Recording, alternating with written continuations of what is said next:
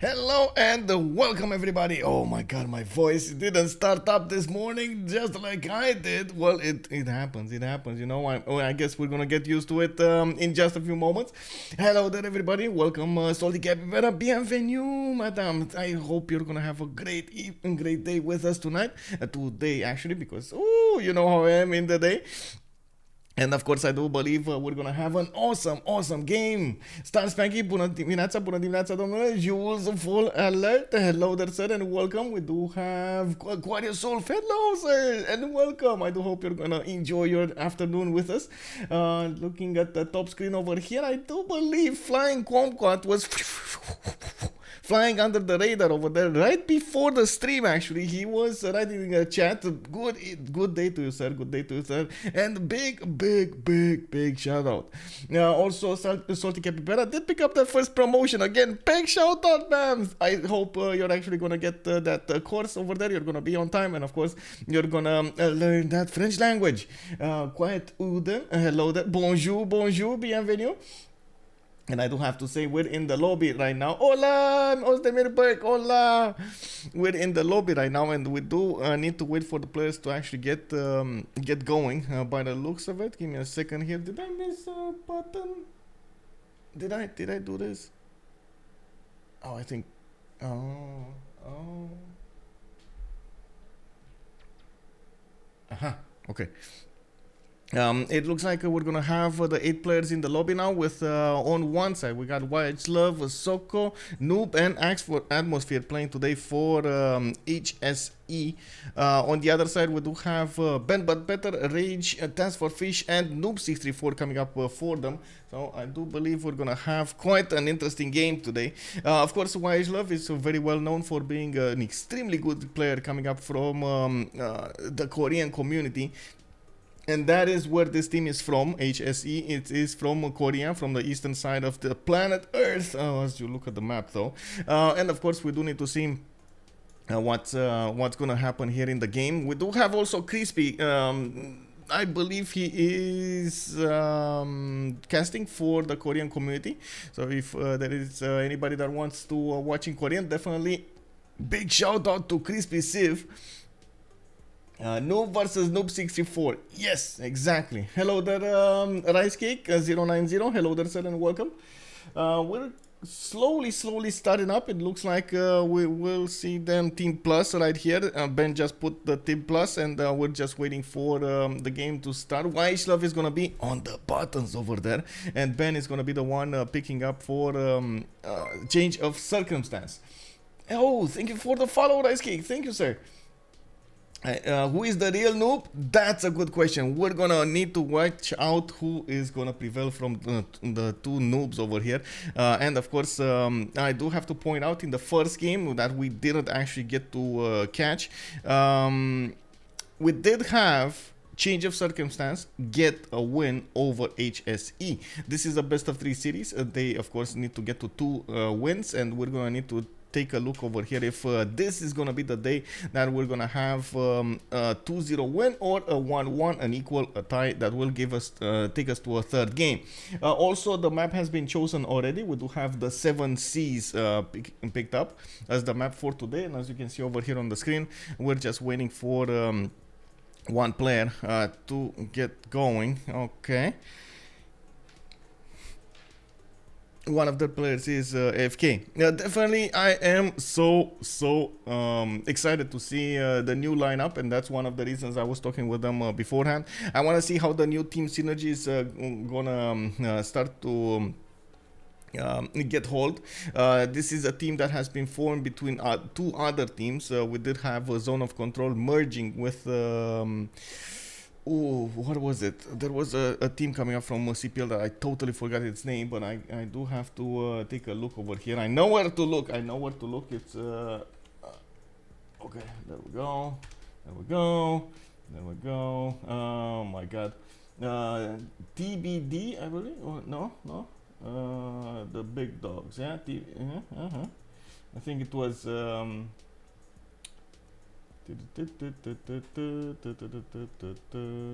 SokCho. So it was TBD initially, and then SokCho, and then of course you do see them mixing up with Zone of Control, and now we do have Change of Circumstance, which is a very powerful team. I'm expecting a lot of great things coming up from this team, and of course we're going to need to take a look at their synergy. It's quite important to actually get a good synergy going. As you've heard quite a few players talk about it in the French community and in the international community, kind of the same is happening. You always need somebody to lead, you always need somebody to be a support, a kind of a support. You always need somebody to try to get the gold, and so on and so forth. Somebody very, very good on culture, and most of the players should actually have a very good understanding of the war. It is something that players, when they are getting together, they are taking into account, and of course how they understand each other, how they react to each other's requests, and so on and so forth is very important. I do have the active ban phase in my face right now, right in my face. I see Basil the second coming up as the first ban on the 7 Seas, and Norway is gonna be picked up second as a ban. Interesting choices, of course, immediately taking out those ones that could impact the map quite a bit. We do have the 7 Seas as a map, and we've seen it actually quite a bit in the last few weeks. The players do prefer to take out those coastal civilizations, but they can't really take out all of them, and take out the also powerful ones. Noob 64 is a very good specialist coming up on Mali, and as you can see, it got taken down. Coupe as well got taken down. I do have to say, YHLuv did manage to win a game in the previous CCCs with his team. Oh my god, he did like insane against the leaders at that point, Cars. He did manage to get a win with Poland, so again, he's very, very, very good on that civilization. We might see a targeted ban over here in the ban phase, but at the same time, I do think taking out those gold generators, the naval powers, will need to be a priority. We've seen how much it matters to get to that caravel timing, to actually apply the power and project the power against your opponent, take out those economic zones, and so on and so forth. It matters quite a bit. The one thing is that I do have to point out on the 7 Seas is not a guaranteed how to say it's not guaranteed that you're gonna actually get to interact on the naval side. You can actually get separated lakes or inland seas and so on, which will pose quite a few issues. So it looks like the players are gonna throw the dice here, and they're gonna take out Gaul and then Japan. They're gonna leave in Eleanor, England, Victoria. They're gonna leave in Dido. They're gonna leave in quite a few powerful nations. Indonesia, you've seen yesterday actually being taken down. Ooh, how did that happen? And of course we do have Australia on the map as well. We might see, as in we could have Australia on the map. We might see quite a bit of an upset over here, but I do believe both teams are very well experienced when it comes to doing what they need to be doing against their opponents, and not what they want to be doing. This is very important though. On most maps you do need to do whatever you need to do to get the win, and not what you want to do. You know how it is. Sometimes you just want to build hanging gardens, but that's not the correct way of doing things. You know, you have like enemy horses knocking on your doorstep, and you still build hanging gardens. Wink, wink. You remember middle student? No, I'm kidding, bro. I'm kidding. There were some times in which a lot of players did realize the way to go about it is, of course, to get as much read as much information around your lands, and try as much as possible to adapt to it. Also, Neshuran, good evening, sir, and good day to you, sir, and welcome. We do have Cleozine in the house. Guten Tag. Hello there, early steam indeed. Let's go. We got Noob coming up on Jao the third. Ben is gonna go for Victoria, and it does look like Rage is gonna pick up third. I can't say that Rage really likes his coastal powers, but I've seen him quite a few times go for it, and Philip II is going to be his choice to die. Of course, Philip II did suffer a little bit of a nerf, but it's not that bad. The trade routes still work, and we do have the Conquistador started up. Missions, though, did get a bad nerf, and that's actually quite a sad story. It doesn't allow Spain to supercharge that much during the mid to late game if it does get that perfect split. And SokCho coming up for I think it's SokCho, right? If I do pronounce it differently, I do hope my chat will tell me, and I'm gonna change it up immediately. Let me actually take a look here. Can I use Google Translate to get this? SokCho. Wait. Yes, I did mean SokCho. Oh wait. Translate from, this is from Vietnamese. No. SokCho. SokCho. SokCho. Okay. SokCho. It is from Vietnamese. It looks like it is from Vietnamese. Okay. This is me in single player. I didn't like wonders. I know, right? You know, sometimes you like wonders more than anything else, and you forget when those horses come next to you, and you're like, "Ooh, how did this happen?" I don't like the team one choices. They're weak on earth. They're looking on the land. We're definitely gonna need to take them, take a quick look on them. We do have a Dido being picked up fourth by SokCho, and you did see them going for the. Bands over here. Eleanor, England immediately taken down, and looks like we do have 1 second. Okay, there we go.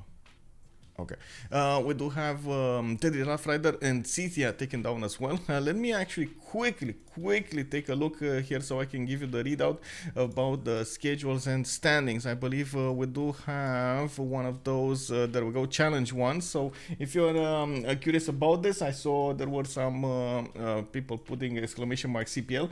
This is the challenge one for this tournament, and you can access it and see what is happening over here. We do have WCG coming up in the seed 1 matches.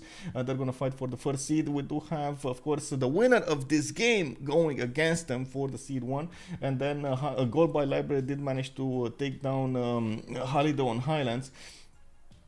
We're going to need to see what's going to happen here next up. By the way, take down Holiday on Highlands, but the loser will play for 5th, so there still is a chance for Holiday on Highlands to be in the tournament, in the next CWC. Daisuke, hello there, sir, and welcome. Good day to you. We do have TaskForceFish going for Batrio. Ooh, wait a second. Is he actually gonna take down? Oh my god. This is a bit disrespectful, isn't it? He's TaskForceFish over here is gonna jump in the game. He's gonna play actually Vietnam, where we have YHLuv from, and even the city of SokCho, and he's gonna fight against his opponents. We're gonna need to take a look in. TaskForceFish definitely trying to do some shenanigans. We got YHLuv coming up with Gitarja. We've seen Indonesia actually play yesterday. Could have been better, but I do have to say his opponent was right on spot, exactly nailing those timings. Atmosphere coming up with Christina. This is a surprise. Woo! This is a surprise. Christina in the game. Of course, we've seen it multiple times played by Chuck, and you've seen it actually this week that it did do amazingly well. And then Noob64 is gonna go for the last pick coming up over here. Eleanor of Aquitaine, France. Oh, I like this.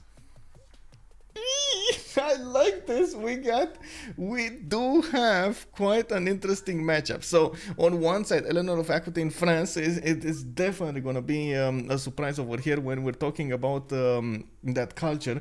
We've seen actually Hashkey try to make it work quite a few times. It did work for some time, but of course didn't quite push the win with it, and this is a surprise actually coming up over here. Ben is gonna try it out. You've seen how experienced Ben is when it comes to the culture victory. We are expecting the same kind of quality gaming coming up from him tonight, and of course on the other side we do have his teammates that are gonna be so experienced with civilizations they're gonna playing on.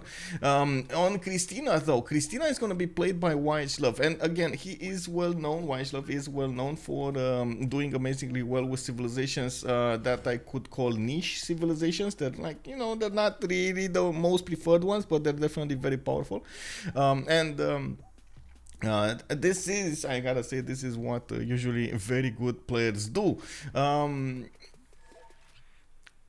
Really looking forward to this. Really looking forward to this. I want to see those chateaus. I want to see those open air museums. I want to see the culture being generated. I want to see some attacks on the seas. We're definitely gonna have a run for our money here.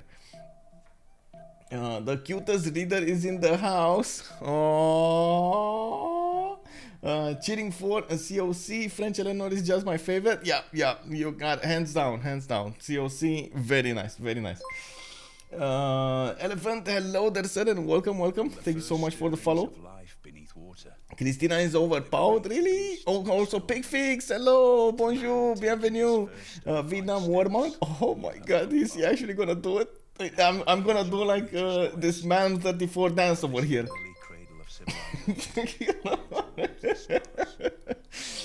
Oh my god. Doesn't matter who wins, I'd say we're Rome. No Rome, man, no Rome. Rome started to follow favor, what can I say? Barnaby G, hello sir, and good day to you. Thank you so much for the follow. SafeJoe in Zone of Control merge for this CWC makes a better team. Yes, smooth tilt indeed. We're gonna need to take a look how they're gonna fare here. I do believe they have a really good chance of winning the next CWC. Don't tell anyone. No, but of course we're gonna need to take a look at what their performance will be in the next games, and of course in the main tournament. Astra Ride, hello there, sir, and welcome. Thank you so much for joining. Indonesia is gonna have the first pick of the litter here on the west side. It does look like Atmosphere is gonna get actually a very good campus next to that reef tile. He's gonna get a +3 from a +4 actually with the 2 reinforced tiles. I do see him benefiting from a good harbor as well, and from what I can see, there's a decent amount of land for him to settle on the west and on the east. Even an island to the north side. A bit of an issue here. He does have Noob 64 on the same sea, and they will probably bump against each other. Atmosphere is going to need to defend against those cores if Spain actually gets to the cores. Very important. We will need to see where Mercenaries is going to end up on. We do have Spain coming up with a 2-2 base. Madrid is going to have fresh water from that 2-tile river, and from what I can see, of course, he has multiple 2-2s around him, the sheep tiles. I do see him also to the south with a very good second settle over here. I'm actually thinking, yeah, 2-2 base, 3-2 banana, some tobacco to use. Very nice, very nice. We do have him to the north also with another settle. Unfortunately, I don't see that many cities on the western coast that he could go for, and this might be an issue, especially since he's going to be quite close to Indonesia. He needs to get as many of those cities as possible to get the boats out. On the right side, yes, he does have more coast to go for. He will have also Dido there, so yeah, that's not going to be a issue for him. That's not going to be a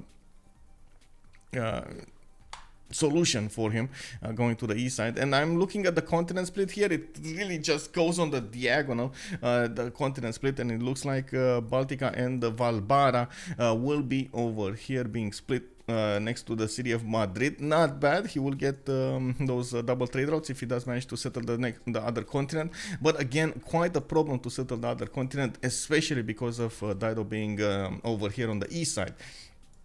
In the south, we do have YHLuv with oh my god,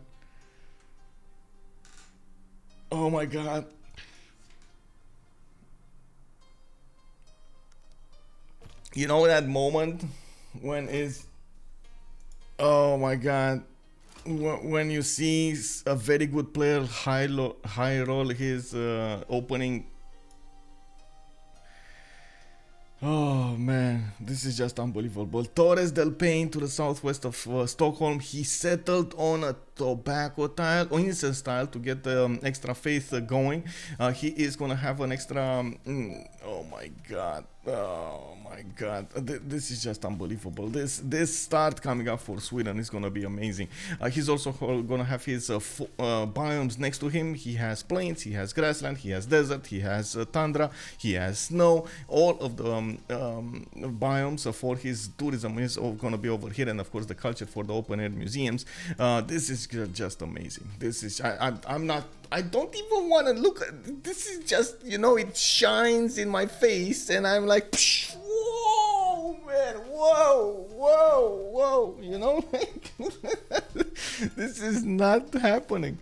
Oh my God, let's move away from this because I'm gonna start drooling on the screen here. Not good, bro, not good. Close to human, indeed. Sweden, God start. Hello there, sir, and welcome. Paul Hertz, guten Abend. Actually, guten Tag, my hair.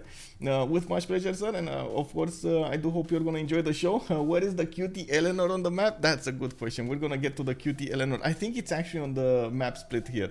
Looking at Tyre, we do have him pumping out the scout. Looks like we got SokCho also moving and discovering his connection towards Spain over here. He is probably gonna get a connection city at some point to the west side, and that seems to be the way to go. Unfortunately, not a lot of good land to use, not a lot of resources to use there. Not even in the capital, I can't really say he has a lot of good resources to go for. I do like his second settle on the capital to the north, and of course he's gonna get a +3 CoC on there, and I do like the fact that he's gonna have a lot of cities to settle. This is exactly what Phoenicia wants. A lot of land, just settle and settle and settle and settle and settle and settle and settle, you know.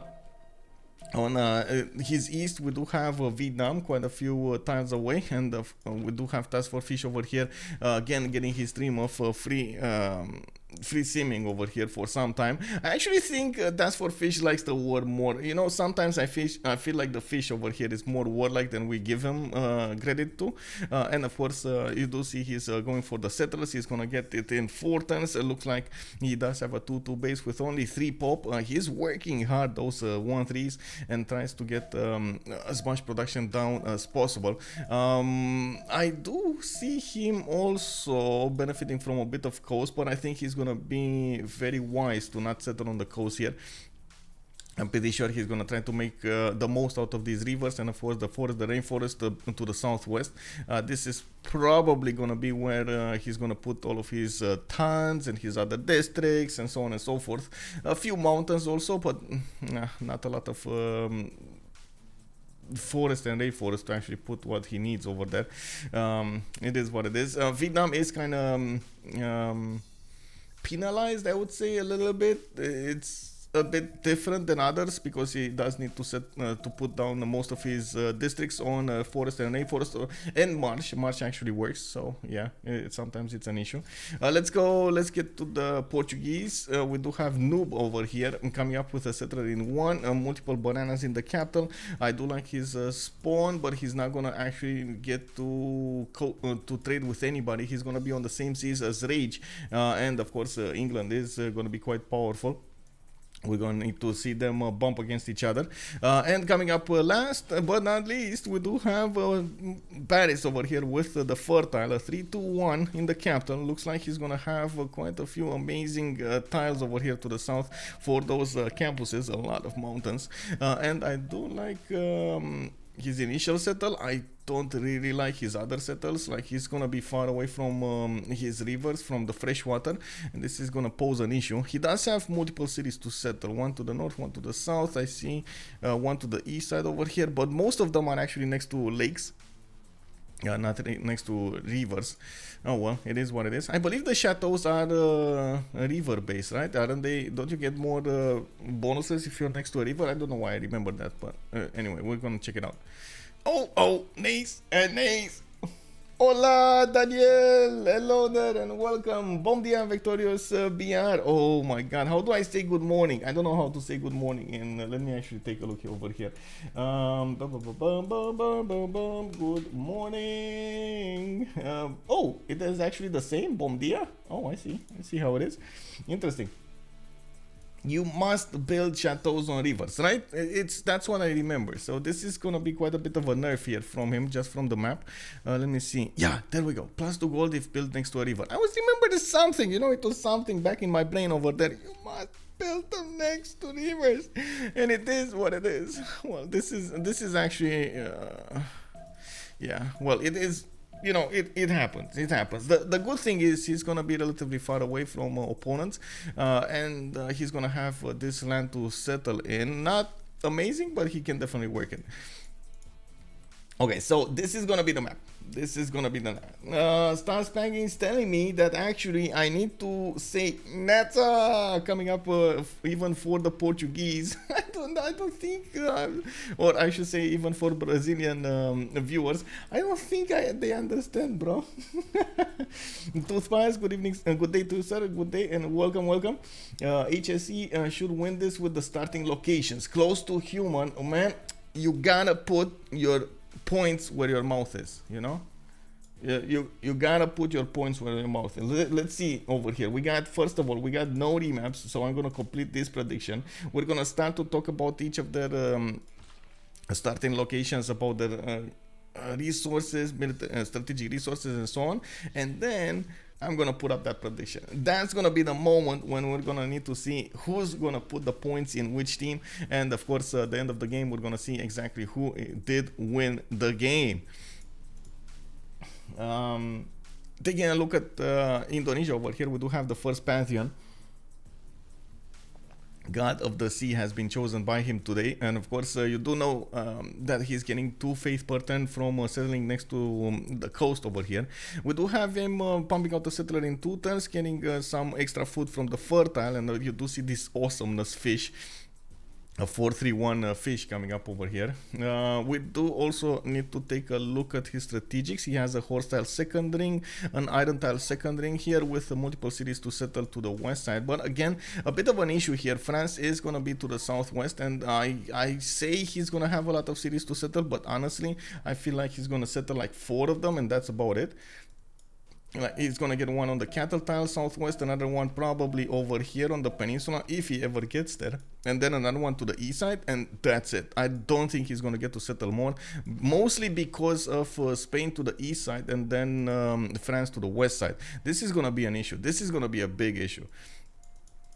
Coming up on Spain, we do have him escorting his settler. Well, he was about to make a mistake here, not escorting his settler, but it's good that Indonesia was, you know, a bit further away than usual, and Noob 64 is gonna get his settler over here on the 2-2, on the 1-2, and of course he's gonna settle it next turn. Hey buddy, this is looking like an interesting game. Yes, and this is amazing, by the way, on Saturday. Okay, sharing Phillies time. Honestly, the last few days I didn't see anybody actually getting a game on Saturday, and I was like, what is this? Is this a national holiday or something? Is this like everybody in the world has something to do and I don't know about it? Like, you know, I'm not really good with national holidays or even international holidays and stuff like that. It's just, I don't know, it's just not clinging to me. Anything is not clinging to me. I started looking like, is this happening? Like, is this something that I have to do and I don't know about it? And then yesterday, in the last hours after I streamed, I did actually manage to figure out there is a game today. And I was like, woo, we got this going, boys. We got a game. Okay, sure, not the favorite hour. It is going to be much earlier for me in the day to stream. And it's not really the perfect way of doing about things, because as you can see, my voice is not actually woken up. My eyes are you know, getting up there, and I still didn't actually get my coffee done. But it is what it is, you know. The rest are just lazy. Come on, don't go. Oh, come on, man. Not that lazy. We do have Madrid coming back to the game, by the way. We do have Madrid with a settler in 3. Looks like he's going to get his iron tile right next to the capital. He already improved his horses next to Zaragoza. Actually, that's going to be awesome. I gotta say, he doesn't actually need to buy the banana, and he's gonna grow into it. Of course, it would be interesting to buy the banana so he can get some extra food there. It's gonna make him grow much faster, and of course use more tiles faster, which is gonna be nice. He did meet Indonesia. Atmosphere to the southwest is coming around to check out his territory with a scout, and it's gonna try to figure out a way to unbalance Spain. We'll see if that's gonna happen. We do have another settler coming up in 3, and I believe the north is probably going to be preferred there. Looking at the south here, we do have YHLuv. Oh my god, he did figure it out, did he? Yeah, he did figure out about Torres del Paine over here. He is gonna go and settle that awesomeness. Wait, is he actually gonna settle non-fresh on Torres? Bro, you need the housing, bro. Oh my god, he's gonna settle non-fresh. Or does he want? I think he wants two cities. I think he wants to settle one in the silver, so he gets the awesome tiles of Torres to work, and at the same time the extra biome. And then you do see him over here going for the marsh tile. Second city non-fresh. Boys, we got some middle student tactics coming up online here.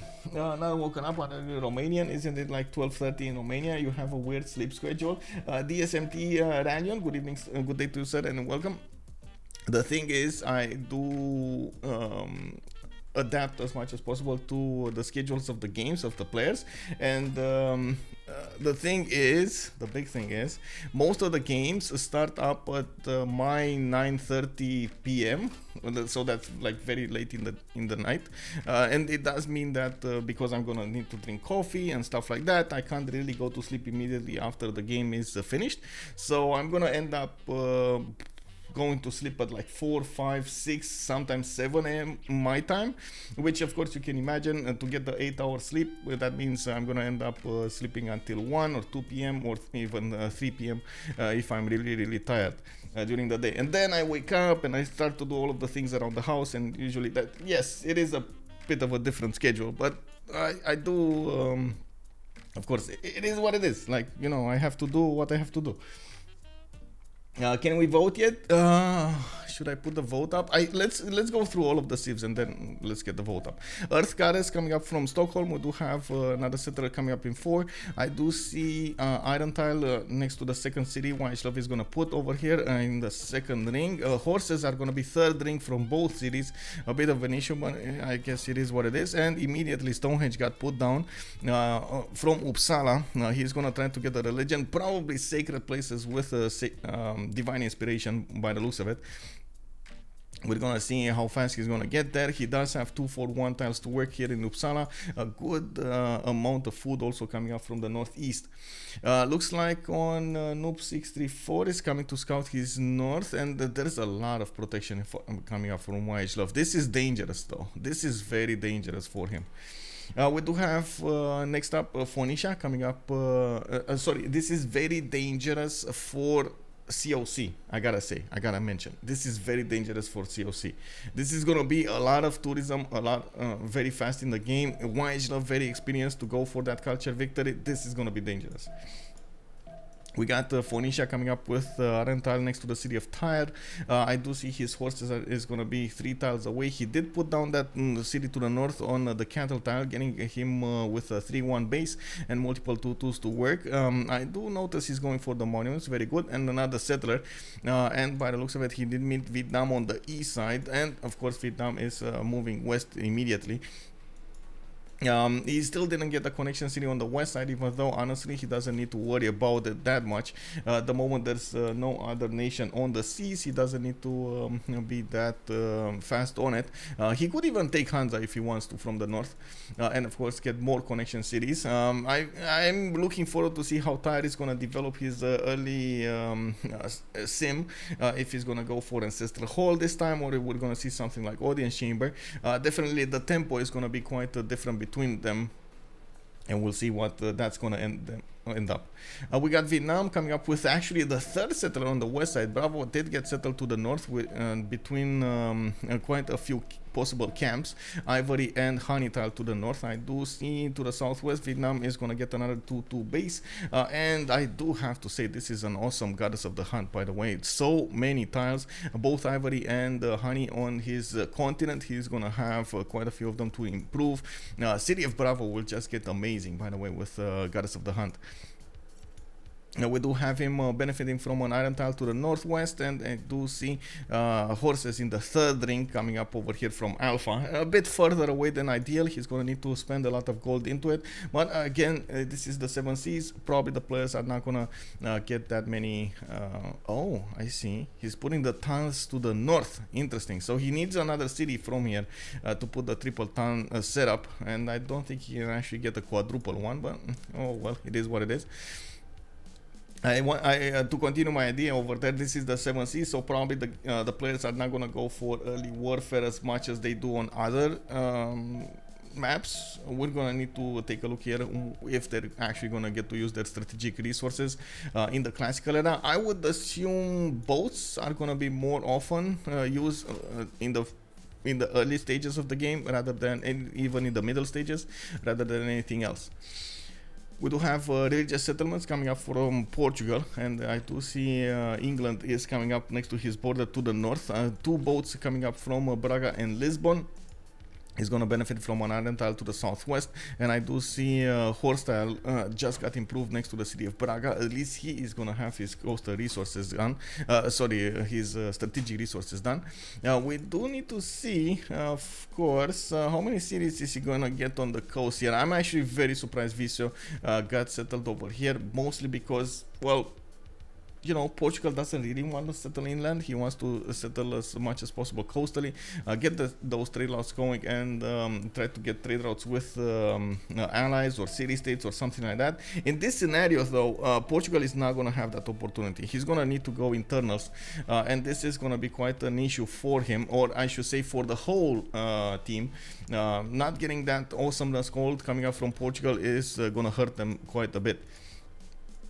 We do have 2 more nations to speak of. France going for his holy sites. 2 holy sites got settled, and of course one of them got improved with a shrine. The second one is about to be finished to build in Calais, and I do see Ben over here is defending with a warrior against any kind of possible pillages.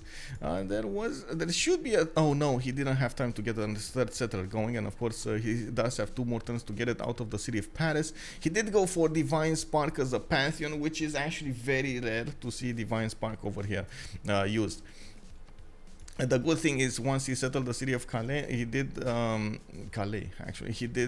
stop Indonesia from settling to the west side. Of course, Indonesia over here is gonna have an issue.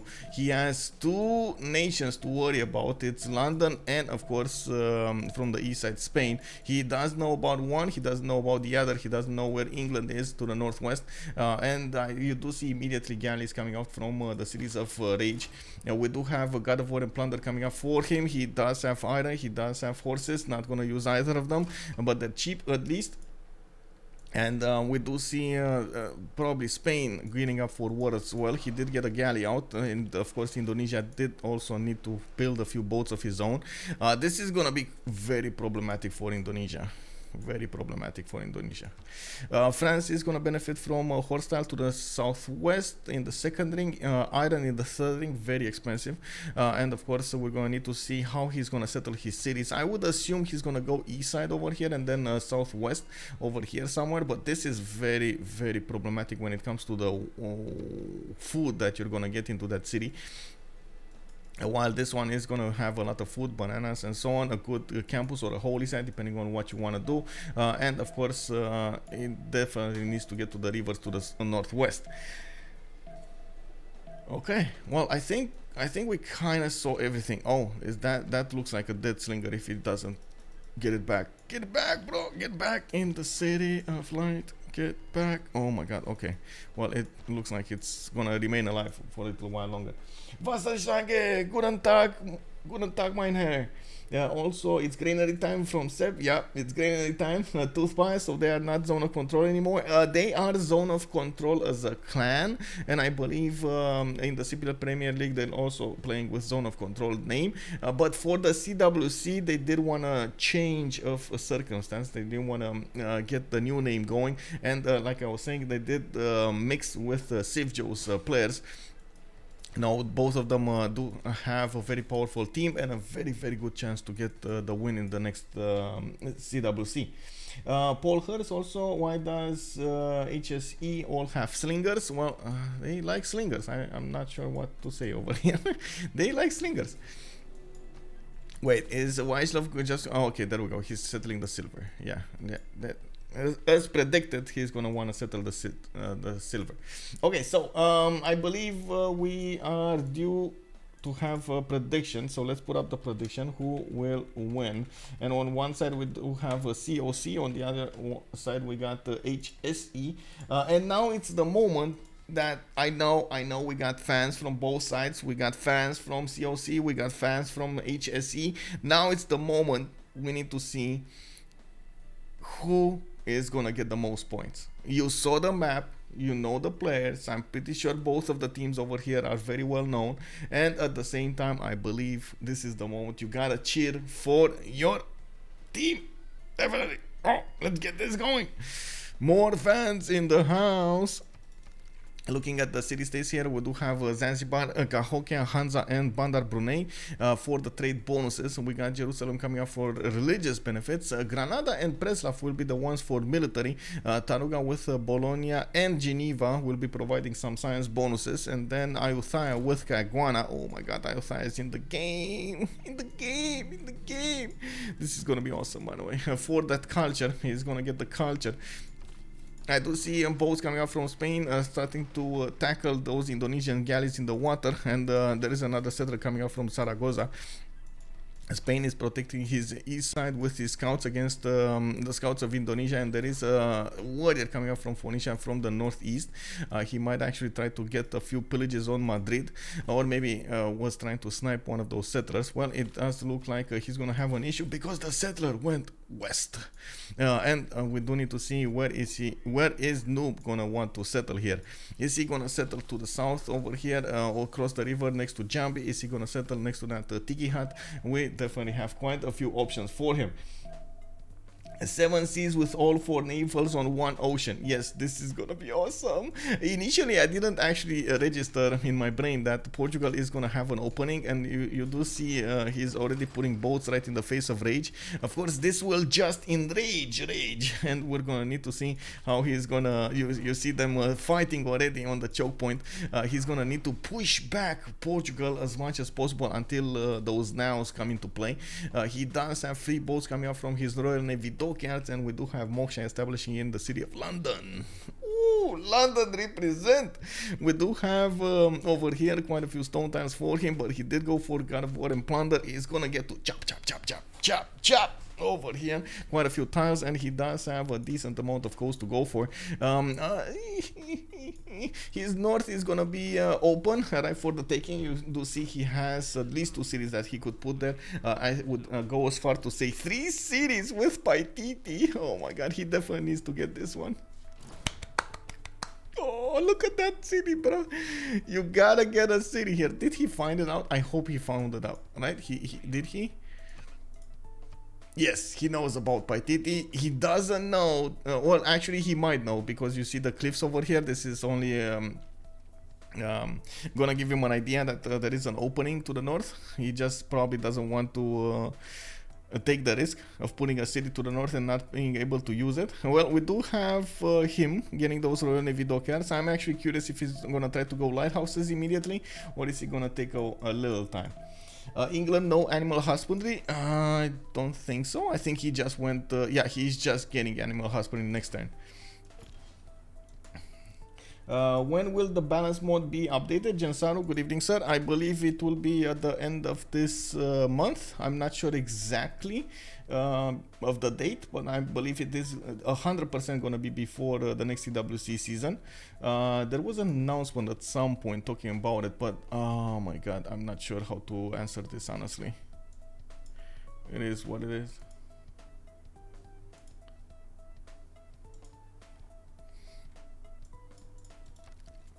Anyway, we do have a 4 setter coming up from Portugal.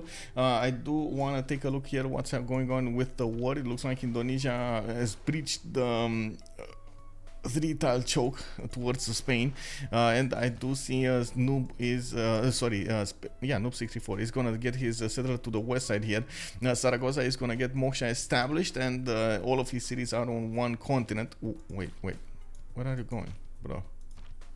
Hello, Noob? Did he just end his turn? Okay, there we go. I think he just realized. Wait, whoa, settler, where you going, bro? Where you going? No. Come back. And of course, immediately got his scouter. We do have Noob also managing to get pillaged in the city of Madrid. He's trying to get the harbor out, and from what I can see, he doesn't really have amazing campuses. It's gonna be a slower development than we've seen in other nations, but you know, it is what it is. Now we do have in the Eras core everybody getting their golden ages. Okay, that's fine. Now let's see this awesomeness. By the way, Sweden coming up with Stonehenge in 3. I do see Spain did figure out where he is, and I do see another holy site has been built in Stockholm. He's gonna need to get another one here from Vasteras, but oh my god, that's a beautiful city. For turning a monument, he does have some extra gold from the silver, and getting those 2 amenities quite important. He does have tiles from Torres del Paine at 251, and from what I can see, he's generating a decent amount of faith already.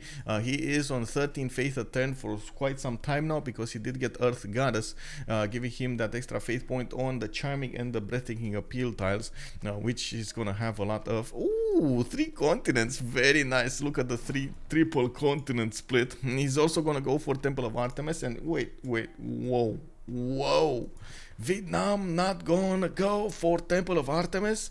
Okay, and this is a statement. Look how far away did TaskForceFish go for. This is unbelievable. Look how far away he went for it. The city of Charlie is so far away from Alpha. He's definitely trying to grab land to go against the Phoenicia over here, trying to keep him at bay as much as possible. And if he does manage to take him out, of course, with the land warfare, this is going to be awesome. We do have him already getting his stuns out. He does have Goddess of the Hunt as a pantheon, and he's getting that extra food, extra production from each of his deer tiles, ivory tiles improved, and the honey tile. He did manage to get another settler going, and you do see him going for more. He probably plugged in that settler card and is trying to get as many out as fast as possible. He does need to be as competitive as he possibly can against Phoenicia. Wait, Phoenicia didn't settle Connection City? But why?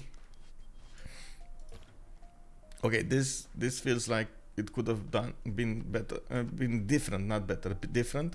I'm not sure why this happened. Like, he could have settled the stone tile, get Cawthon, get a very good campus in next to, you know, +3 campus. I'm very curious what happened here. I guess he does have another +2 here, but it's not going to be a +3, you know? Like, come on. Anyway, we don't have him going for the Cawthons here, and SokCho is going to get more builders to improve his land. The biggest question I have is if he is going to try to go for 5th settler before Ancestral or after Ancestral. That actually ends up to be quite a bit of a game-changing event on how you get those. We do have Moksha coming up in London. Looks like Liverpool and Manchester all got Royal Navy dockyards, free boats coming out. They did poke a little bit at the Portuguese boat, but didn't actually phase them out of the game. We don't have him going towards Indonesia yet. He does have a galley there just sitting in the corner, and of course he's gonna try to sniff around if Indonesia is gonna put a few boats towards him, while Atmosphere here is gonna try to get more cities to the south. Of course, with the cities in the south, he's not actually gonna get to reinforce his coastal, and we're going to need to see if those 3 cities over there are going to be enough. We do have France going actually for his own Temple of Artemis in 4 turns. He might snatch it away. Oh my god, look at YHLuv just waiting with the builder to chop that Temple of Artemis, which is coming up in 5 turns. Magnus establishing in Stockholm. He is going to try to get it faster than Ben. Ben in 3. Oh, I think he's he's going to have a run for his money. What do you think, guys? Is Sweden gonna get this? I think Sweden's gonna get this, right? Mitashki, good evening, sir. Dairo is getting company. Yeah, Yeah, it's the DATAI strength. Charlie is 6 tiles away from cap 2. He's just so far away. Yeah, he's right in the middle of things. And of course, TaskForceFish is gonna get another city here. I'm pretty sure he's gonna settle somewhere around here, but we do need to see what his plans are. And of course, if he could even go as far as the Dong Nai River, you know. Wait, how do you pronounce this? Is this Diong or is it Dong? You see, there's something. I don't know how to say it. We call it in Romanian. We call it Căciuliță. Wait, Varseșlage is gonna go for slot order. Yeah, it might go for slot order. We do need to see Magnus. Actually, if Magnus is gonna be enough for the chop. Sweden over here is definitely gonna chop that out with Magnus, and he might get it. D-O-N-G Stan Spanky. Hello, hello.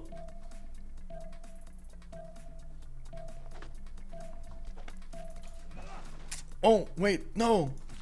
Oh, no. YHLuv got a little bit too anxious about this and totally forgot about his Magnus.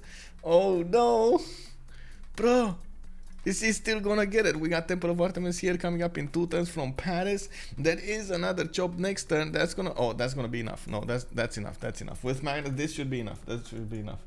For the 3rd time, yes, yes. Well, you keep coming, you know, you keep going out, you keep coming back, you keep going out, keep coming back. It is what it is. Fufi, hello there. 5, 4, 3, 2, 1. Oh no. No idea how to pronounce that though. Maybe we can actually wait. How do you? I don't even know how to write the don. Oh my god.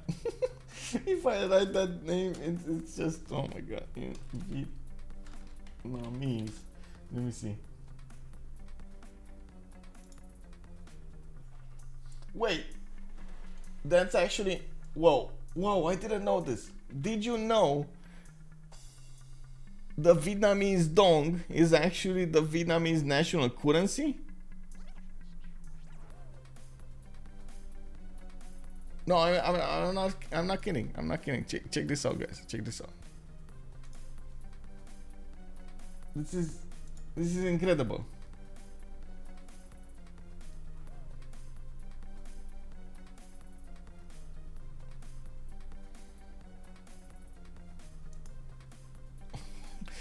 Could I name the 2 teams? Yes. I'm sorry, I was a bit taken aback by what happened here. Yes. Let's see. We got left team coming up with CoC, and the right team coming up with HSE. There we go. Bam. We got both of them. There we go. Googling the river is probably the easiest way. Yeah, I mean, yes. We do have Temple of Artemis did get finished over here by YHLuv. He did chop it, and you do see he's going for a monument now. He does have granaries coming up in Uppsala. Did get a religion. Actually, 2 religions got set up. Judaism coming up with choral music and sacred places. Oh, Ben over here getting sacred places away from his opponent, and Islam did go for divine inspiration and pilgrimage. This is going to be the Swedish religion. A bit nasty though. He's not gonna get that many benefits coming up from the wonders. He would have needed that. We do have him finishing 2 of them, Stockholm and of course Uppsala did get Temple of Artemis and Stonehenge. Vasteras is gonna try to get a trader out, and I do see him needing to get some more housing. The capital city is definitely set with so much housing coming up from Temple of Artemis and the extra food. This is gonna be nice. He does have quite a few other cities to settle, and I'm pretty sure he's relatively far away from Spain. He's not gonna get to interact with him for some time now. Spain would be very glad to send some conquistadors his way, but it's kind of far away, so I'm not so certain that's gonna happen. We got 5 cities coming up from Vietnam. Looks like Delta and YHLuv did get settled. Hey, wait, bro. This is the name. How is this possible? TaskForceFish just got sloppy over here, didn't change his name. Oh no, what is this? We do have a builder coming up from Alpha. Looks like Fish is gonna get a 6th settler actually out. Moksha establishing in Bravo, and I do see more tiles being put on the table.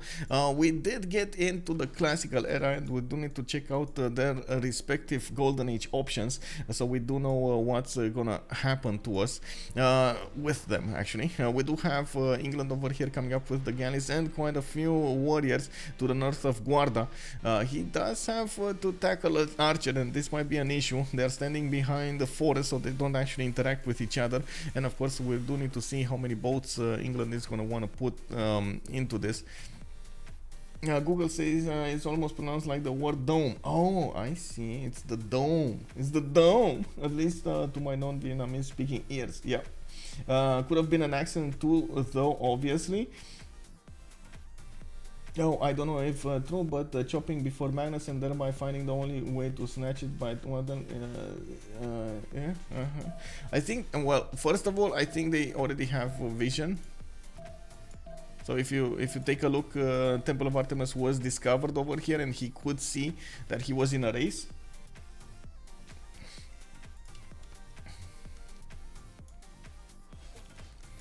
Okay, so let's see what's going on. England started putting boats right in the face of Tuban and did get the pillage. Okay. Let's go through. I think action, you know, takes. Let's look at the action, but let's talk about the golden age. Batriu coming up with Pen Bash and Voice golden age. We got 11 science and 23 culture, 46 production coming up from him, the most productive from his side, actually from the game. And Fish over here with his 5, soon to be 6 series is gonna have a good opening. We got Ben, but better, the biggest Sophie Civ fan with Monumentality Golden Age coming up with 18 faith a turn, 11 science and 19 culture. He did manage to snatch that religion away from his opponent and definitely needs to build more wonders. We got Noob 64 with a free inquiry golden age. He's gonna get the science coming out from his harbors as well as the gold. We do have him needing the culture here with only 14 culture. He's definitely gonna need to do something about it, and he is by the looks of it going for shipbuilding and military tradition. I do see him putting more boats in production and getting his lighthouses going. Traders are gonna be quite good to have here. Still a bit surprised he didn't go for a 4th city to the west side, but you know, it is what it is now. We got Rage coming up with free inquiry golden age on 20 science and 18 culture on Victoria. Looks like he's 3 cities at the moment, putting down campuses from Liverpool. His government plaza is gonna get audience chamber, and I do see him needing quite a few more. I'm actually a bit surprised he didn't go for the 4th and 5th city. He's gonna prioritize getting the traders, but I'm not so sure that's gonna be the way to go here, especially since others are going for their more cities, more production centers. Atmosphere coming up with free inquiry golden age. We do see him on oligarchy, and he does have 16 science with 17 culture. He did manage to push out the English galleys attacking him, and he's gonna put down an encampment. This is gonna be problematic, very problematic. He's gonna try to go on the land warfare as well as on the sea warfare, and he's probably not gonna be happy about either of them, but he definitely needs to do something against land possible attack. We do have SokCho on Pen Bash and Voice with a Dido, 7 science, 17 culture, and I do see him still standing on 3 cities. This gives me an idea that he is gonna try to go for Ancestral Hall before the 4th and the 5th city. It does make no sense to actually wait so long, and he's probably gonna try to chop that Ancestral Hall with the builder, and of course Magnus inside of the city of Tyre. He did go for stone circles as a pantheon, and he's getting the extra production coming up from these stone tiles, while he does have quite a few of them, and this might have been actually the reason he left the stone unturned here, unsettled. YHLuv on 10 science and 11 culture. We do have Monumentality Golden Age coming up for him. Of course, he is on 35 faith a turn with Stonehenge, with Divine Inspiration, Hanging Gardens coming out. Looks like he's getting his more settlers out, and I do see him benefiting from a lot of faith from his land, from Earth Goddess. Noob actually, the Noob from the Korean team is gonna have free inquiry golden age, and I do have to say, anyone that knows these players, can you tell me if they're from Korea, Vietnam, or any other nation around that? Because I know some of them are actually from quite a few places. So, for example, I know YHLuv is Korean, but he's actually staying in Vietnam with his girlfriend, or I don't know if it's his wife. Zul7, hello there, sir, and good evening, good evening. Favnir, hello, and welcome. Also, Zul, thank you so much for the follow. Ancestral Hall is still bonus settler production in only in camp. We can pre-build settlers in other cities. Yeah, I know, I know, right? But he's not. And oh my God, look at YHLuv go. Did he just chop everything here? Oh my God, what is this? Getting Apadana so early on in the game here. Wow, okay, this is gonna be interesting. We do have wait a second. Yeah, the religious settlements. Did I miss some? I think I missed one of the pantheons here. France going for Divine Spark. No, I did not miss that. What was Spain? Spain was City Patreon goddess. Okay, so he's gonna get a 50 production of the first district in a city. He went for harbors in all of his cities. Okay, and this was God of War and Plunder. Indonesia, God of the Sea. I think we got everything. Sweden. Oh yeah. Okay, we got everything.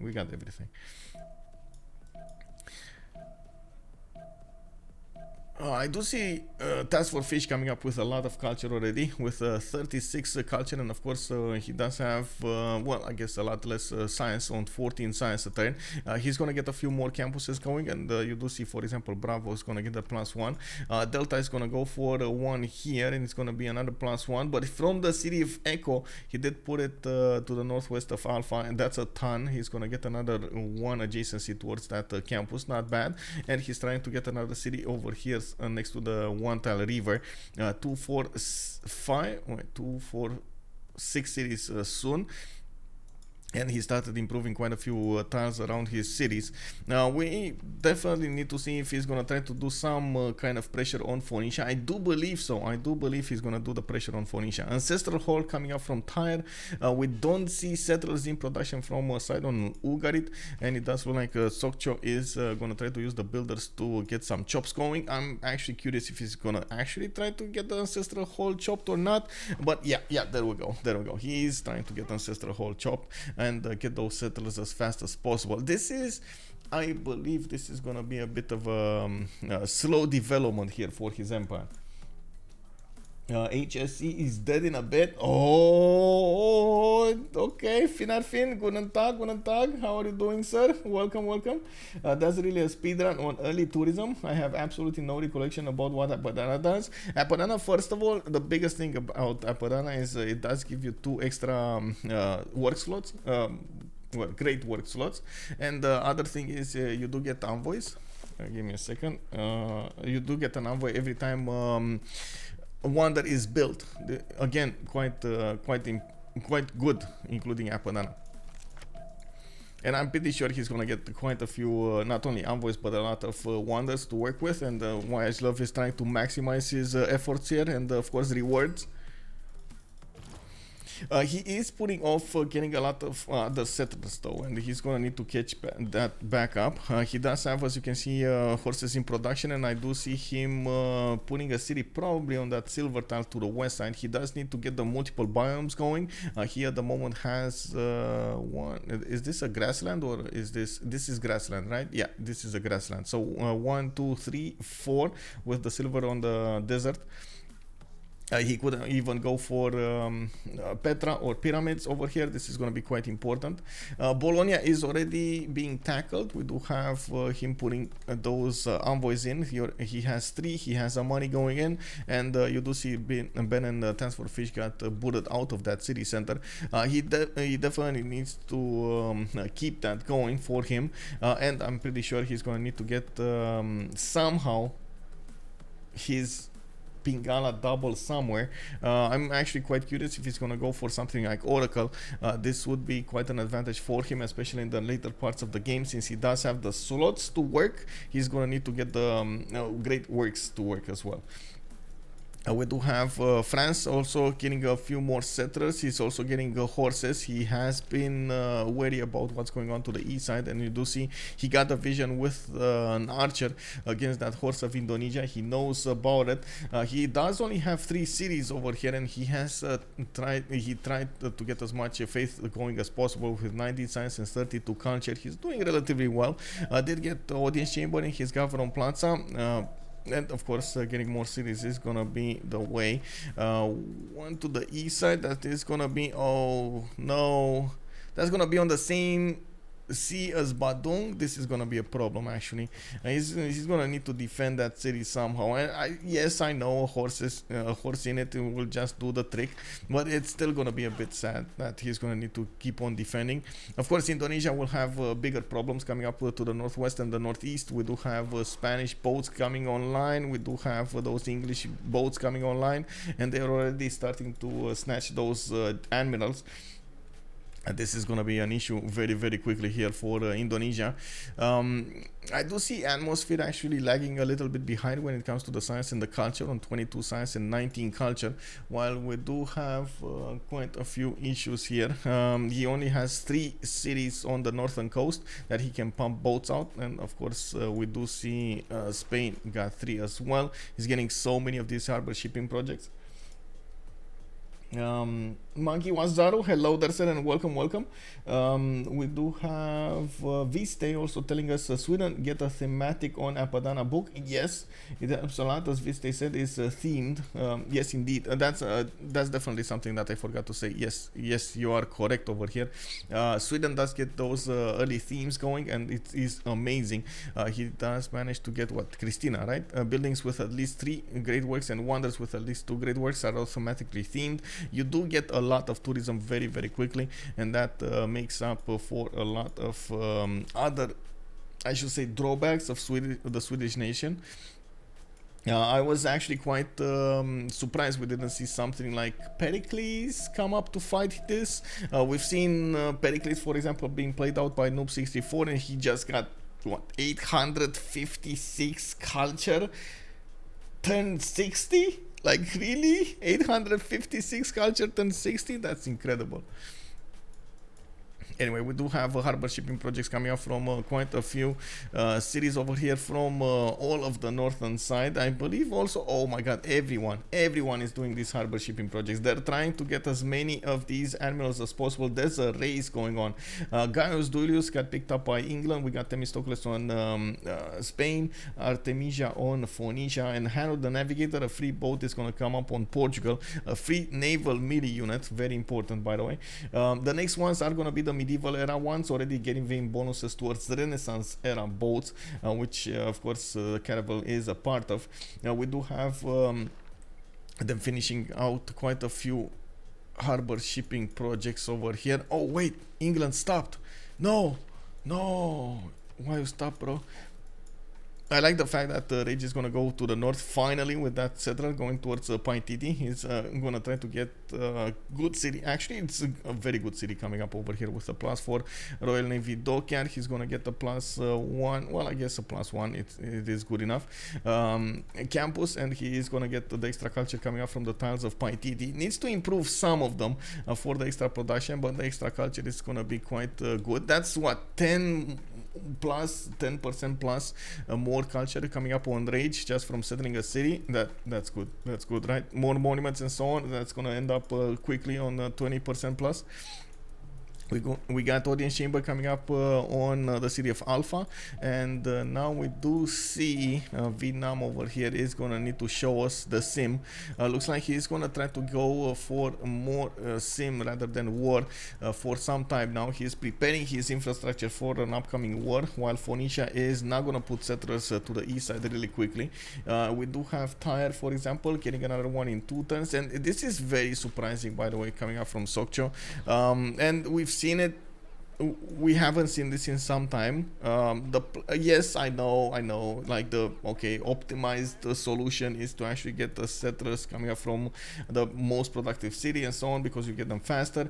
And I think he's actually using Yeah, there we go. He has a 5 movement settler here.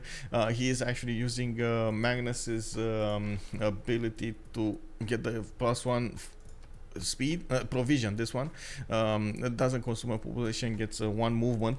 With of course the city of Tyre keeps on building settlers. I'm worried about the city count.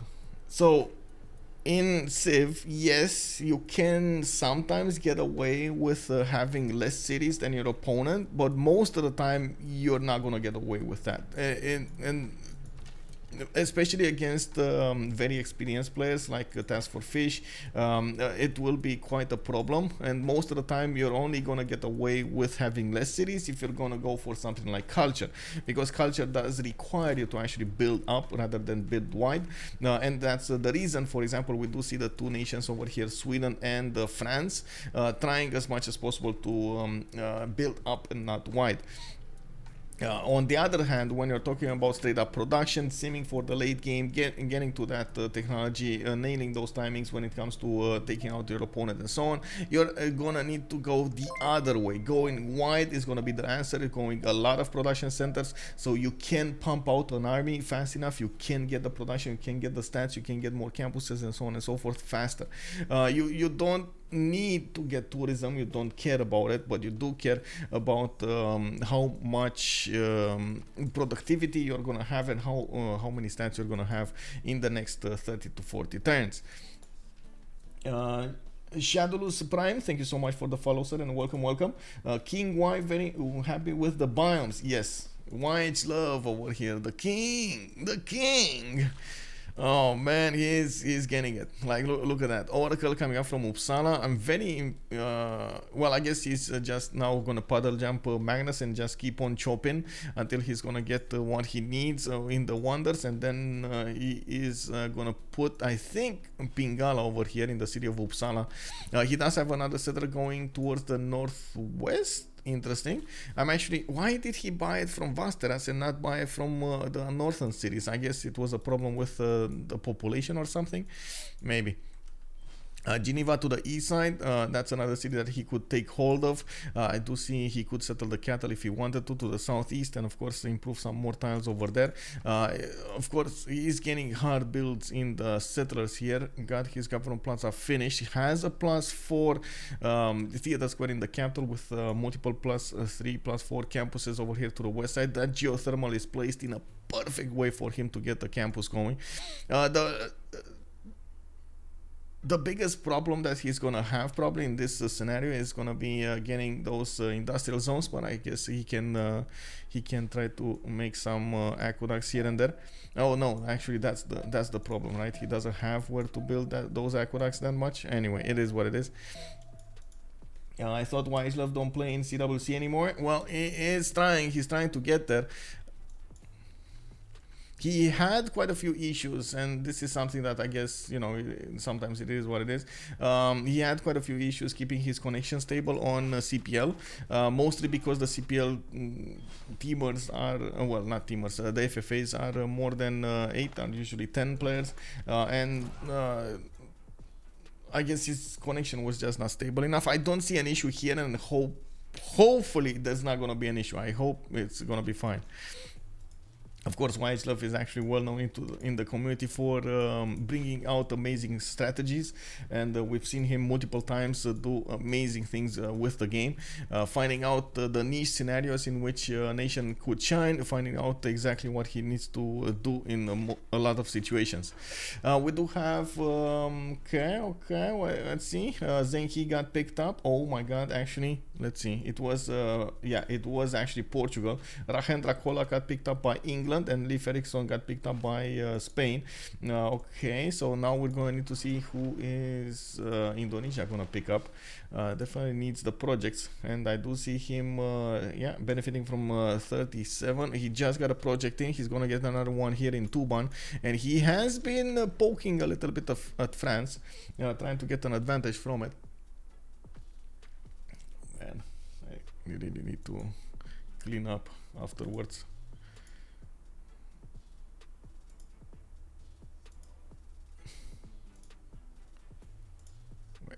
What's happening here? Okay, there we go. Love your streams. Keep up the good work. Smiley face. Far Aster, thank you so much for the prime. Much appreciated, sir. Thank you, sir. Also, if Rage has a slot order on Indo, it's GG. Rage is England. Then we do have Atmosphere. Okay, Atmosphere. So yeah, he does have slot order on Atmosphere. Atmosphere is actually second to last there. I do see Atmosphere is trying to get more science coming up from his campuses. He's on 31 and 27 culture. I do see Rage, of course, on 40 and 26, getting 42 gold. The gold is also going to be a bit, very important, a bit of a change. Most of the time in this type of games, you don't actually have time to go for your mercenary. You're gonna end up upgrading a lot of caravels without mercenaries. That means 180 gold a pop. That's a lot of gold being spent into those caravels. And of course, you do get the benefits from actually taking out your opponent's pre-builds and maybe take over a few cities or so. The biggest thing is the ability of the nations to actually get that gold for the pre-builds of one that is gonna try as fast as possible to get to the caravels. And we do see on both teams over here there's going to be a problem with the gold, but it's going to be much bigger on HSE than it's going to be on CoC. On HSE we got 16, 47, 17 and 27, while on the other side on CoC we got 37, 125. We got those triple digits coming off from Noob 64. Then Ben is going to have a problem with -4, but it's fine. He can actually work with that. And then TaskForceFish is going to have 31. He did start to put out those chateaus. That's another thing that I do have to mention about Eleanor France, though. I believe it did get a boost here, that it did go a little bit under the radar, but I think it is actually quite an important boost. Let me see, is this is England, right? This is England. Let's get the other one. Eleanor, okay, there we go. This is the other one, the French one. Yeah, there we go, the Court of Love. And I believe, wait, wasn't it, it's not here, Chateau, I believe. Didn't it get an extra 2 culture or something like that? Or was it for all? Oh, it was for all of France. Yeah, it does give you the culture, the housing and so on. I believe there was a change. Wasn't there a change? Come on, I remember a change in the Chateau. I remember him just, I remember HashK just spreading them all over the place here. French should convert into more, so Spain gets +5. Mostly, let me actually double check this because I want to get the correct information going. And I do need to go through this patch note. I believe this, and then search for Chateau. And then it is gonna be here somewhere. Jump up. Okay. Bug fixes, no. Great people rework, no. Engineers, merchants, scientists, no. Rework, okay. No, this is the monk, nerfs. It's the Chateau. Oh, housing now works correctly on ziggurats and chateaus. Okay, they weren't getting the housing. Okay, that was the fix. It wasn't really a bug or something, it just was a fix. Okay. I don't know what I remember. Well, I guess I did that wrong when I did it. It stayed in my mind. Let's see, France should, oh, hello there under the gun. Hello there, sir. Welcome. Can you show Vietnam fish? I wonder how he is much ahead with food and production. Well, first of all, Goddess of the Hunt. He has a lot of these ivory tiles and camp tiles, 4 2s of everywhere, 2 3 3s. And at the same time, he did manage to go for a lot more cities than usual. You see him on 6 cities already, getting his campuses going, and a lot of those tons giving him the nice and juicy extra culture. I like his setup over here coming up between his 5 cities, and of course we do see him using the Government Plaza to give some more bonuses. He did go for a +4 commercial, and of course coming up in the next era he's probably gonna get the points for a golden age here, slowly but surely. It writes OP in Civilopedia. Yeah, Mamaleto, hello there, sir, and welcome. France should convert Indo more, so Spain gets +5. Yeah. yeah, that would be quite something. That would be amazing, by the way. It works, right? If it works, even if it's an opponent, it still works. But we don't have yet Spain getting a religion, though. He would definitely need a religion. He didn't go for it. And I think they're gonna actually put the gold on rage. I see him going for cartography in 3 turns. Noob 64 is not gonna be that far away from him. But the gold, I think, needs to be sent to only one player, not all of them, and they should actually start getting the gold now. We got pre-builds coming up from England from 3 cities. He did put 2 more cities, Leeds and Birmingham. While of course Leeds is gonna get his harbor up. I do see him benefiting from a bit of culture, but he didn't go and spend any more gold on it. Gonna get a Royal Navy dockyard for an extra boat, and I do see Magnus establishing in that city center. The death match on the lake between this Ruin and Badung. We do have Indonesia actually managing to get a great general here.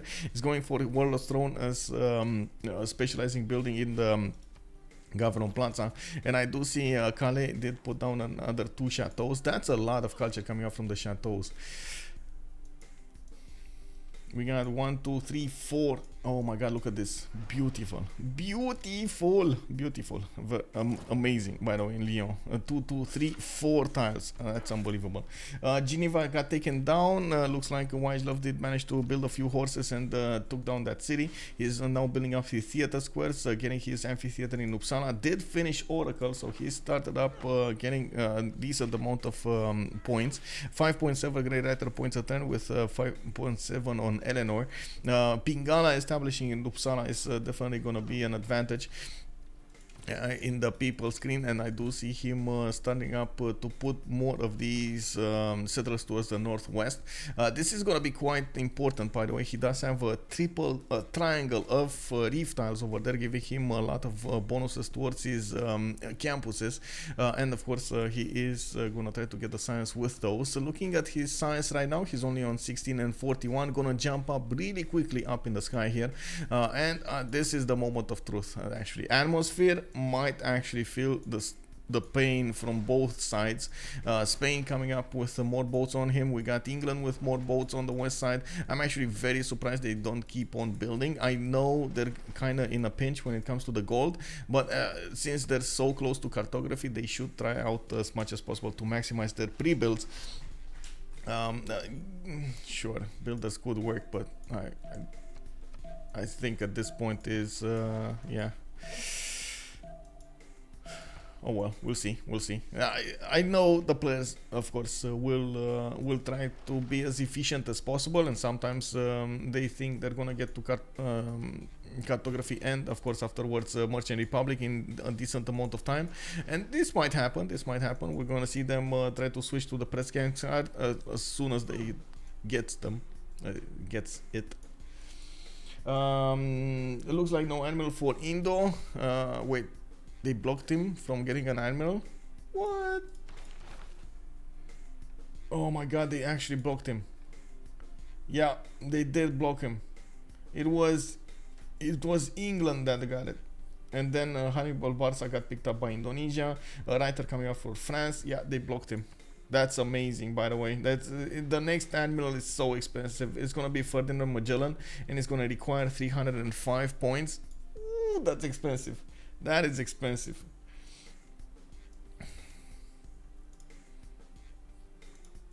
We do need to see if we're gonna have Noob 64 also get a navy here. Of course, now they're actually giving all of the gold to Rage. He's gonna have 2, 4, 6, 7 boats coming up from him, and the Great Lighthouse from London. Actually 8 galleys coming up from the north of Birmingham, and from what I can see, he's getting some more builders in production here.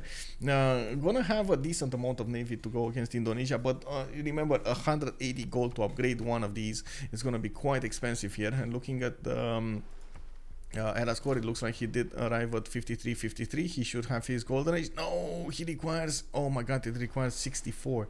And actually, I'm very surprised. We have a lot of time to go for in this classical era. We're 1046, and we're gonna have England get those boats out really quickly.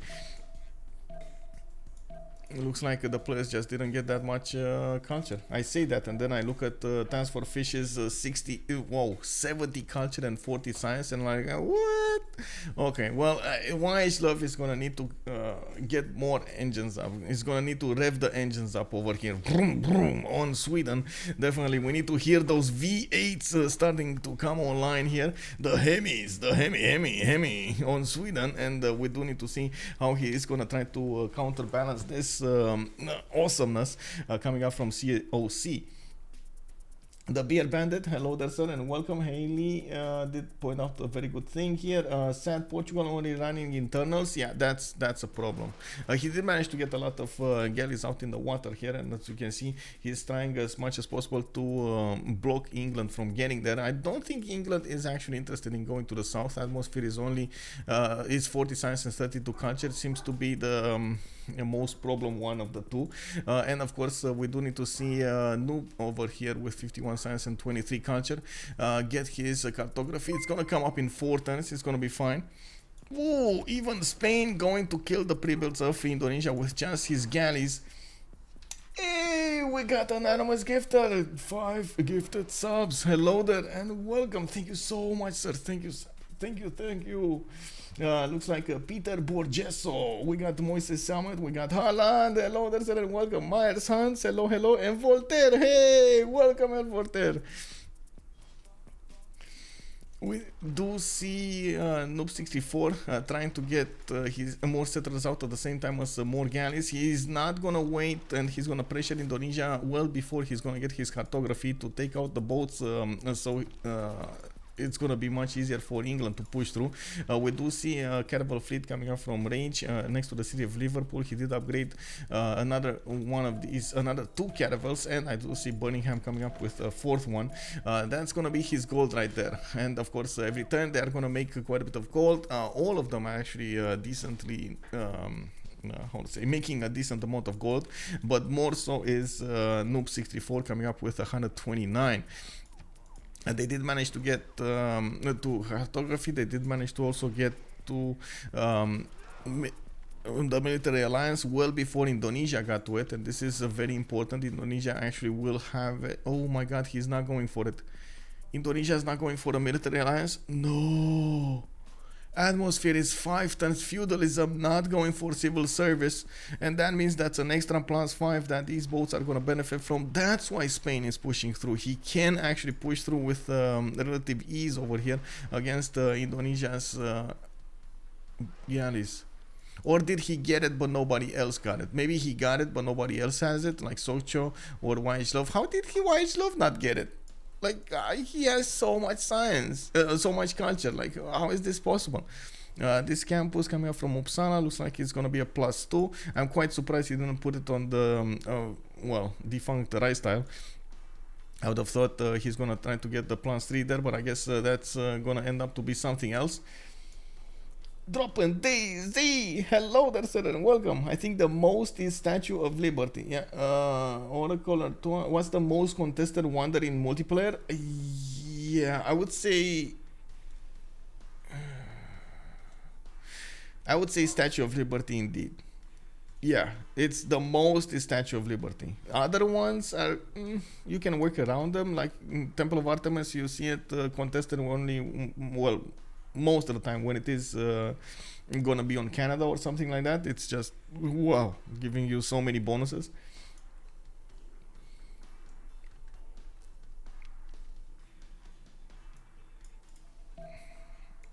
Okay, let's see. Big Gala establishing next turn in Uppsala. We do have those boats coming up from England, getting close to the Indonesian coast. Indonesia is gonna lose most of his boats really quickly here, and that's gonna be probably his empire right there. He won't be able to keep up with the losses here, even if he can buy the boats with faith. You can see how fast England Rage is taking out his galleys on the west side. We just saw 3 of those galleys go down, while on the east side Spain is pushing in with just straight up galleys and taking out his opponent here. And remember, these are not even Spanish fleets. He's gonna get fleets when he's gonna end up on mercenaries, and he's gonna have awesome timings. We do need to see also what's going on here. Looks like there is an Indonesian quadrim next to the city of Ruin, just attacking it every turn. We do have Indonesia breaching the defenses of France, and there's gonna be a swordsman coming out from Calais, but Indonesia is gonna try to move in. The biggest mistake here was probably, well, I'm not sure if it was a mistake or not, but I guess Ben did underestimate Indonesia's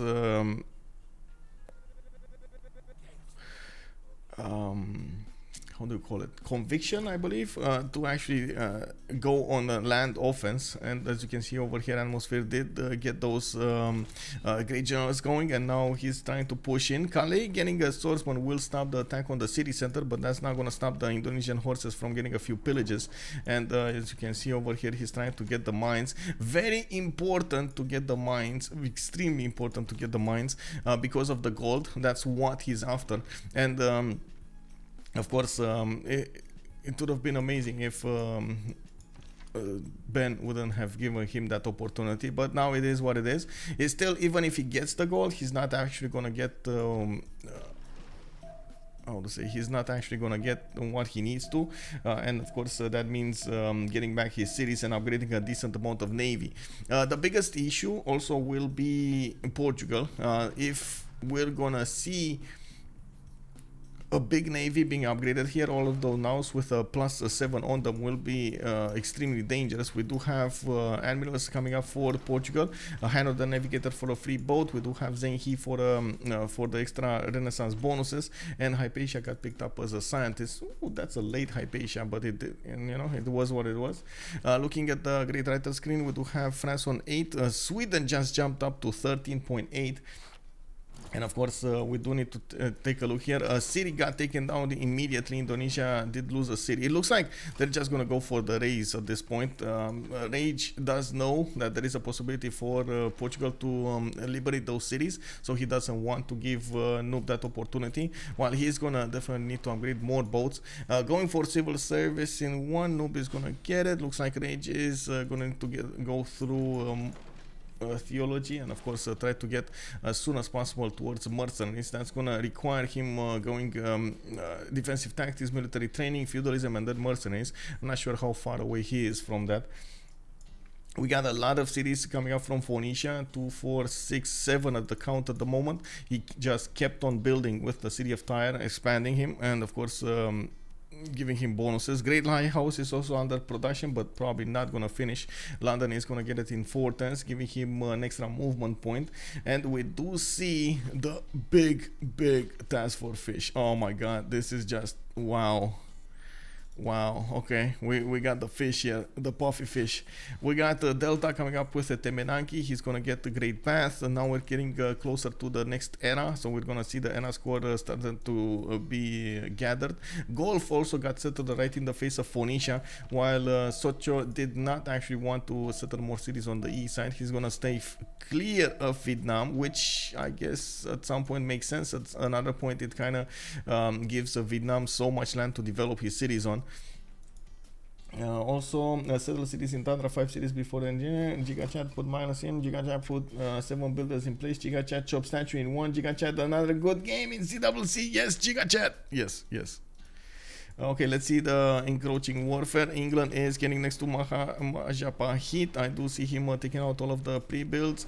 And of course, they're going to try to take out Jambi. There will be at least 2 caravels remaining. And Majapahit does have a galley. We got a galley in Jambi. And I do see Atmosphere is 1 turn away from getting cartography. 8 turns away from getting mercenaries, though. That's going to be a while. And I do see Ben only gave away 1 of these pillages. You see the mine got pillaged next to Calais, but that's about it. He is gonna try to focus Ben on getting the culture defense going. He's 125 culture with a 39 science. Oh, Bex, hello there, bom dia, senor. 3 naval civilizations on the team and no trades. Yeah.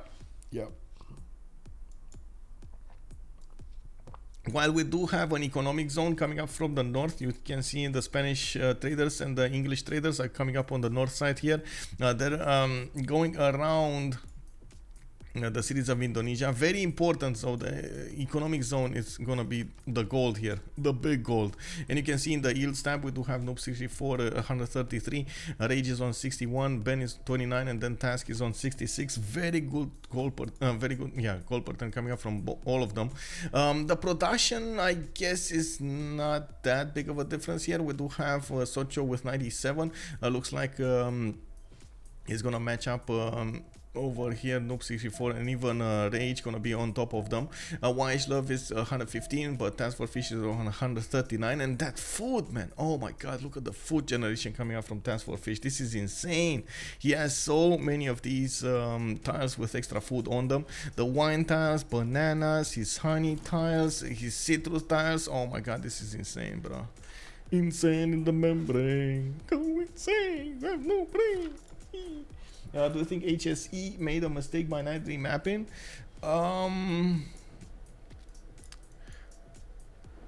I don't think they could have known. So even if you would call it a mistake now and with our vision, I don't think they could have known this is it, and they made the choice of not remapping with the information available. So for example, I gotta say, who would pass this Torres in the second city, right? This is amazing Torres coming up from YHLuv, and he is well on his way towards getting a culture victory over here, or at least trying to get to push a culture victory through. He's on 61 tourism per 10. He has a decent amount of culture. And of course, he's gonna get his hit score festivals for the writers. He got everything that he needed to do here. So I'm not really convinced that the remap would have helped them that much. I'm more leaning towards the fact that Indonesia wanted to build a land army as well as naval, and because of that split of the science, he just couldn't get to caravels fast enough. You wouldn't say it matters, but it definitely matters a lot. Like, oh my god, I can't even explain how much it matters, but you can see it time after time how when a player gets defocused a little bit, just for a few turns, 3 turns, and he's not clicking on that cartography button, and then he is gonna need 3 more turns to get to cartography while his opponent's caravels are right on his borders. Well, I mean, you can imagine, you just realize right then and there, it's so important to keep your mind focused on what you need to do. Keep your empire's effort into one thing and one thing only, to survive. Of course, that's the issue right there. They need to survive. We do have Indonesia coming up with walls in both Jambi and Majapahit, and he is getting his caravels upgrades. That's going to push the city's defenses much higher than he could defend on. And of course, we do have Naus also coming up from the west side. You do see there's something really good happening over here, but I think Rage should actually retreat. Yeah, he is going to retreat actually on the tile on the east side. He needs as much as possible to keep the Naus with only 1 tile to attack into his boats, and even if they do damage a little bit, it's gonna be fine. He could just replace those until frigates. This is gonna happen until frigates, and of course we're gonna need to see who's gonna be first on frigates. Noob 64 is gonna get mercenaries in 2. He's gonna get the fleet and military engineering coming up in 1. He does have a niter to the east of Madrid, and looking at the army tab here, we do already have TaskForceFish discovering a niter. Rage does have 1 niter per turn, and looking at his lands over here, he does have a niter tile right next to his capital. They're gonna have a lot of frigates to work with. Later on in the game, I do notice Vietnam is probably going to be the one that's going to take out Phoenicia. Yes, there are a few boats coming up from Salamanca on the east side, but oh my god.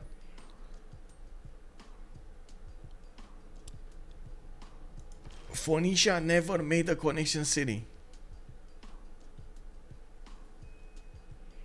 So his fleet from the east, from his capital and most of his cities, is not gonna get connected with the fleet on the west side, where there is a Spanish city. Ooh, okay. Well, we got 4 more turns until the medieval era starts, and we do need to check out their golden age points. We got TaskForceFish 57, 58. He is probably going to try to get also, let's see, what is this industrial zone? Is this the industrial zone? That's going to be a +4. That's going to be the golden age right there. There we go, 6158. I did notice him going for entertainment complex and arena. He's probably gonna try to put Colosseum over here and work it as soon as possible. We got Ben 6462. He did manage to push out his opponent's units, and now, as you can see, he's trying to get a few men at arms. Well, as much as I would like to see some Guard Imperial, well, I'm not so certain this is gonna happen. I'm not convinced. And we do have a Noob 64, 64 science, 60 and 43 culture with 163 gold, going for a dark age, 47 out of 51. Unfortunately, well, he is going to get a few points from his mercenaries to core up his units, but as you can see over here, he's not really anxious to spend the gold. And probably a dark age is better than trying to go for a golden age but not making it. Rage is gonna have 64. He might actually go for a second free ink while he is putting more settlers in the production queues. Liverpool is gonna get another one here. He did manage to get 68, 55 and 75 gold a turn, while he's definitely overwhelming SokCho and Noob 64 when it comes to stats. And we do have on the other side Atmosphere coming up with 4150. He's 9 points away from getting a golden age, very far away from actually nailing that. We got SokCho on 4853. Wait, but I did see him build a few wonders. Let's see. Okay, so he couldn't build a great lighthouse that was 100% finished on England here, but he could build Colossus, okay, from Sidon. Getting a campus that's only a +2. Okay, getting biomes out. Now we got caravels upgraded here from Noob. He's gonna try to start to take out the Phoenician cities. Oh my god, no golden age here. YHLuv is gonna get his golden age, 84, 77, and you do see he keeps on he keeps on settling to the east side. Very important, by the way, the city of Göteborg will probably be gold heaven here. Phoenicia could send trade routes to it when he's gonna get them open up, but Phoenicia starting to lose cities, and it is on the same seas that Göteborg is in. The economic zone is not gonna get protected over here to the south of Ugarit. That's gonna be an issue. Noob 64, Noob actually not 64, it's just Noob on 51 out of 51. He did manage to get his golden age, very nice from him. He did also upgrade a decent amount of these nows, but now you can actually see they cannot pressure England that much. They cannot punch through the defenses, and of course we do need to see when Spain is gonna get his own fleets over here, how much pressure is he gonna put on Portugal. We do need to see also Spain trying to get those frigates out and about. I believe he is the most qualified one to take out the cities of Indonesia, especially because of the frigate fleets and of course how much power they can get. 2 more turns. Era score. Dark Age Noob. Ben. Got it. Atmosphere not getting it. SokCho 4 points away. I don't think he's gonna get it. He's trying to get a horse out. He might actually get it. Let's see. Maybe he's gonna get it. Maybe he's gonna levy a city state. Maybe he's gonna seize a city state. There are possibilities to get those 4 points. Who got the +3 admiral? I believe it was England, if I'm not mistaken. But let me actually double check on that. It was England or Spain. England. There we go. Rahendra Kola here.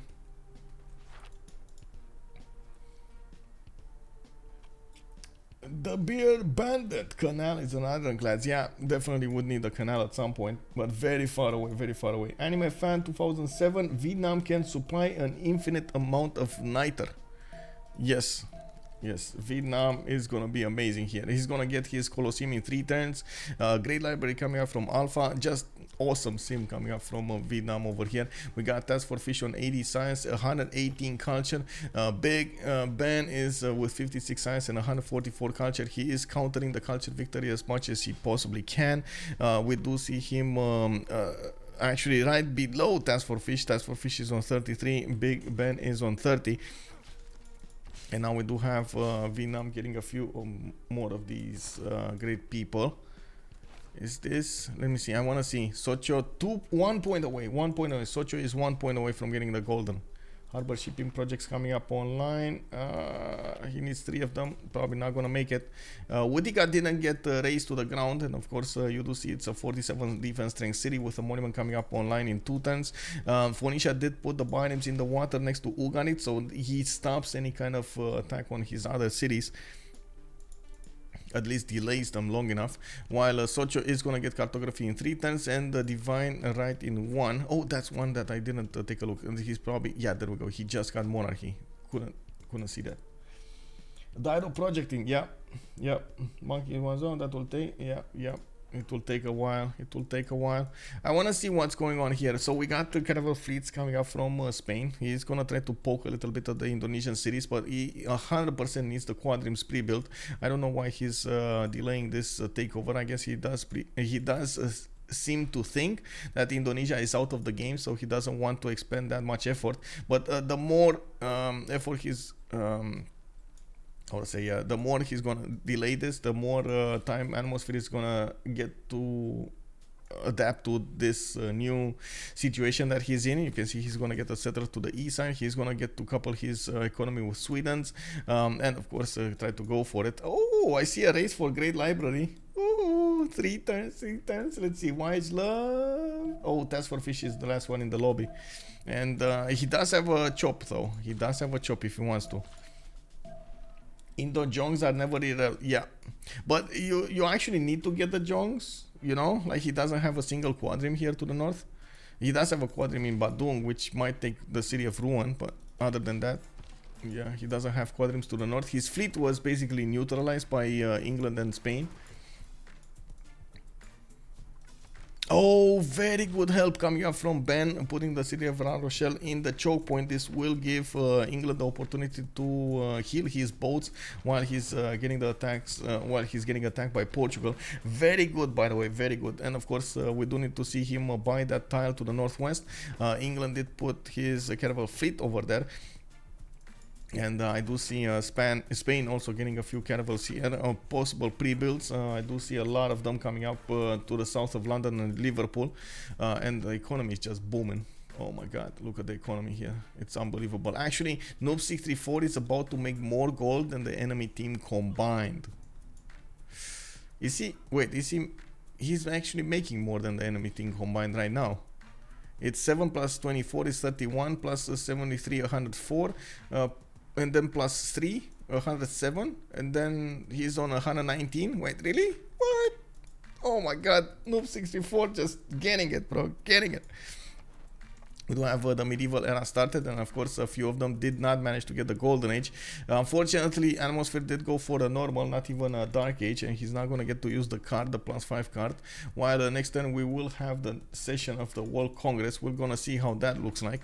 Now, I would have definitely loved to see some more of these quadrim pre-builds though. I don't know where they are. I don't know what they're doing. I guess they're you know, just enjoying the game now, enjoying the game. Yeah, that's amazing. The GPT is gonna be insane as an advantage. I do have to point out though, I was expecting a few more stats coming out from Noob 64, but I guess with a Dark Age, no pen brush and voice, no free ink. Anyway, TaskForceFish pen brush and voice. Second one, we got the biggest Ben pen brush and voice this time. It just jumped up to 178 culture. Noob 64 Dark Age, and Rage is gonna be on a free inquiry, 73 and 60. Not bad, not bad. I think I'm actually second in slot here. Let me see. Yes. Hello.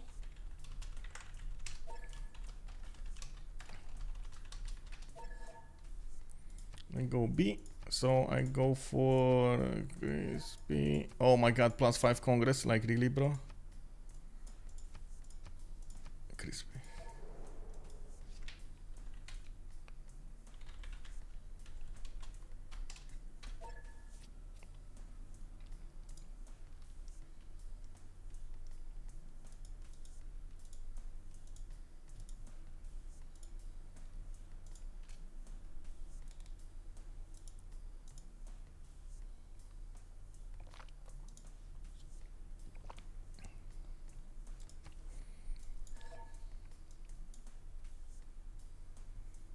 Oh, they're asking for the shift enter. Yeah.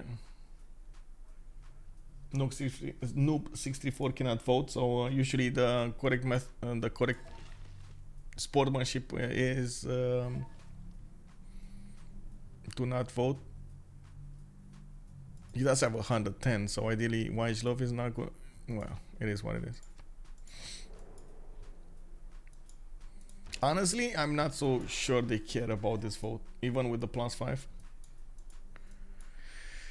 We do have YHLuv getting more science on 84 science, 159 culture. You do see him booming ahead. He is gonna get great library in 2 turns, and I do see him getting those writers ready to plug the books in.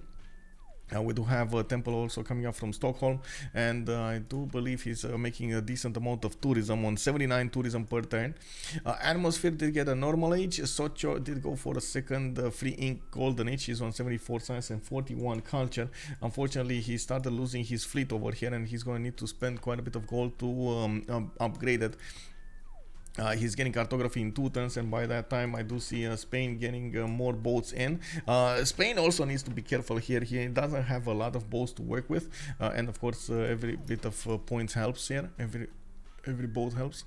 We got YHLuv coming up over here. Divine right in 1. Monumentality golden age also, and I do see him with how to say let's see, 81 faith a turn. Okay, not actually, he's not that far away from Eleanor France, from Ben. Ben did get 79, again, not bad. Oh my god, Ben just has an insane God Imperial continent. All of this continent, by the way, is God Imperial continent. Oh, we might actually see this happening. We might see the God Imperials boys this game. We do have Noob, last but not least, on a free inquiry golden age with 74 science, only 27 culture, and he does maximize his boat output, getting those navigation schools for some extra science. And of course we do see that at the moment he gave up on pushing through the English defense, while France Eleanor did manage to get a city here. It will allow these English boats to repair themselves. It's not going to be an easy way for the Portuguese to push through. They do need frigates, and that's a problem. He doesn't have they don't have a lot of gold. He is gonna get his square rigging in 5 turns, but so will Noob 64 get it in 4 turns, and I believe Rage should be there as well. Square exploration also coming up next turn from Rage. Noob 64 is gonna get it right afterwards on 2 turns on Spain, and they're both gonna get to benefit from the press gangs card, which is gonna give them more or I should say less production needed for building the boats. Who's gonna get the great library first? It's gonna be Sweden, 100% Sweden, because Vietnam doesn't have the slot order. And of course, but we do see Colosseum finished in the city of Charlie. That's gonna give him what, 2, 4, 6? No, so 3 city Colosseum, possibly 4, 5 cities over here. It's still gonna touch the city of Alpha and Echo, the first and the third city. Actually, no, this Echo is the 5th city, right? Oh, right. He did settle Alpha Bravo. Was it Charlie? Got settled to the southwest. Okay, yeah.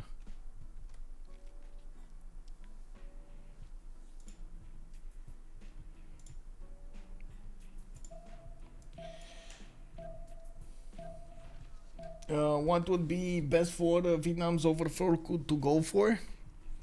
I'm actually curious what wonders are left here, but if not, he's probably gonna go for something like a workshop or a bank. I think workshop. Oh, there we go. He's going for a ministry. Never mind. He's going for his second specializing building of choice in the government plaza. Hello, and Voltaire. Welcome, ma'am, and good morning if you just woke up. Oh my god, did you just woke up? That's later than I usually wake up, but I can't say I fault you. I can't say I fault you. You gotta get those, how to say, you gotta get those hours of quiet, peace and quiet, you know? Oh, you did? Oh, there we go. There we go. Nailed it. Played Civ until 5 a.m. Yeah, that happens to me. I know how it is. I know how it is. We got the Queen's Bibliothèque coming up from Stockholm. Looks like in 2 turns he's gonna get those extra points over there. Also, I didn't mention, but I did notice it quite earlier. Pyramids did get finished over here on the city of Orebro, giving him an extra build charge on all of his builders and a field builder. I'm actually a bit surprised he didn't go for something like Petra here. He did get quite a few theater squares, and of course he's getting the books in. We do need to see who's actually going to manage to nail this victory. If he is going to get defended by his opponent, you see YHLuv already started acquiring those tourists. It's 3 out of 41, while he definitely needs to put a lot more of these started building Mahabodhi temple. Okay, a lot more of these wonders, and not to mention the great works in his cities. Queen's Bibliothèque is going to help him out quite a bit. I believe it does have quite a few slots. The Queen's Bibliothèque does have 2 slots of writing, music, and any type of art. This building is not mutually exclusive with other buildings in the government plaza, and of course it does give you one government title. Very, very important to have 6 slots. We got the Spanish fleets upgraded here, and it looks like they're going to end up fighting Phoenicia. While Phoenicia did get a few admirals, he needs to put them on the west side. Of course, the fleets going against the normal units are going to have a set advantage. The biggest thing would be for Spain to get his frigates, and now he is starting up his quadrim pre-builds. We do have him getting a few of them to the west side. I was expecting a lot earlier, but I guess it's fine right here. We do have him also putting the boats to the south of London, where he is going to get to fleet up and keep going against Portugal, while I believe Portugal is going to start up, there we go, his quadrim production. Definitely all of the players now on the coast do need to go for frigates. They do have a decent amount of niter on both sides. Yeah, there we go, TaskForceFish 50, we got Noob on 14, Rage on 14, while on the other side there's a big miss actually. YHLuv only 3, Noob only 3, they didn't get to upgrade their niters. Wait a second, where do they have niters? Niter, where you at, Niter? He doesn't have Niter. Oh no, he does. There we go. Niter to the south of Stockholm, and there's another one on Portugal. There we go. Lisbon west. Okay. Just gonna now. Oh, did he want to upgrade the now here? Didn't have what to do with it anyway. It's fine. Oh, Rage Ironclad. Wait, what? He did get this one in? He did. He did get the instantly creates an Ironclad, and now he is gonna get a stronger unit to defend here. I don't think he wants to pressure though. By the looks of it, that Ironclad is not that strong to pressure through the nows, especially with +7 promotion on them. The kids are, well, yeah, you know how they say, man, how to say, you gotta have fun. You gotta have fun when the kids are away. I stopped myself because I was thinking about the other one, how to say, in Romanian is basically a saying, când părinții nu sunt acasă, se joacă pe masă. Basically it means when the parents are not home, the mice are on the table, as in they do whatever they want. But then I realized no, this doesn't work. It's like you're the parent, they're the kid, so it should be the other way around.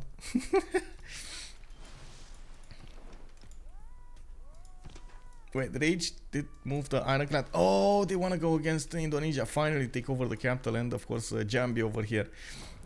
In the meantime, Indonesia did manage to get the boats in the water, and they will try to take down Ruan. There are 2 Jongs in the water next to Ruan, which are gonna slowly chip away at that defense. Even if there is a minute army in that city, it doesn't look like it's gonna get it going. When the cat is away, the mouse will play. Yeah, there we go. That's another one of those. Yeah. Indo is doing amazing in contributing to victory.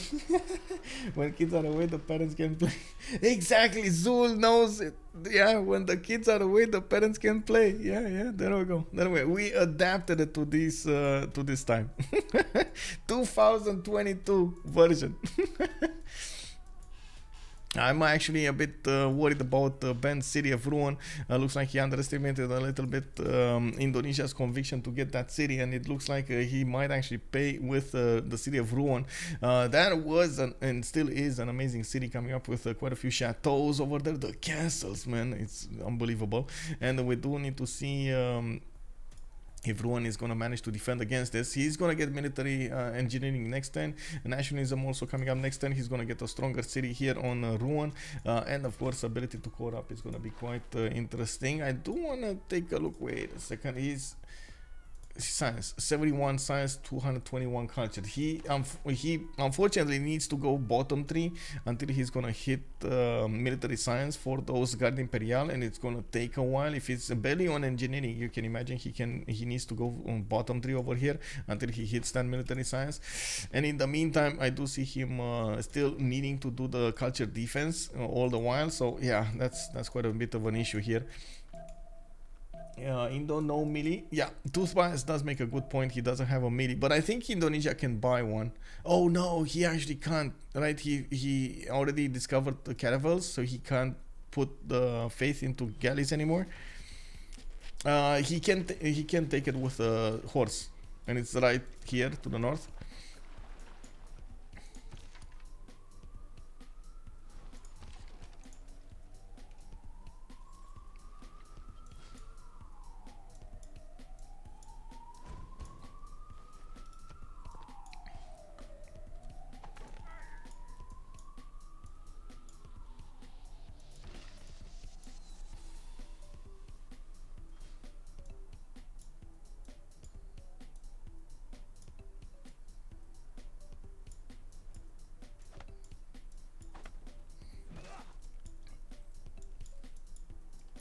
Yeah, it can be easily blocked. Indeed, it can. Oh, there we go. Indonesia, horse in the water. That's not gonna get blocked.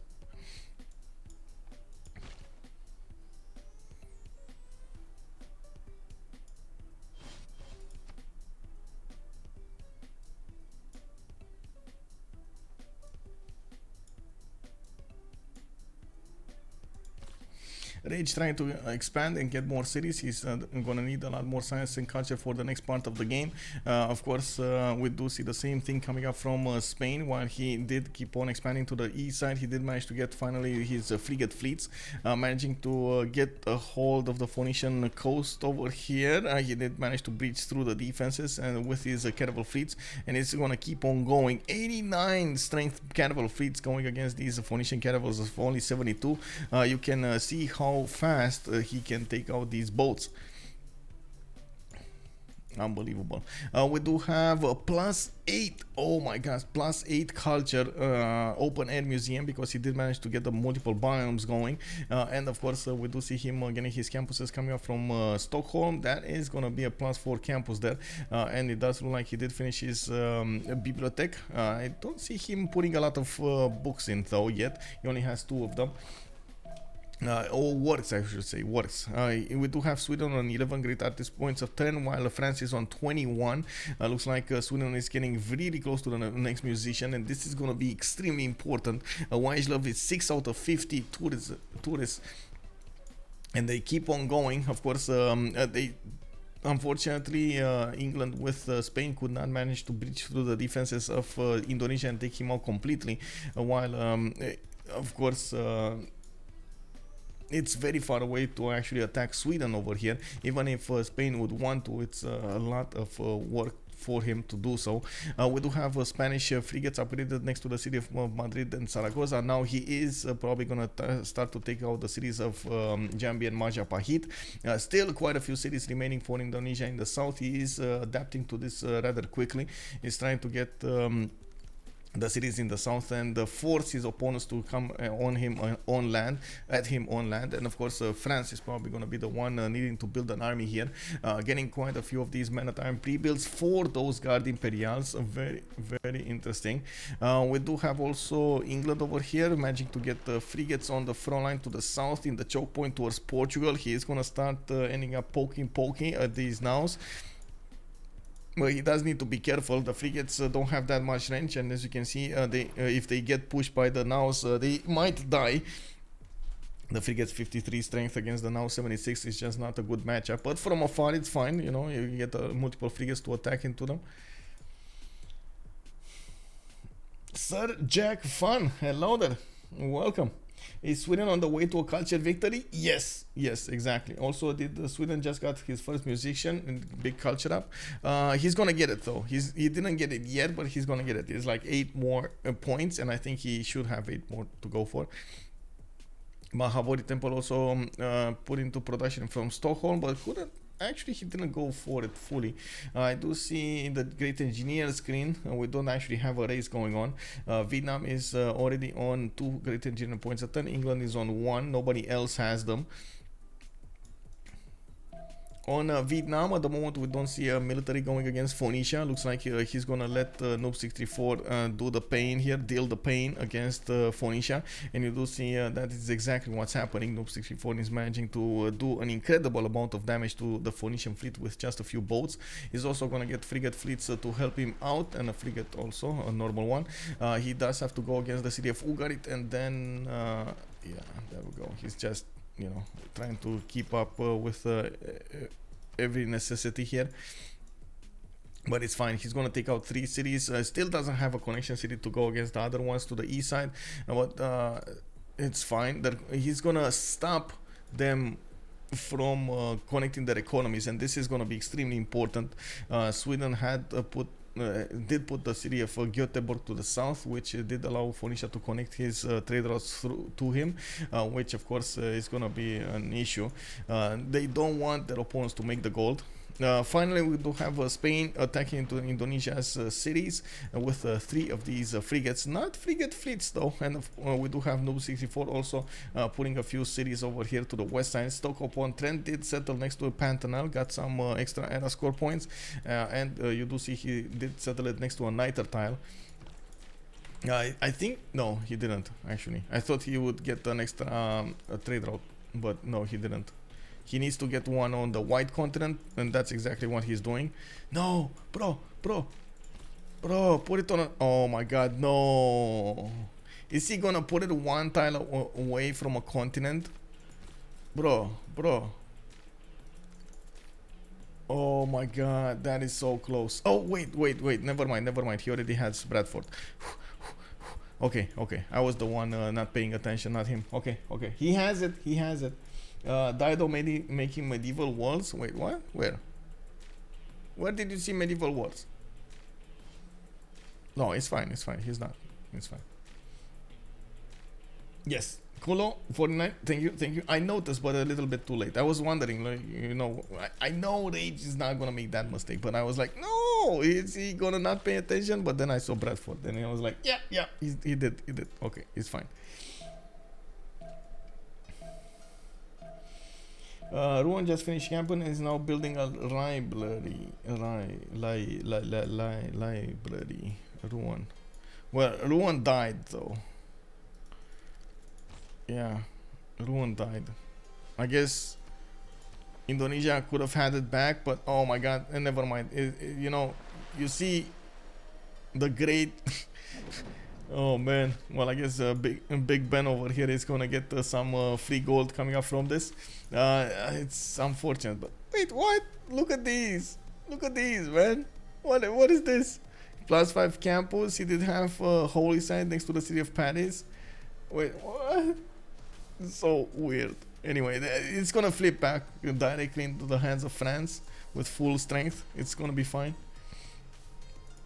How fast? Okay, biggest span going 6 tactics in 4. I believe that's the last technology he's going to need before military science. He probably already has printing, but we can check that actually. Does he have intel? Yes, he does have intel. So he already has and also has crusade on Indonesia. Very nice, very nice. So let's see. France did finish his religion, crusade, and pagodas. Oh wait, I just realized. Are we still gonna see Guard Imperials crusading Indonesia on their own continent? Oh, that's a treat right here. Give me cookie, give me cookie. We do have Noob 64 coming up with those frigates, and you can see there's a frigate also in Phoenicia, Ugarit. Quite surprising. We do have him actually moving away because he doesn't have that much health left. He's gonna try to pillage the fish town so he gets his health back, and of course in the meantime gonna keep on attacking the city of Ugarit. There's the walls. Wait, what? No, he's ancient walls, bro. What do you mean?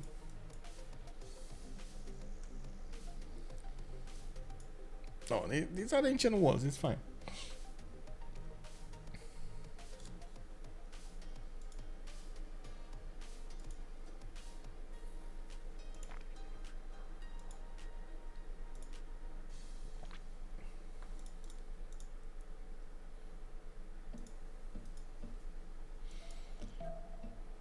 Yes, can you please explain slowly why are you happy? Okay, I'm gonna explain it as slowly as possible. The Guard Imperials do get a +5 on your own continent against an opponent nation. It's the unique unit of Eleanor, or I should say at France, because Eleanor and both Eleanor and Catherine de Medici do benefit from it. At the same time, you do get crusade, or he's gonna get crusade on his opponent, which is another +5. So you add that to the Guard Imperial. If you take a look over here, the Guard Imperial, there we go, +5 combat strength when fighting on your capital's continent, and you do get 70 melee strength, so it's gonna go up 5 and another 5. That's gonna be 80 melee strength base for these units. You add the core ability, and you add all of those other bonuses, the flanking, the terrain, and maybe a general and so on, because you can see Calais, for example, is getting a general here. He is gonna have so much strength on these units, and of course he can go east as well as west, and they could take out, knock off 2 nations over here. How are the stats looking? Oh man, look at the big Ben. We got 79 science, 233 culture on him. TaskForceFish 127 science, 166 culture, with more cities coming up from Vietnam. He did finish that Colosseum. A bit of a surprise he's not putting a city on the wine tile to the south, but it is what it is. We do have him going for Kiribati in the capital, and he did manage to start acquiring those great generals. Got a few projects out. Looks like Noob 64, 72 and 62, Rage is on 132 and 83, and he's starting to get his boats out. YHLuv is okay, bro.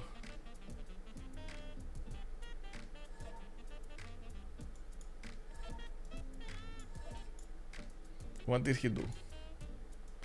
Oh, did he chop another wonder from him?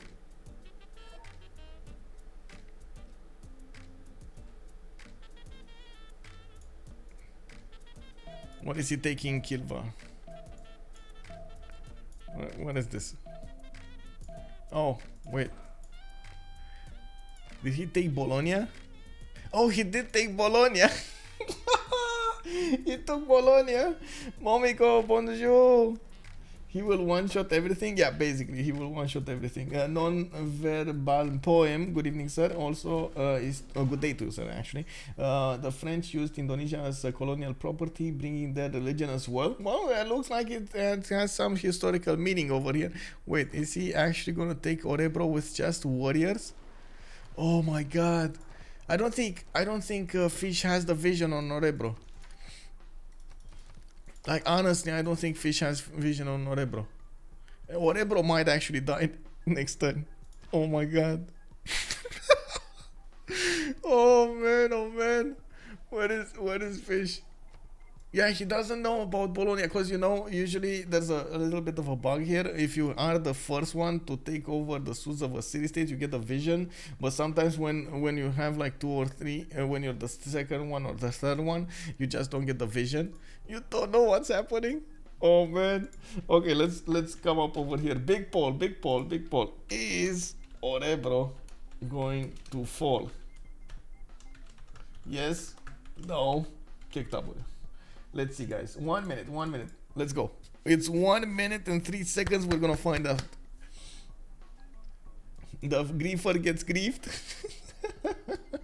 Wait, Portugal actually has minus. Oh no, he just for a second there.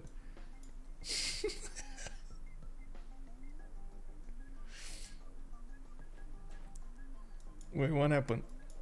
Wait, what? Wait, how did? How is Indonesia's Chong here?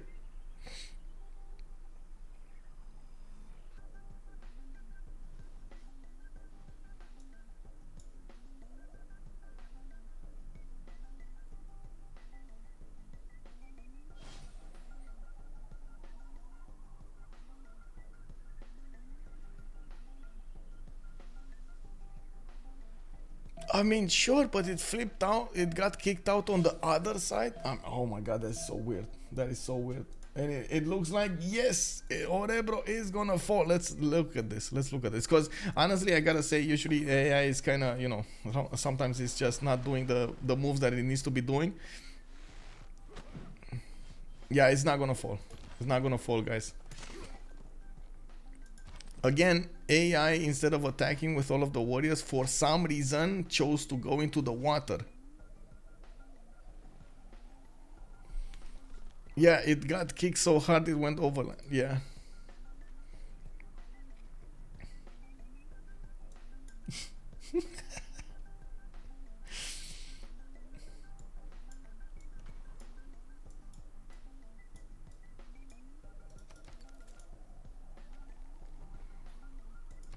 Oh, he's not putting the loyalty here? That is so weird. Very weird that he's not putting the loyalty here.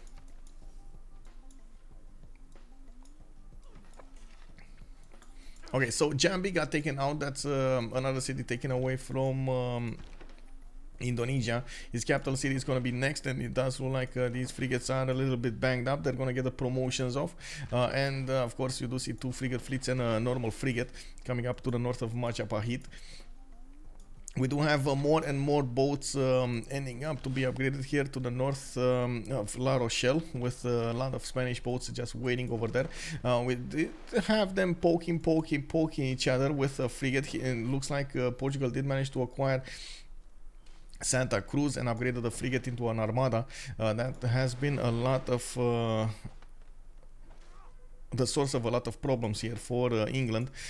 We do have quite a few more frigates coming up from Portugal, but again, he is in a free inquiry golden age. He's gonna lose this, and he's gonna drop like a rock when it comes to the science. Actually, is he? Wait, let's see. 6, yeah, he's 6 and 8 and 4. Yeah, he's gonna have quite a few. Well, not like a rock, but he's gonna drop like 20 science actually. Okay, not like a rock. The navigation schools helping him out quite a bit. Uh-oh. Oh, Portugal is breaching the defenses of England.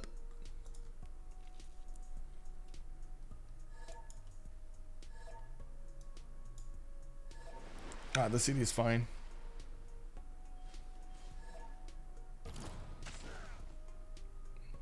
Yeah, there we go. We got walls. It's fine.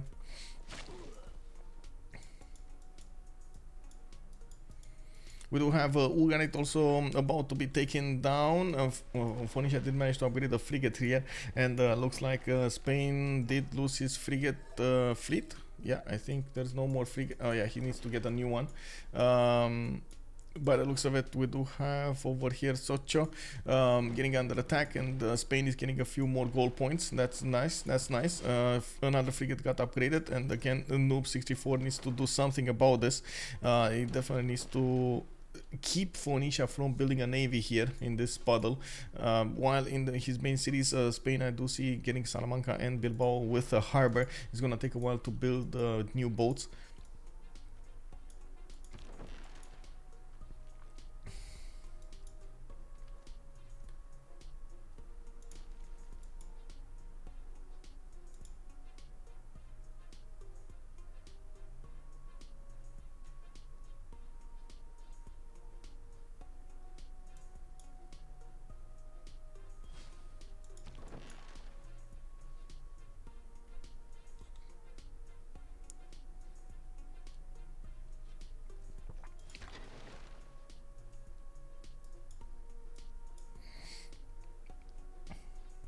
You want to take a look here how Indonesia is playing this. So he did get Ruin back, which is going to flip again in 2 turns. Looks like the Jong that's sitting between Paris and Calais is getting under attack by those trebuchets, and of course the walls in Paris slowly gonna be taken down. That's still gonna be an issue for Ben, and by the looks of it, Ben's most well, not most force, but he did get quite a few on the west side, quite a few forces on the west side. He's 7 turns away from getting military science, while TaskForceFish is going to try to boost him there. TaskForceFish is 3 turns away from getting. The Guard Imperials will be extremely valuable here to go on the offense on the east side as well as the southwest. Didn't quite manage to get Cameron training project going, or I should say didn't quite manage to get the Great General going, and this, I guess, he doesn't really need to go for it, because at the moment Great Generals are of the medieval and Renaissance era, and he would I think he would need an industrial one, if I'm not mistaken. If I do remember, there we go, military science is industrial, so that's gonna be an issue. John got taken down. The trebuchet did fire first. The horse is still alive over there, but yeah, not gonna do that much over here. And it does look like Ruan is gonna flip next time. Is he gonna flip another time? Is he gonna push another Jong into that lake? How does this work? How does a Jong get pushed through the sheep tile? I don't know. And Fish has more production than 3 enemies combined. Yeah, Fish is just big. 329 production coming up from him. He's putting more theater squares to work.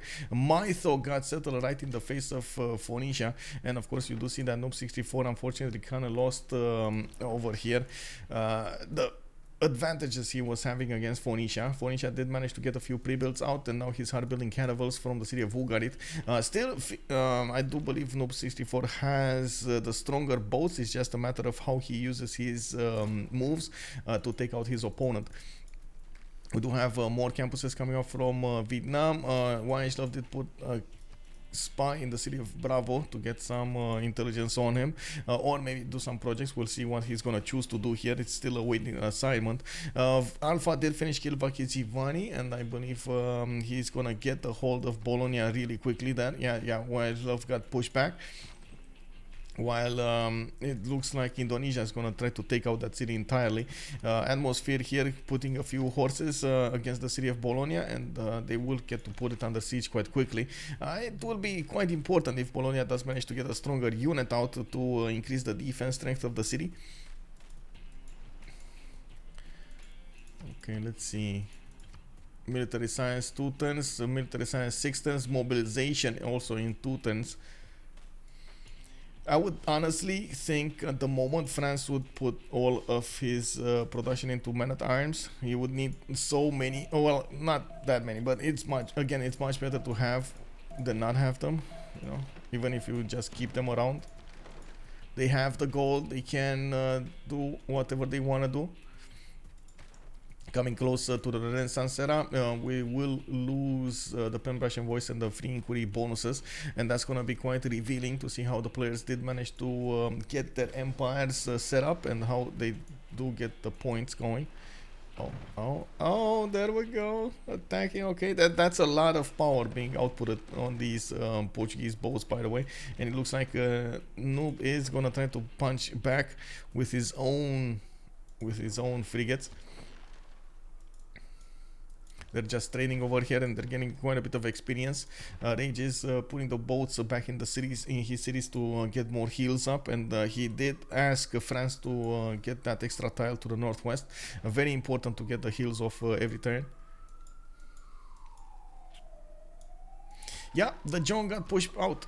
Yeah, Calais is in trouble. Calais. Oh my god, really, bro?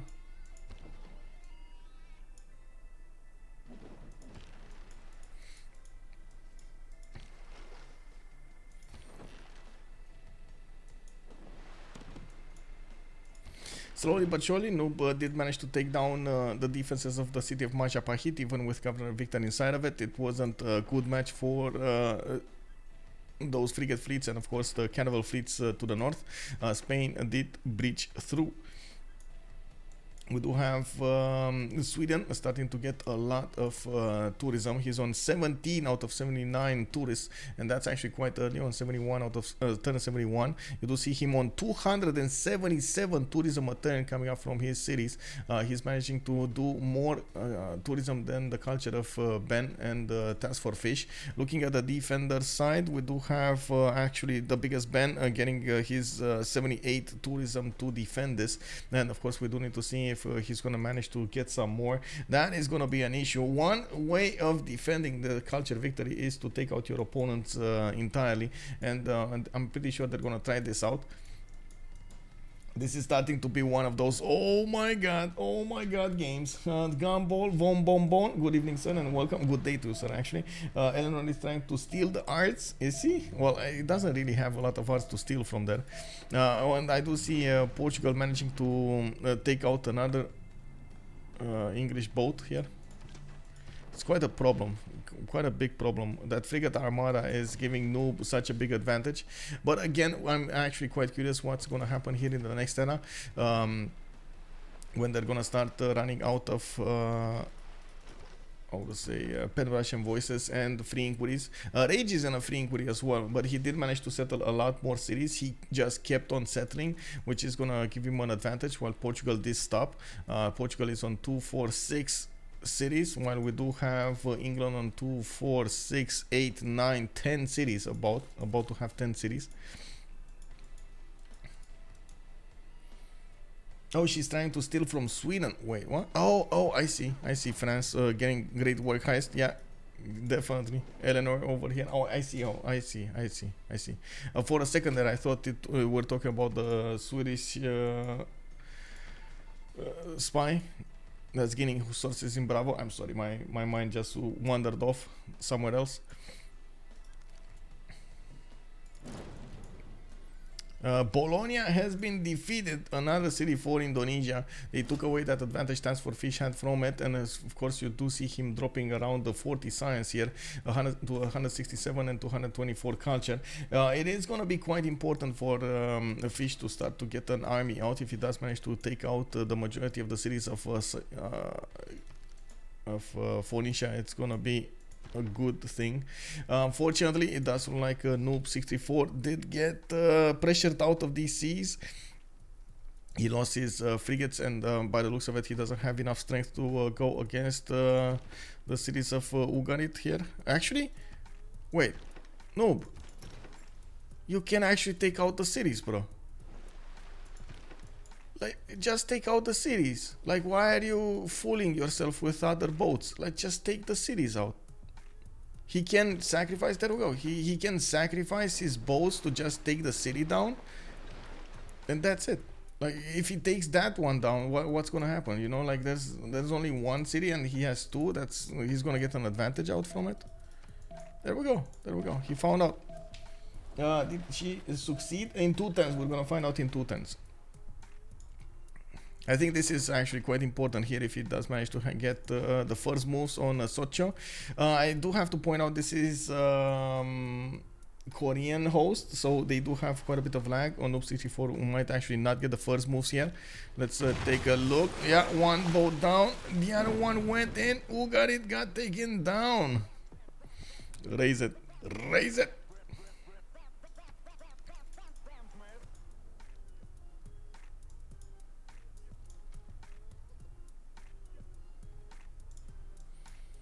Oh, wait, what? Still, what do you mean ask for a relobby? Woo. Heli K, what? No, bro. Oh, it's a race for Forbidden City. Vaster's trying to get it in 12 turns, but I did notice, of course, Alpha was building it, and he's gonna get it in 6. I do believe Fish is gonna get this one as well. Going for military academies. Looks like he might actually go for tanks over here against Phoenicia, tank artilleries if he needs to. He is quite far away from everybody else, but with tank artilleries and, of course, using his military engineers, he can build a road directly to Sweden and take him out with those units. I do have to point out, Sweden does have an amazing unit, an anti-cav unit. That's gonna be the Carolean. It's basically a replacement Piking shot with a lot more strength on it. I think he might be able with Carolean armies to hold tanks. But you do see YHLuv is not actually getting any unit out yet. He's on 18 out of 82. Looks like the defending side is definitely putting more of these on, how to say, more of these defending tourists on the game, in the game. Where is the fish production coming from? Well, first of all, Colosseum boosts quite a few cities over here and gets extra bonuses from happier citizens. He's well, actually, he doesn't all have. Well, at least he's static. He's not getting the lowers. He's not getting penalties. Second of all, the tons do give him, with the barracks and everything, do give him a bit of production. He does have this industrial zone, a +8, a lot of population, a lot of tiles to work. He did manage to upgrade most of these with lumber mills, and I do want to see this happening, by the way. Yeah, Zilo, yeah, that's actually quite bad. But that just goes to say he would have been on -3 or something. Oh, he did. He did get it. Successful mission. Ako Bosser at 7. Thank you so much for the follow, sir, and welcome to the stream.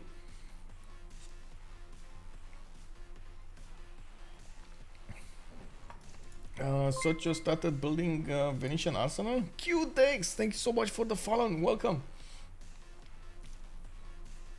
The GG Yonic, hello there, son, and welcome. Thank you for the follow. Bonchi Chill 420, welcome, sir. Thank you so much for the follow.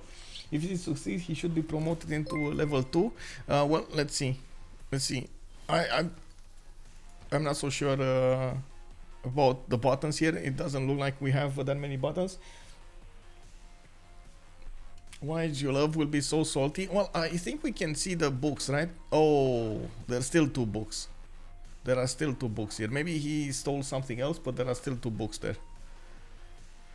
And of course, the first musician did go to Sweden. He's on 23 out of 86. Oh, so YHLuv over here getting that tourism going. 315 tourism. It's a lot of tourism this early. Finished Mahabodhi Temple. He's gonna finish his religion. He went for Defender of the Faith and the Dead Emers, while Confucianism for England is gonna give him the Zen meditation and tithe.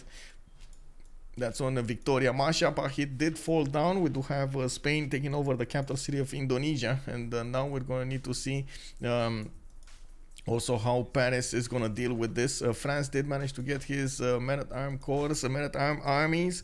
He did get his cav corps as well. Wait, he did get, there we go, Guard Imperial Army. That should make the city of Paris way too strong for even the Jongs to attack into. Man, this is an 87 defense strength city. Wait, what? Oh my god, that's a bit too strong. Of course, Guard Imperials got upgraded here. They will go in against the cities of Portugal. And we do have Rage keeping on the defense on the city of La Rochelle. He's still struggling to deal with the frigate armada. Rafifi getting a recap. Ooh, bonjour, monsieur, bienvenue. Thanks for entertaining my afternoon. My cat is peacefully sleeping on my legs. Oh, I'm glad the cat is peaceful. Okay, so a quick recap coming up from the beginning of the game. We did have the players go for no remaps. This is the map that got randomized. This is the map they're gonna get played. We do have Indonesia. We did have actually Indonesia between 3 opponents. On the right side he had Spain. On the left side he had Victoria, and on southwest he did have also France, Eleanor. which posed quite a bit of a problem. Indonesia did need to go for land warfare as well as coastal warfare. Couldn't get both. Did get rushed by those caravels, and of course, as you can see over here, did lose his northern cities. In the meantime, because he did manage to get the walls and didn't lose them immediately, he did manage to output settlers and settlers and settlers and settle more to the south. He still has 2, 4, 6, 7 cities to work with. 2, 4, 6, 7 cities to work with, even including Bologna, the one city to the south over here. Sweden got an extremely good opening with Torres del Paine as the second city. We did have him managing to chop quite a few wonders out. It looks like, yes, indeed, the Renault French spy did actually successfully finish that mission, or at least didn't get pushed out of the city there. Looks like also we did have multiple biomes appearing for Sweden, managing to get that extra culture in his open air museums, not to mention getting that nice and juicy tourism going. We did have Vietnam in a free sim position, getting so many stats so fast. Now he did arrive at almost 200 science with 240 culture. He does have the most production out of the game with 346, and you see the food here, 248, getting the banks, getting the industrial zones and so on. It was very important to note that in the middle part of the game, and I think even now you can see a big difference in the gold situation. There's a lot more gold generated by CoC versus HSE. On the other side, we did have a bit of a slowly pokey over here between Phoenicia and Spain. Noob 64 did manage to take down one city, the most important city. The second city of Tyre of Phoenicia got taken down, while Utica was taken over, flipped to free cities, and now it flipped back to Phoenicia. We do need to see Noob 64 get new boats from Salamanca and Biblos. Is this Biblos? Yeah, Bilbao.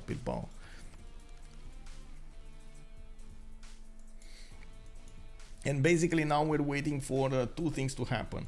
Guard Imperials coming up from Eleanor France. He does have an extremely big continent, and you can see them getting to the city of Braga. He's gonna one-shot all of these cities, and we do have him needing to defend the city of Paris from these encroaching junks, which again we're a bit confused how this happened. At least he did manage to get back his city of Rouen, which was, I guess, a mistake from Atmosphere, not taking down that city entirely. Battering rams. Wait, where did you see a battering ram? Battering rams. Anyway. Yeah, that was a big issue, and I do have to point it out. Portugal over here never actually got an ally to trade with, and this meant they're not going to get a lot of gold going on their side, and that was just such an unfortunate event for them. Oh, France should make one, sure. I think he's getting catapults though. I believe I saw, let me see, no, wasn't there? Oh, there was a trebuchet here, in that's what I saw in Paris. Oh, England managed to take a now with a promotion. Very nice. He definitely needs a lot more boats here. England stopped building boats for some time. He's going for Statue of Liberty. We did have melee getting the +5 combat strength, by the way, but honestly it didn't impact the game at all. We do have one more turn until this era will finish. Those Guard Imperials are not even gonna start attacking by the end of this +5, so honestly, I don't think it impacted the game that much. Victoria did get the +4. I guess we saw the gold there, and YHLuv got the Diplo points. I did notice also YHLuv is starting to get Statue of Zeus from Orebro. He's gonna finish it in 2 turns, which means those amazing units of his will get more production towards them, or I should say less build time, while we do need to see what's gonna happen over here with I will say with the Diplo points. I think we're gonna have a deny from England. He's trying to deny Statue of Liberty from Manchester. Yeah, there we go.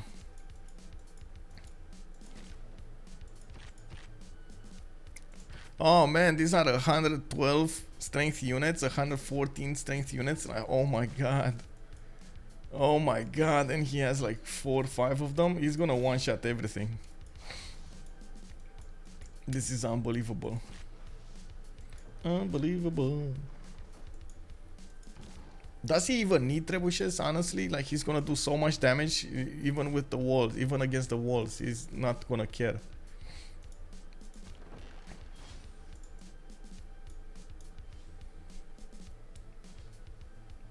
Yeah, exactly, right? They didn't call the remap of Indonesia and Portugal, even though they were, well, they did have a nation between them, but probably they thought they're gonna make it out. The biggest thing was on YHLuv. YHLuv had Torres del Paine discovered before turn 8, and he saw that he has amazing things to work with here. He probably wanted this to go for a culture victory, and to be fair, they have a good chance of getting the culture victory. YHLuv is 2694. The biggest issue would be how much passive tourism he can get, and if he can actually get to the rock bands and make them work. It doesn't look like Indonesia is going to give him that much land to play those rock bands in, and of course you do see that Spain is slowly taking down the northern cities. He's keeping a hold of them. I'm actually quite surprised France is not moving towards Badung to try to get there as well. Oh, we got a general. Gustavus Adolphus got recruited.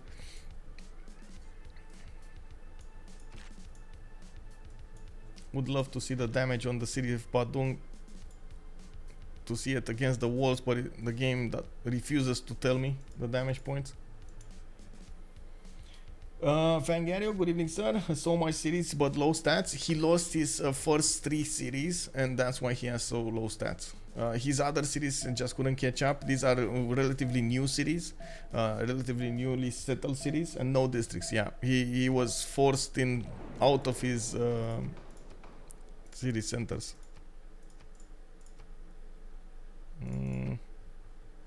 Let's go for call here.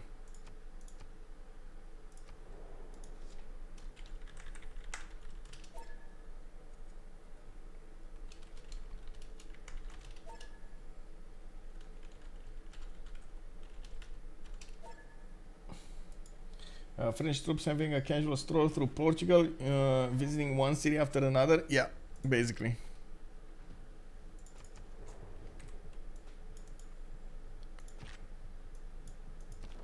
Man, they wanna visit the city and invest a little bit in those cities, wanna spend some time, some quality time in the Portuguese cities. Oh, maybe I can see here. Okay, there we go. You see the Guard Imperials are not even phased about the walls here. 107 against the city of Lisbon, 65.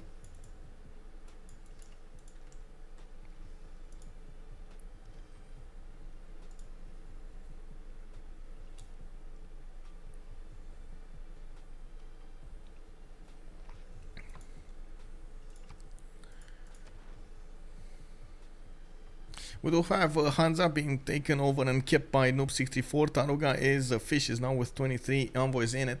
Zanzibar is being kept by Rage. Looks like that's one of the reasons they do have so much gold, while Bandar Brunei is contested from what I can see. Atmosphere and TaskForceFish are fighting for that one as well. Incredible that TaskForceFish has so many envoys to fight for 3 cities.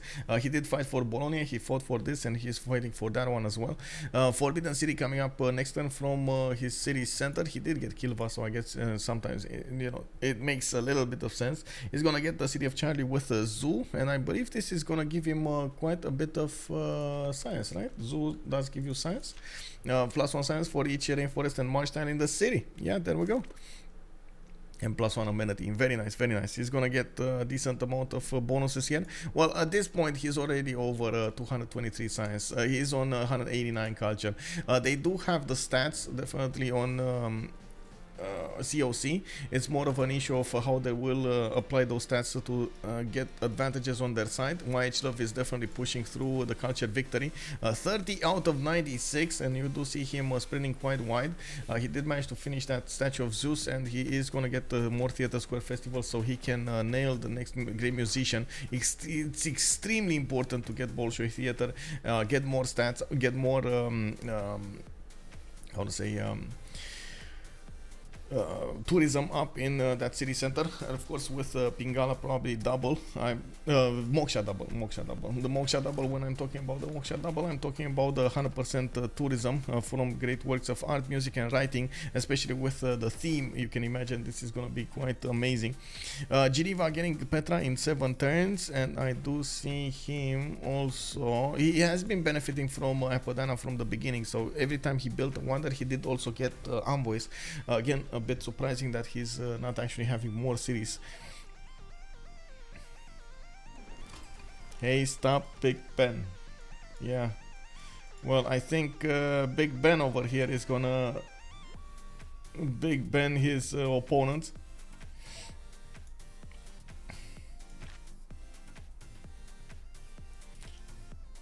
Man, France, Eleanor just showing up with amazing chateaus, with amazing castles, manors over here, and at the same time with so many good units.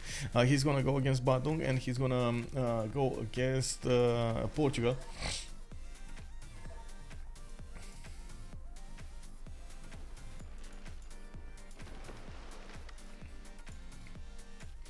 Five turns for Statue of Liberty coming up from Manchester, and in the World Congress we did have YHLuv getting 20% faster population. Faith is minus 50, that is going to be an issue.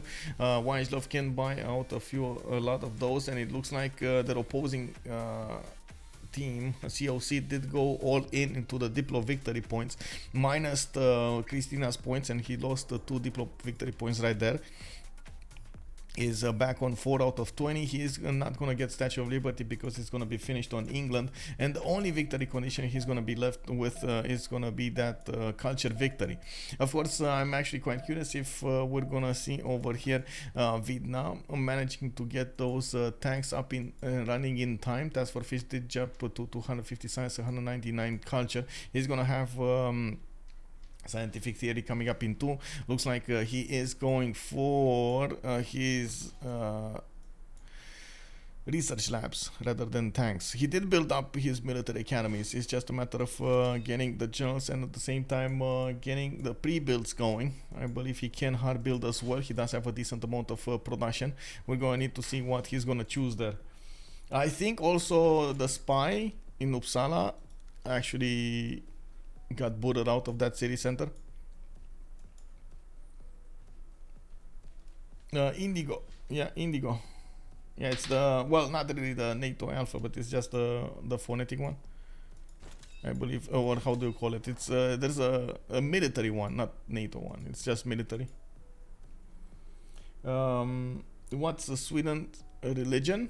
Sweden went for divine inspiration, pilgrimage, defender of the faith, and daily immerse.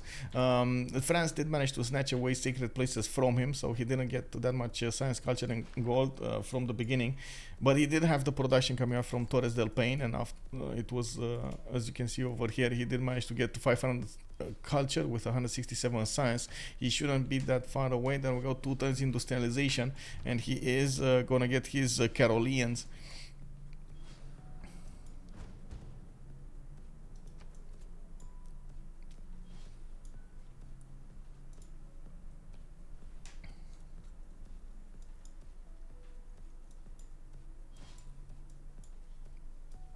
I think the biggest question is, will there be a push coming up on the seas against Portugal, or he's just gonna die against those Guard Imperials? It looks like the frigate armada got repositioned to defend the city of Braga, while we do have Zenhi also arriving over there. Still not enough. It's 82 strength against the Guard Imperials, 107, while we do see Braga is gonna fall quite quickly. Even with the walls, it doesn't matter, honestly. He's gonna get Gustavus Adolphus there in 2 turns, and he's gonna start applying the +5 towards those units. They definitely need to start taking cities down. One of the reasons I was expecting a little earlier to see a lot more of these Guard Imperials. Sure, they are amazing units. They're still gonna one-shot everything. They're not really gonna die before they're gonna get promotions, but you still need a lot of them to make everything work, right? Fast enough, because you don't need to get them fast enough. Yeah, exactly. As if the Guard Imperials can you imagine these Guard Imperials if it was Catherine de Medici instead of Eleanor. Ooh, another plus 12 on them, or the plus 6 on them. Unbelievable.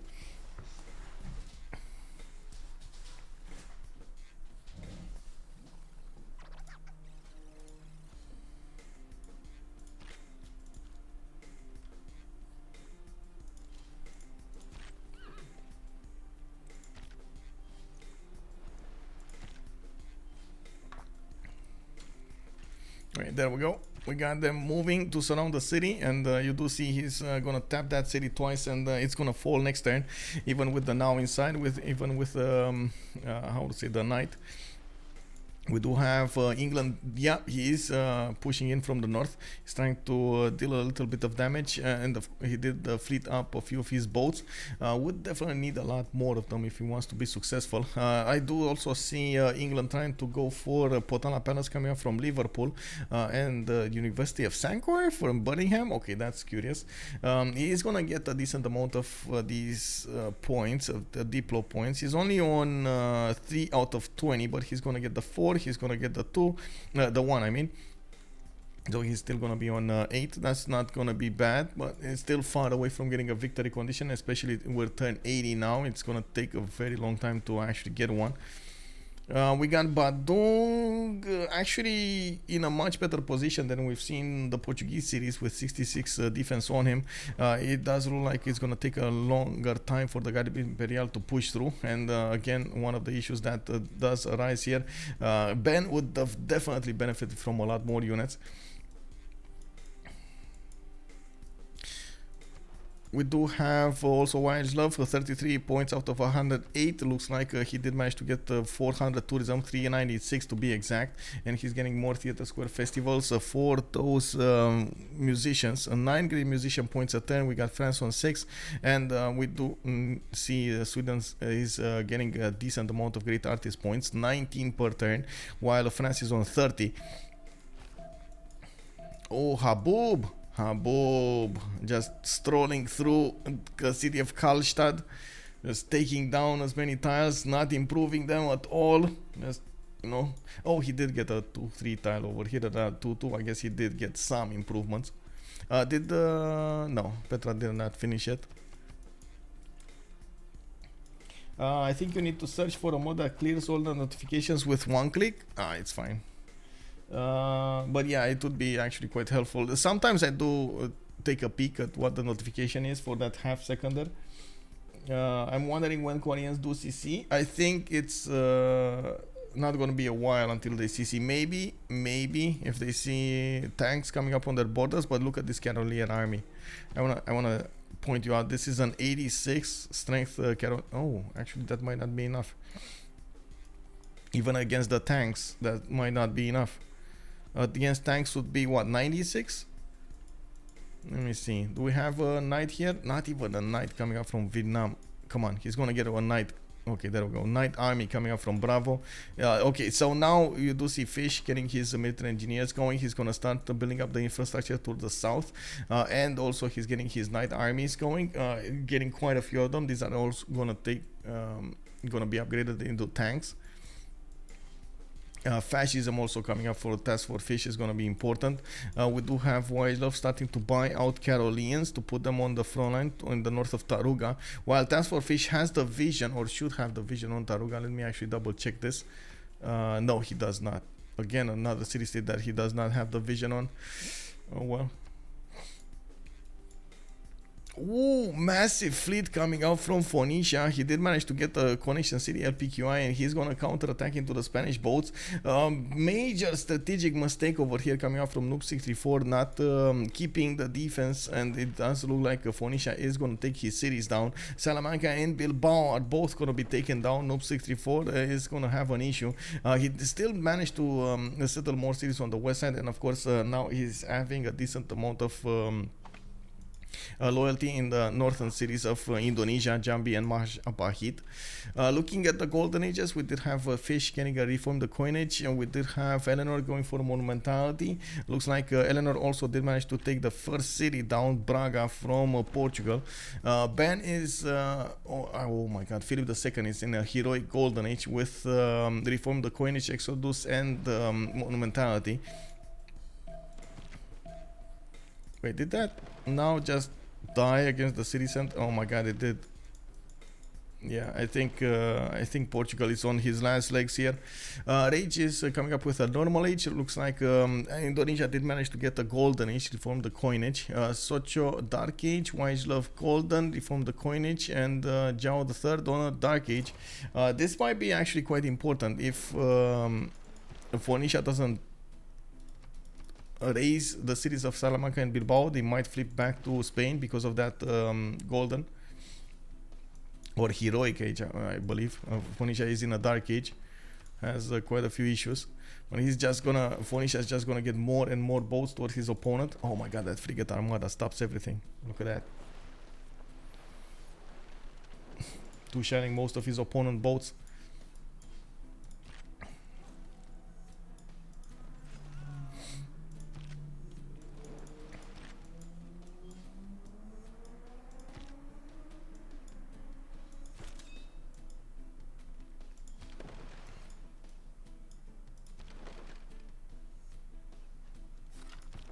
I believe Rage over here would benefit from a lot more frigate fleets.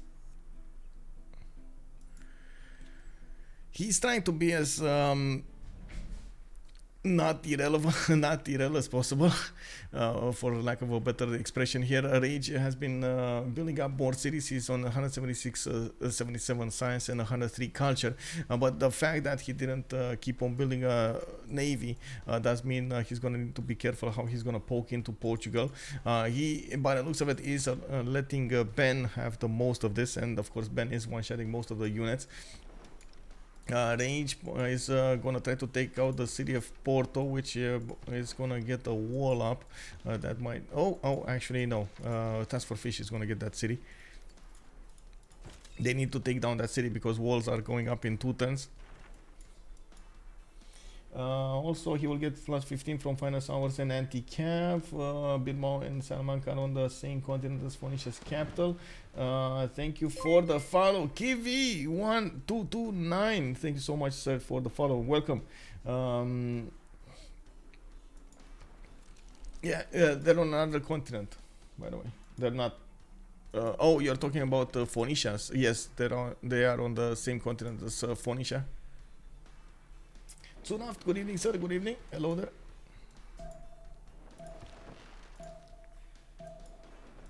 Okay, let's see the attacks coming up over here. One boat goes down, and you do see the amazing power of frigate armadas. If only he would have had a lot of them.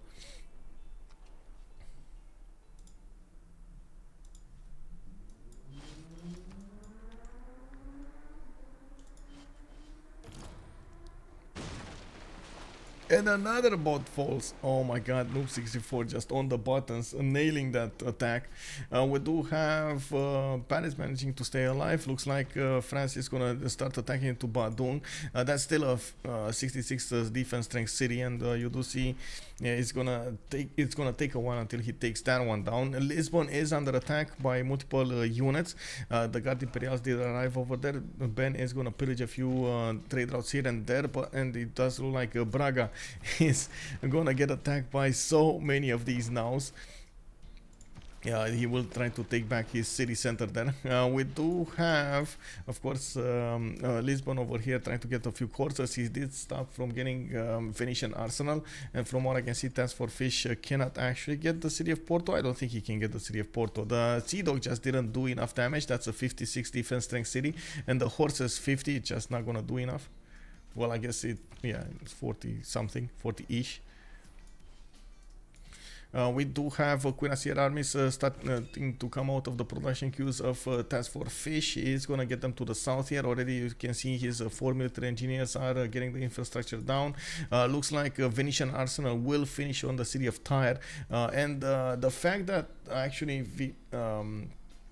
Vietnam didn't go and attack Phoenicia, might end up to bite them, but at the same time I do believe TaskForceFish's long-term view did end up to be right on point.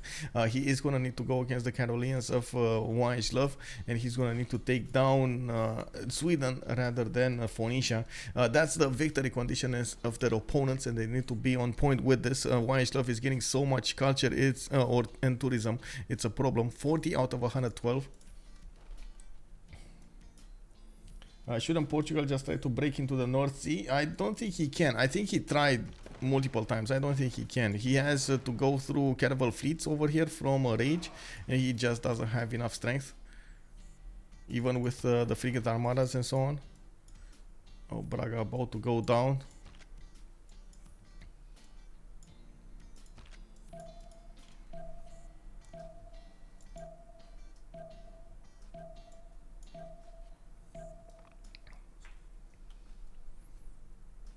And I guess this is the major problem when you don't have enough units to work with.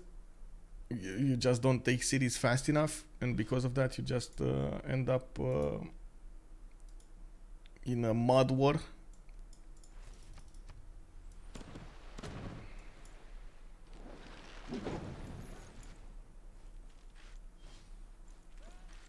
Well, looks like Lisbon is gonna fall.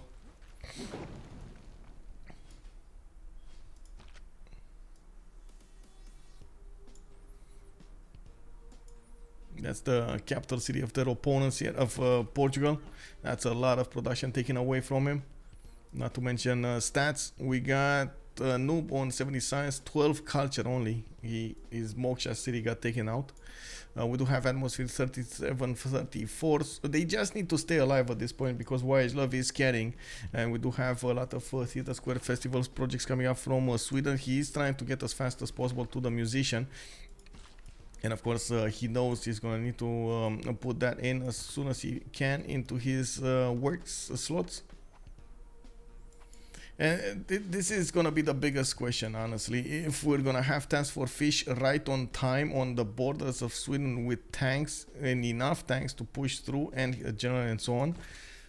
Because at the moment I see El Cid and Jeanne d'Arc, I don't see a good one. Oh, it's Timur? No, that's not a good one. Vietnam 34 great general points a turn, industrial modern. That's Jose de San Martin coming up next. He's gonna get it in the next 4 turns.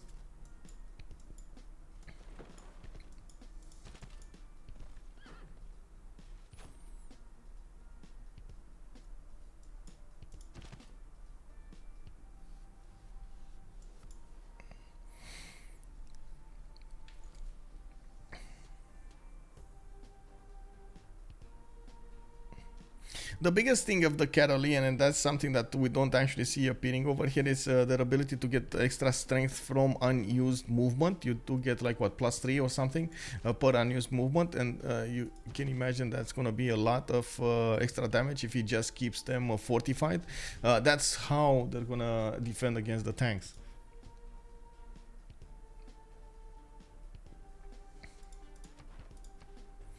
Also, YHLuv does have a bit of an issue here, even if he does manage to get to his rock bands, and he shouldn't be that far away from getting it. His suffrage 2 turns and scientific theory 1.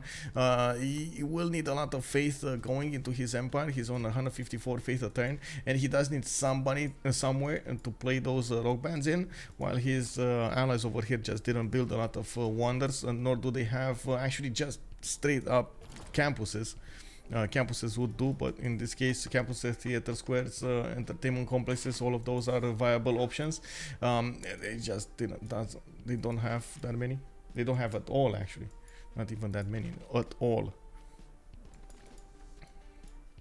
TaskForceFish 3 turns steel, 1 turn fascism. He's gonna get fascism rather quickly, and we do see YHLuv trying to take out Taruga, trying to take out one of his opponent's advantages. The Carolian army. Wait, which one didn't he move? Oh, he has 4 movement points. He has Anazinga as a general.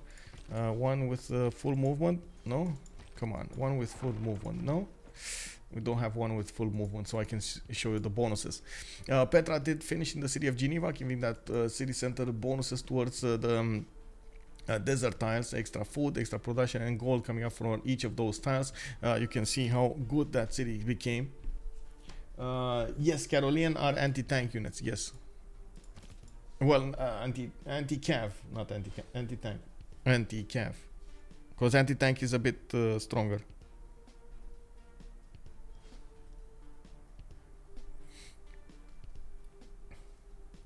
How much tourism per turn? In the air loader, guten Tag. 421 tourism, turn 85.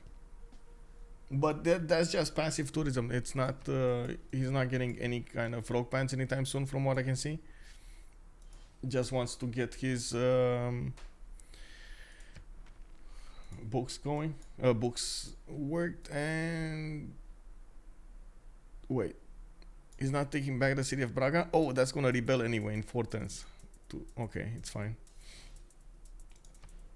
That's gonna rebel to France.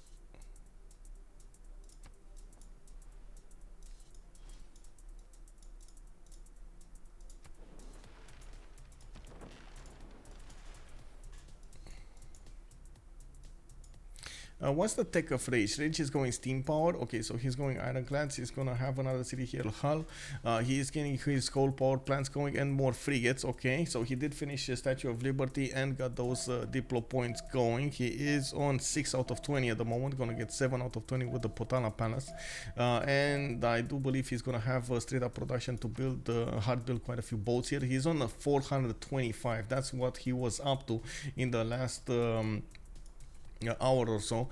He wanted to get as much production up as possible for this moment, and of course we do have a bit of an issue here for Spain. Noob 64 is gonna lose these 2 cities anyway. It does look like Phoenicia did raise Bilbao, and it's probably gonna work on Salamanca, but again, okay, sure, he's gonna sacrifice 2 cities, but his empire is gonna stand tall, and Phoenicia is gonna expend a lot of production into this instead of defending against Vietnam. Oh, you see the Carolean army just wiping the floor with that Cuirassier army. TaskForceFish definitely needs tanks to go against him. Still, we got still coming up in 2 turns. Looks like he might actually go against Phoenicia here. Oh, wait, what? Fish, what are you doing, bro? No, okay, there we go. He's going south. He made up his mind. It's definitely gonna be Sweden on the chopping block here, and both of them know. Both YHLuv knows about Vietnam's intentions, and of course Vietnam knows what he needs to do. Why aren't they pushing Portugal via sea? They will. It's just a matter of time. I believe we're just waiting here for England to get his ironclad fleets, and he's gonna start attacking into Portugal boats, while of course France keeps on taking cities away from Portugal.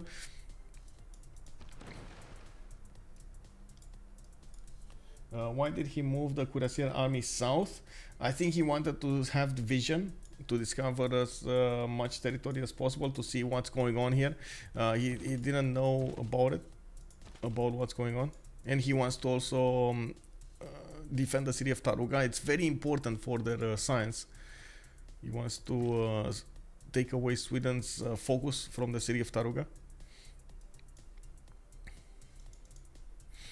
It's a bit of a problem though. He's not going to get to tanks as fast as he would like to, and he keeps on building these Cuirassier armies. Looks like the production is of course not going to be a good match between him and YHLuv. YHLuv only has 367 production, while TaskForceFish is on 569. He definitely is producing these Cuirassier armies much faster than his opponent is getting Caroleans. But I do have to point out, Sweden does have quite a few bonuses from the Statue of Zeus towards Caroleans, and he can buy units with faith, so we might actually end up with a stalemate when it comes to the war production, the unit production.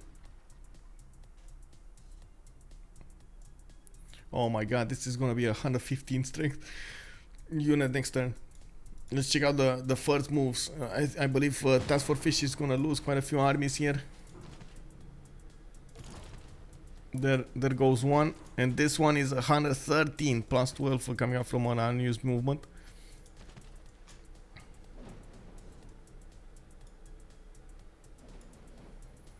Why not field cannon armies versus Carolians? That's a good question. I believe he just wants tanks. He wants to focus full on into tanks, and he's gonna switch to artilleries. Artilleries should do the damage against Carolians. But first he wants to get the pre-builds rather than anything else. Artilleries you can hard build rather easily, but it's a bit harder to get the tanks.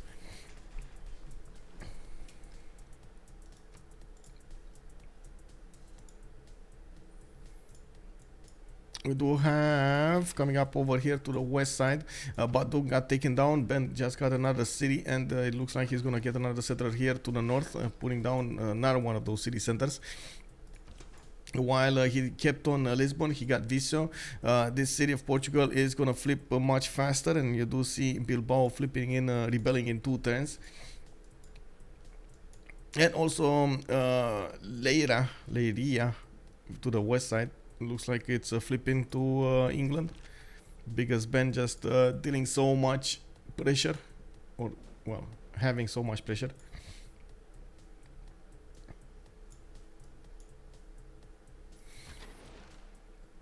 What is Spain? Spain is 1 turn away steam power, 3 turns away civil engineering. Okay, so he can. Okay, there we go. We got ironclad fleets starting to come out. They are gonna deal a lot of damage against the Naus, and I believe this is the moment Noob is probably gonna fall entirely. Noob doesn't. Oh, he does have a safety settler out. He does. He does. And you do see immediately TaskForceFish is positioning a few units to go for him. They need to take out an opponent here entirely. So they take away quite a few of these tourists from YHLuv. YHLuv is about to hit that halfway mark, 49 out of 121. That is a very, very good performance coming out from YHLuv. 425 passive tourism, 489 culture per turn. He's defending on land, trying to put a defense, trying to put the attack on the culture victory, and of course carrying his team over here.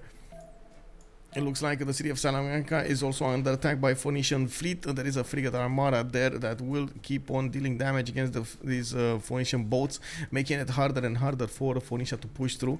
It's still not gonna be enough though, and of course we do have Spain trying to get his own production up. He did lose a decent amount of science and culture, but he does still have the gold. 544 gold per turn coming out from Noob 64 with rage on 300. They can definitely fund whatever needs Vietnam will have, and I'm pretty sure Vietnam will have his own needs over here to deal with the attack against Sweden, and of course keep away Portugal from settling cities to the southeast. Yeah, Spain has done his job. Yeah, the gold per turn over there is just insane. We do have Natural History Museum coming up from Stockholm. He just recruited another artist. He's gonna be quick on great musician here. Very important, by the way. Next time he's gonna get a great musician, and he's gonna put those great works of music in his series. That's gonna be Wolfgang Amadeus Mozart. Only 2 works, but it's still enough. What's going on here? Lisbon did not flip. Looks like Portugal is still trying to hold on to build to Braga, but not gonna be that successful. We do have Leiria taken out as well, probably next turn. Looks like he should have enough movement to take this city down. At the same time, from the north, we do have England pushing in with ironclad fleets, taking down the Portuguese boats very quickly. This is gonna go quicker and quicker from now on. Faster and faster.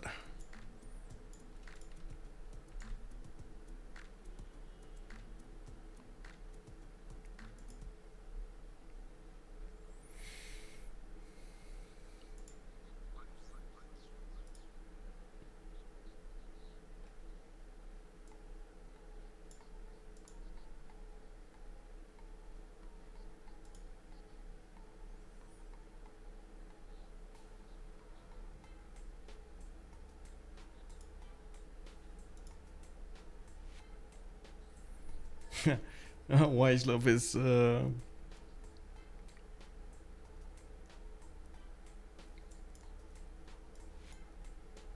well, is crying out that he's not a lagger anymore. He hasn't dropped once. Yeah, well, I gotta give him that. He didn't drop once.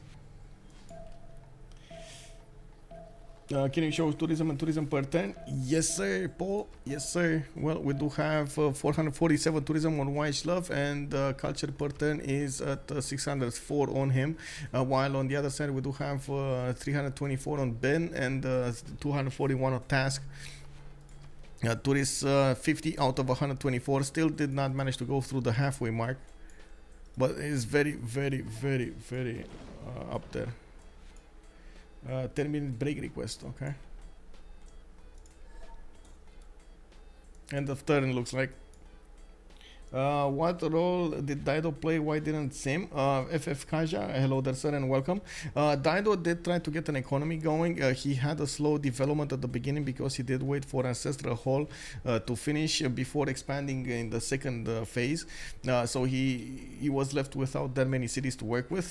He did manage to get the gold generation for his team. As you can see, he's on 136 right now, but at the same time, he did get the most gold out of the team here with 2800. He did manage to also fight Spain and keep him out of his cities at the moment, even though he lost a few cities. He did put them back and got that strength back. I'm not sure about anything else though. SokCho, I would have expected SokCho over here to fight at some point Vietnam, but he didn't. And of course you do see Vietnam over here did manage to, I see Portugal is going to get his cities. He's going to try to get them south. Vietnam is trying to put the pressure on Sweden to keep Taruga from being taken over. Well, of course, we do need to see when those tanks come out from Vietnam.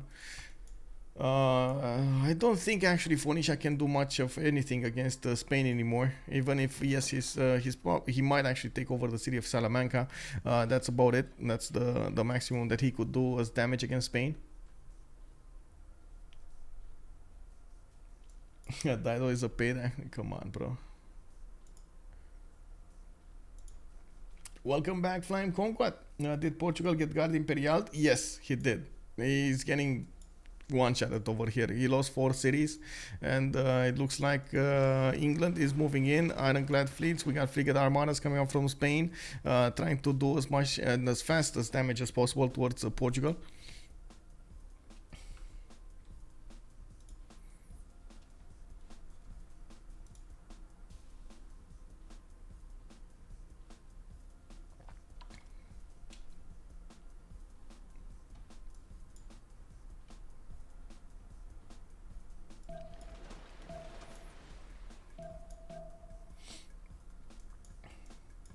Okay, so we got a pause going on here. We're gonna take a few minutes until we're gonna be back, and of course we're gonna stretch our legs, have a few drinks. Yeah, so be right back.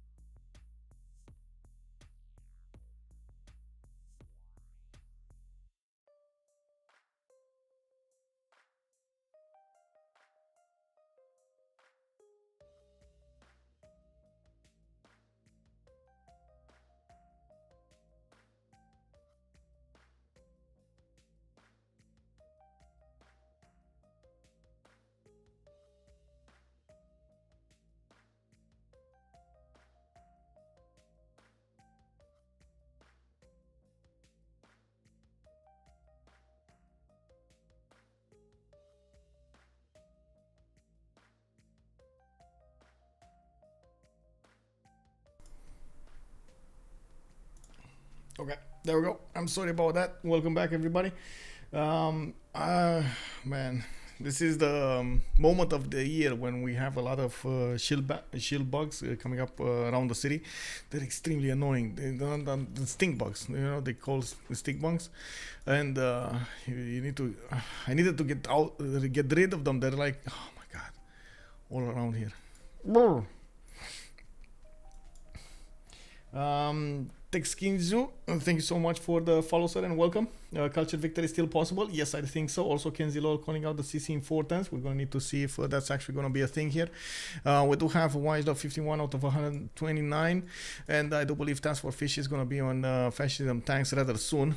Stockholm did manage to recruit a great musician, and I do see Bolshoi Theater being built here and there.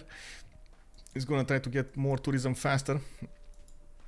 Now, I do believe if the Carolinians don't actually sit in that place and keep on attacking, they will be probably taken down by even though these cuirassier armies. Because TaskForceFish does have the city of Taruga, he's going to get to upgrade into it, and that's going to be important. He's going to get closer upgrades to his towards his opponent.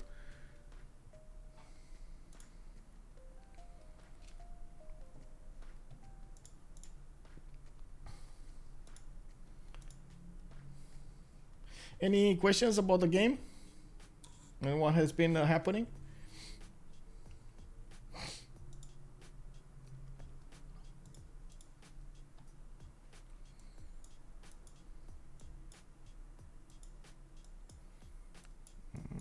Batung, Ternat is gonna fall.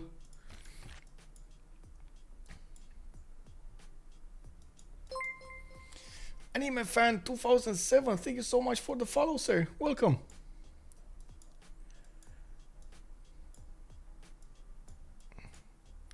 We do have Spain coming around. Oh my god, this is a level 4 frigate armada. That's amazing. Noob 64 managing to get so many promotions on that.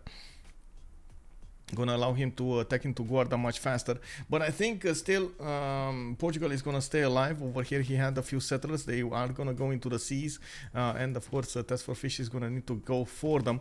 The cuirassier armies should be enough to take the cities down. It's just a matter of if they get walls or not. And looking at what's going on here in the south, I don't think there are forests. Yeah, it's just snow, so it doesn't have forests to chop those walls clean. Taruga standoff is really interesting. Yeah, Taruga, this is gonna be game deciding, I would say. Game deciding. Vides, thank you so much for the follow, sir, and welcome. Also, Giant Floyd, how are you doing, man? How are you doing? It means you are not worthy of the throne. Wait, who? What? Kick W. Can a capital flip sides? Well, with enough pressure, yes, indeed. Oh, that means you're not worthy of the throne. I got it.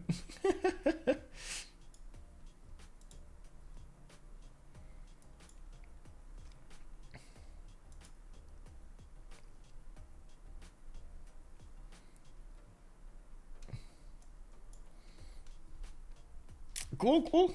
It's an awesome Saturday. I gotta say, a lot of sun outside, as you can see behind me. That's like everything is so bright. I do have to say,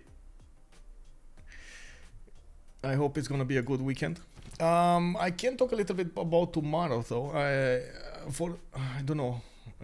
I couldn't get the games. Well, I couldn't. It was a bit too early for me to get the games and get the stream started for the wildcard tournament. Yeah, but we do have 2 games that might be going back to back tomorrow, and what I am going to be streaming is a 2v2 starting at 1100 GMT or 1130 GMT. Let me actually double check here. On my Discord, upcoming games. Alex and Malakit will go against Pipo and Josie06 at 11:30 GMT on Sunday. Nailin, hello there, hello there, sir, how are you doing? I played some true start AI games, and if you spawn by her, you just lose. By whom? Sweden or someone else? Or Eleanor? Are you talking about Eleanor France? Also start spanking outside. Oh, Eleanor flips your cap. Yeah, you need to kill Eleanor fast enough. But the AI is just gonna be a problem. They get way too many bonuses at the beginning of the game to make a viable attack at the beginning. An attack viable at the beginning.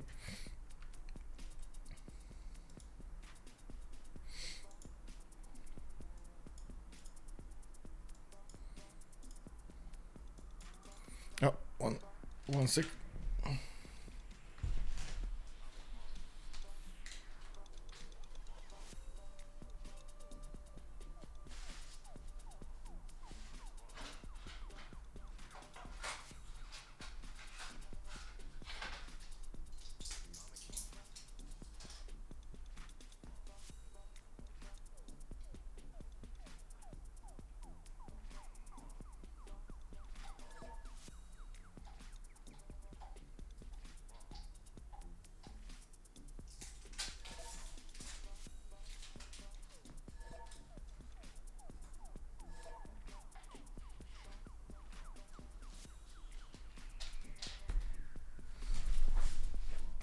There we go.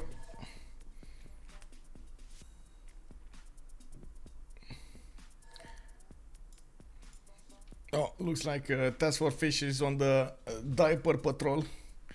He's gonna need to change the baby diaper.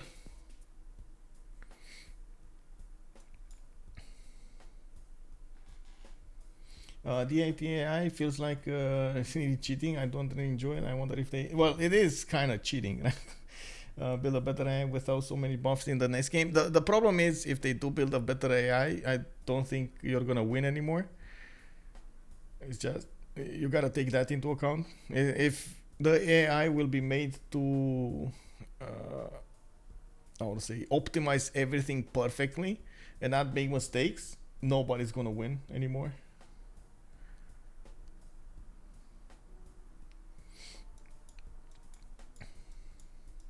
So there kind of needs to be a balance between that.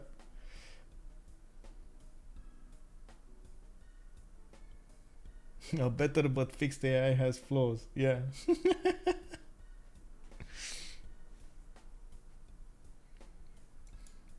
At the end of the day, you wanna be happy about winning, right? So I'm pretty sure the developers wanted to give as much as possible the opportunity for the players to win even against the hardest AI.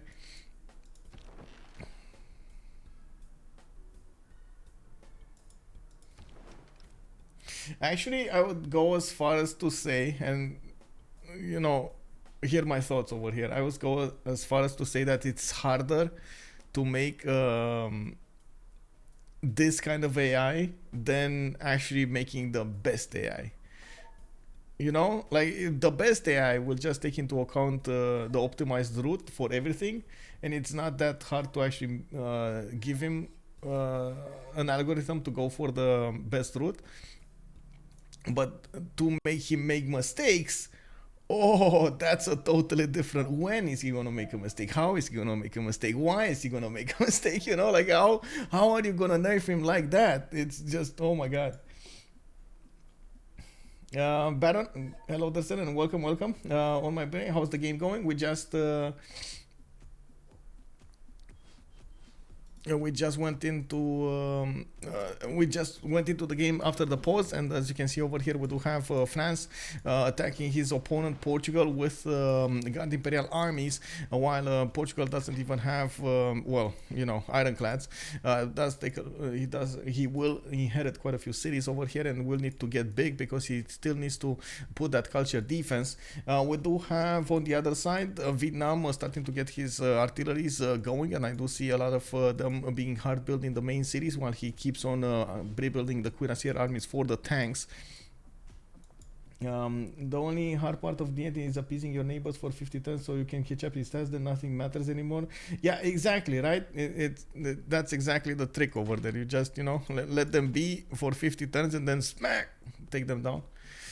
We got TaskForceFish next turn getting combustion. He's gonna get to upgrade his tanks, and as you can see, the Canolians are very strong when they don't move, and this is the trick with the Canolians. They're gonna be extremely strong if they don't move, and I'm pretty sure that TaskForceFish knows about this happening. The city of Taruga is still alive.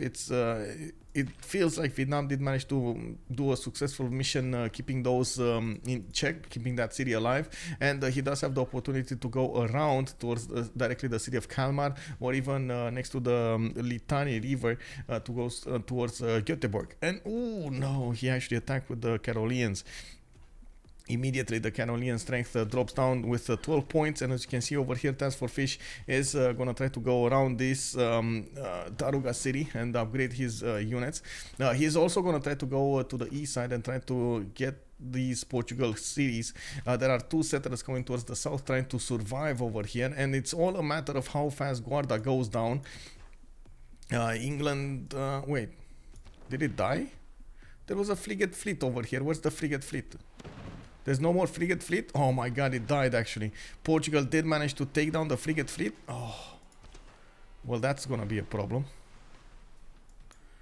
He definitely needed that frigate fleet alive over there and kicking. Oh well, looks like Guarda is gonna survive a little while longer.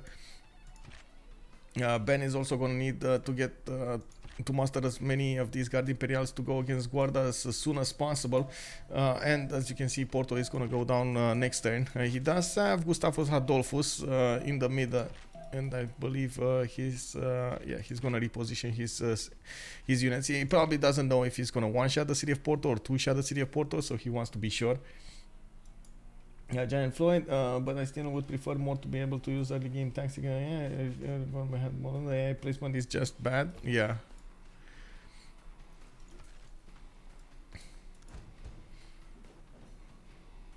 Okay, so TaskForceFish started upgrading his tanks. You do see he's gonna have tank armies now. The tank armies are gonna get to push those Carolians even with the plus 12 on them. They are 115 strength, but the tank armies is 123. You do see he's getting behind enemy lines here, and Sweden is gonna have a bigger and bigger problem on his side.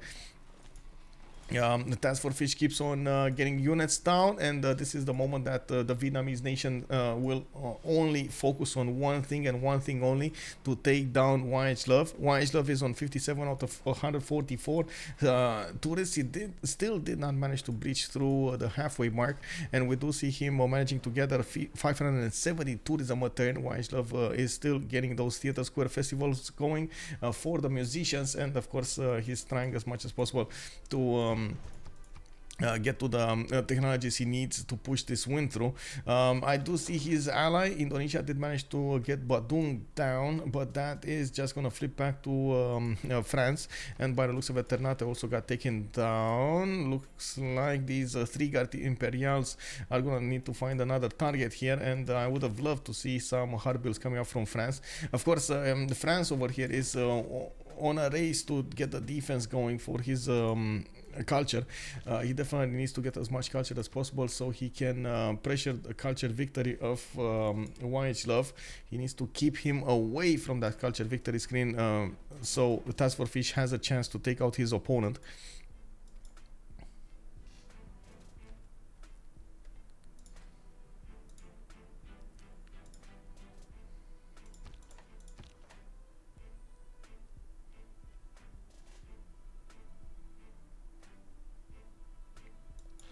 If Sweden invested more on faith, pushing with the rock bands may give her a chance.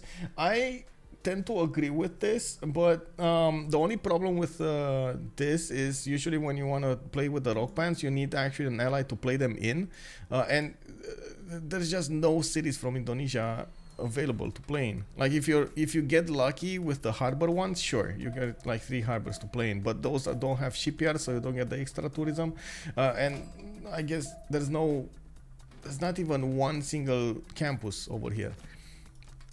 No theater square, no entertainment complex, no wonder whatsoever.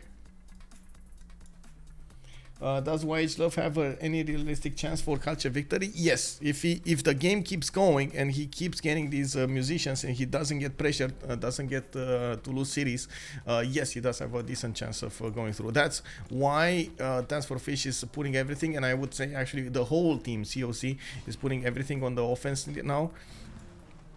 They're trying to put as much pressure on YHLuv as possible so he doesn't spend that much production on his culture victory. Beaver Simpson, yes sir. Let's see, culture victory 570. He is on 59 out of 144. And the defender is, of course, the biggest Ben with 143.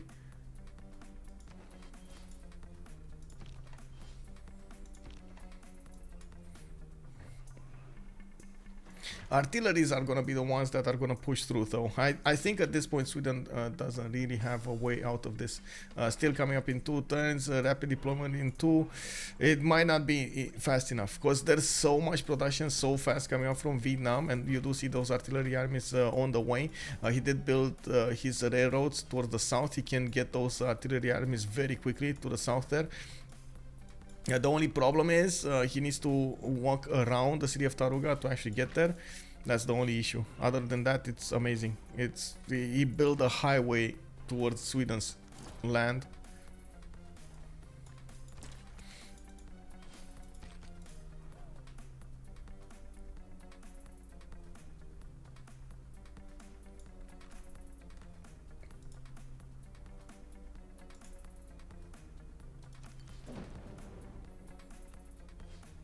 Wait, did he actually pillage? Oh my god, that Carolean can die. Oh wow, okay. Well, again, Carolean armies are a problem when you use their movement.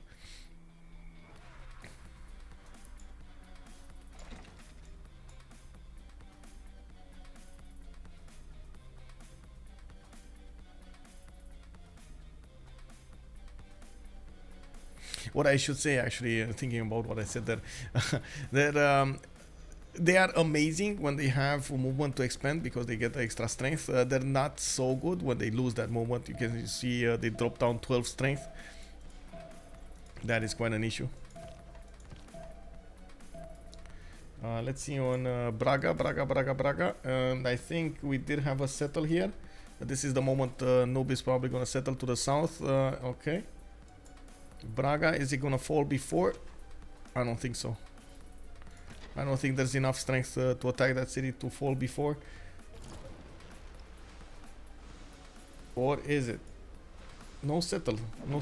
I keep watching the minimap, but there's no settle here.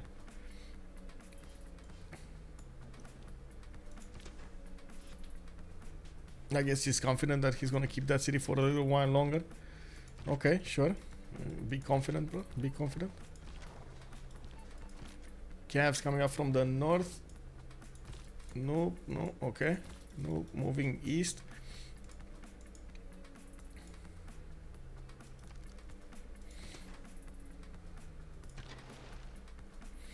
Interesting that England didn't choose to attack into the city center fast enough. That city is still gonna flip like in 11 turns anyway, and I'm pretty sure France would need to be the one who's gonna keep it. He settled below yellow CS. Oh, I see. Oh my god, he's getting so many cities here. Oh my god, yes, you're right. Okay, I see. That's why he's okay with this. And of course, Vietnam is gonna try to sniff out those cities. Gonna try to take them out, while Vietnam is also putting the pressure on the Swedish Caroleans. You do see the Caroleans cannot attack into the tanks. They just don't have enough strength. And of course, we're gonna need to wait for those artilleries. This is what I want to see. Artillery armies will not get defended by the +10 anti-cavs bonus, and of course Sweden's Caroleans are only 90, so the Carolean armies will chew through them really quickly. 012 Ziggs, hello there, sir, and welcome. How have you been doing? Oh, thank you so much for the retweets, by the way. Amazing. Thank you, sir.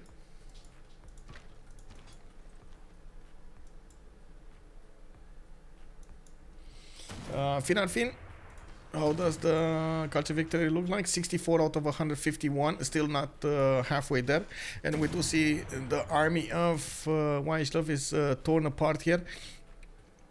Only 4 Carolian armies remain, while the tanks of Vietnam are going to push through. Slowly but surely, they're gonna get the edge on Sweden. There's just not enough production coming out from these cities. Not to mention another big important thing: Sweden cannot build armies directly because he doesn't have his encampments down. He doesn't have his military academies down. Even though he does have the army ability, he just cannot put them. What YHLuv is gonna try to do is put planes in the choke points. If he does manage to get 2 planes over here, he's gonna block the choke for a little while.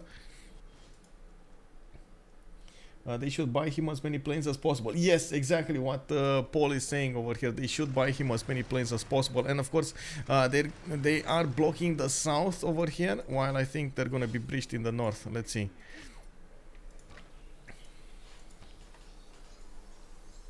But to be fair, they can't really stop the tanks. Like, look at this. Tanks go into water, they just go around. This is just impossible to keep. To block with planes.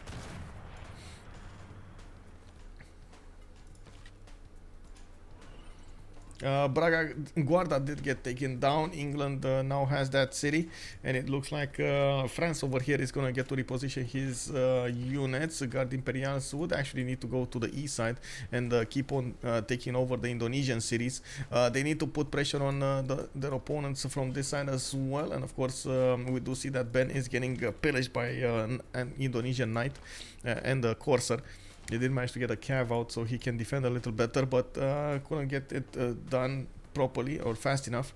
His lands, wow, 2, 4, 6, 7, 8, 9, 10 pillages. Series of Badung will flip another time, and yes, there are 2 Jongs over there that will keep on attacking. I do believe we're gonna see Ben over here try to get, how to say, wait, he's going broadcast centers. Okay, so he's not caring that much about getting steel walls. He's just gonna go for broadcast centers for the extra culture and tourism. Makes sense. Oh, thank you, sir. Thank you. Kind words.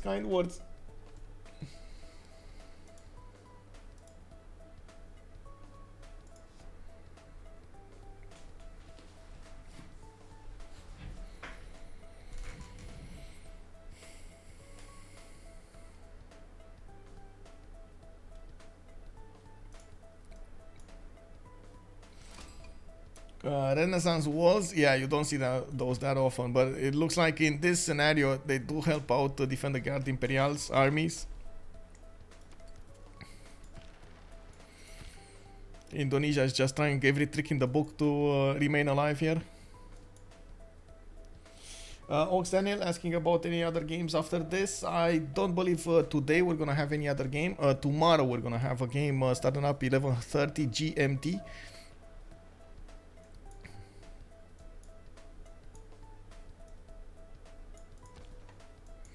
And yeah, Vietnam is starting to pressure through. Artillery armies are making their way there. Tank armies getting into the water.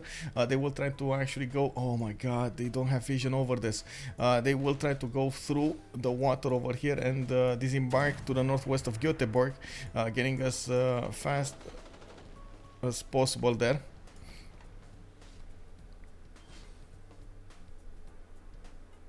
Yeah, he's just not gonna get to stop this army. Way too many, even a tunnel, by the way. There we go, he's just pushing through.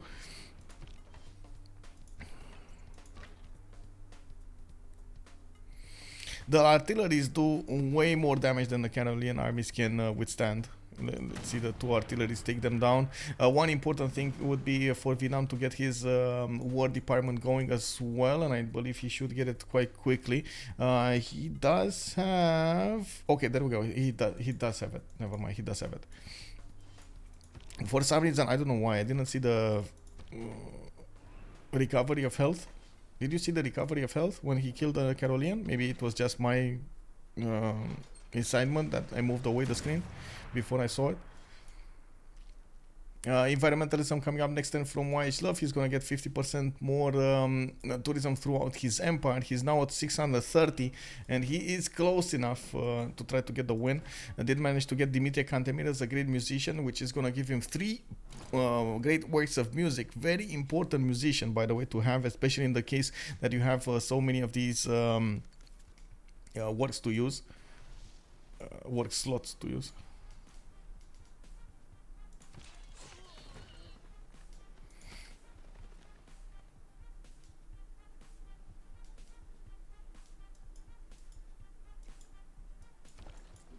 All of the fleet of Rage is, well, at the moment not gonna do anything.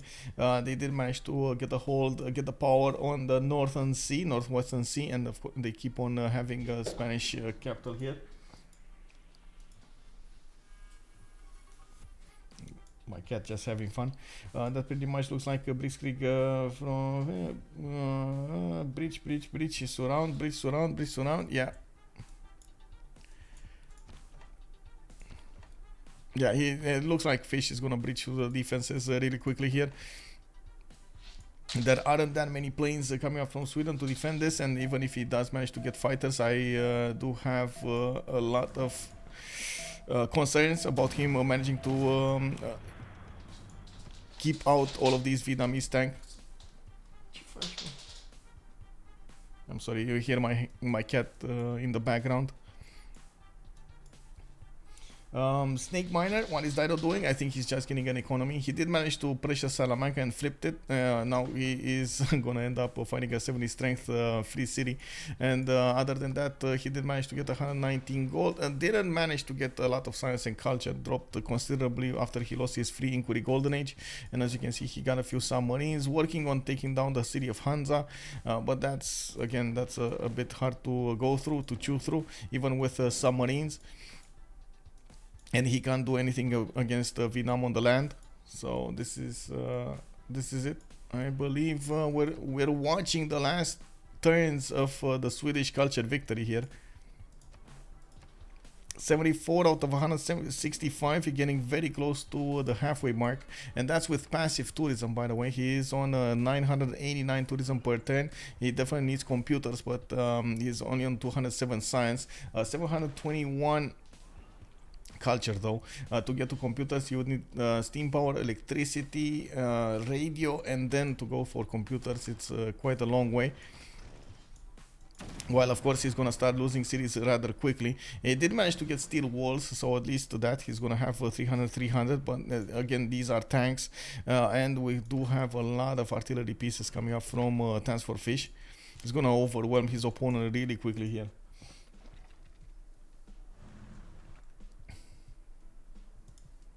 I'm actually curious if Ben is going to manage to pressure Jakarta and take over cities here. It does look like those Renaissance walls stopped the Guard Imperial attack on his side.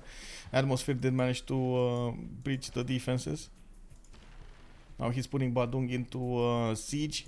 Every turn these Jongs are going to take a little bit of health down. Not enough though. I don't think it's enough. We do have broadcast centers coming up from the cities of France. He did manage to get to a 469 culture. He's putting theater square festivals into production, so he gets more culture per turn, while in some cities he keeps on building the broadcast centers and new theater squares. Even from the cities of France, he's starting to make them useful. While I think there is a race for those cities in the south over here. Looks like Portugal keeps moving those cities to the east side, trying to get away from the Vietnamese cuirassier armies. I don't think there's a vision coming up from TaskForceFish in the south. Yeah, they don't know about Evora. They don't know about this one either, to the south of Cahokia.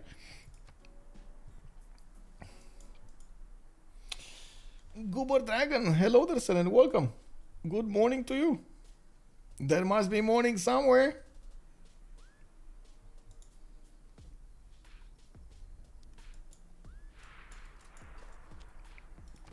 The initial defense of Sweden has been broken. The resupply chain is not going to be that fast to bring new units on the fold. And of course, as you can see over here, TaskForceFish keeps on dealing significant damage against the units of Sweden and the cities.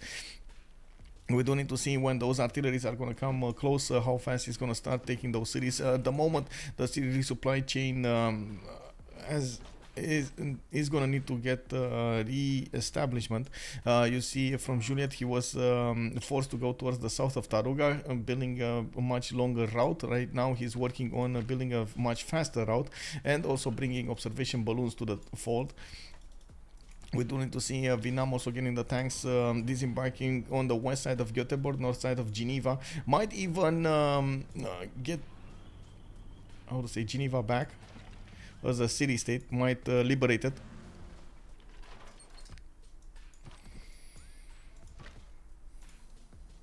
Why hasn't HSE seceded yet? Is cultured victory soon? Not so soon though. He's getting defended quite properly by Ben, and he's 79 out of 170. So he does have a lot of tourism, but it's still not going his way. And once he's gonna start losing cities, it's gonna go faster and faster because he already lost his initial army. That's the problem. If he would have still had the initial army somewhere, I think he would have had a chance, but now because he lost his initial army, there's no more chances here. You're gonna see in the next few turns he's gonna start losing cities extremely fast. Look, Kalmar going down. It didn't even have the walls going through. Artillery armies are gonna get the extra range from the balloon, which will mean they're gonna get to shoot. A lot of them will get to shoot the city centers, and will allow these tanks to move in and take out the remaining strength. 2 cities will probably fall next turn.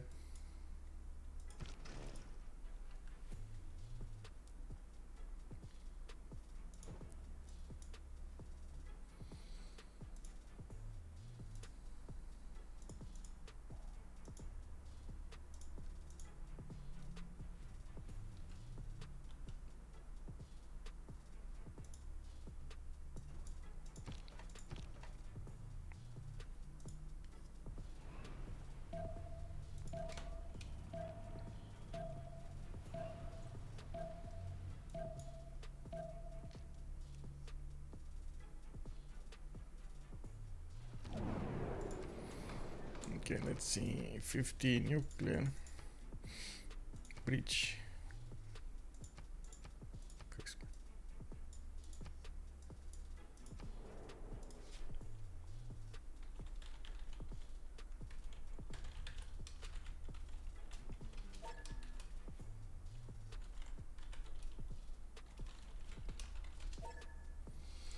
The Bear Bandit, modern armor time, also in a few turns. Feels he wants to take both cities at the same turn. Yeah, he probably wants to get the loyalty, like that, not have loyalty issues here. Also, I do believe he could be in a strong position to get a lot of upgrades in the modern armors. The biggest issue with the modern armors is the production. They need to be rebuilt, and of course you do see Vietnam keeps on building a lot of tank armies, forwarding them from a lot of his cities.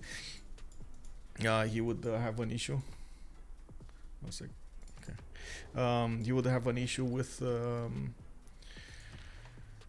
hard builds, but he has so many of these tanks on the front line. He might actually benefit from upgrading most of them. He didn't lose a single one of these tank armies. Now they're getting promotions. They're getting their health back up. With War Department, whenever they kill a unit, they get some health back as well, and they do have the benefit, the number advantage. There's no unit from Sweden. Sweden doesn't even have his own tanks, right? These cities are what the most. The biggest one is 77. This is just not going to be strong enough. Diplo victory is not going to happen. It's actually the Diplo victory is on Rage, and he just gained 2 Diplo points. It's on England, on Victoria.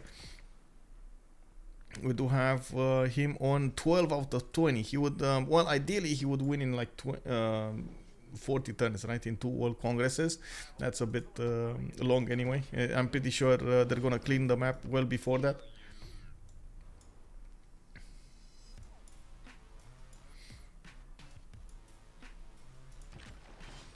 Oh man, Ben over here would really need a bombard. One single bombard would be so helpful. It is what it is. And another musician coming up for Stockholm. How much did he get? 85 out of 173. Still not halfway there. 1,000 tourism per turn from YHLuv. Gonna lose Göteborg. Is just TaskForceFish repositioning his army so he can deal the maximum amount of damage. And Göteborg goes down. You see the power. The power of the artillery armies. We do have Geneva next up on the chopping block. He's getting the tanks in. We're gonna see quite a few of these units get in there. Carolinians were outmaneuvered and collapsed. Sweden would have needed twice as many to keep Vietnam a little. Yeah, exactly. I think after artillery would have been on the map, on the battlefield, they would have managed to chew through the defenses rather quickly.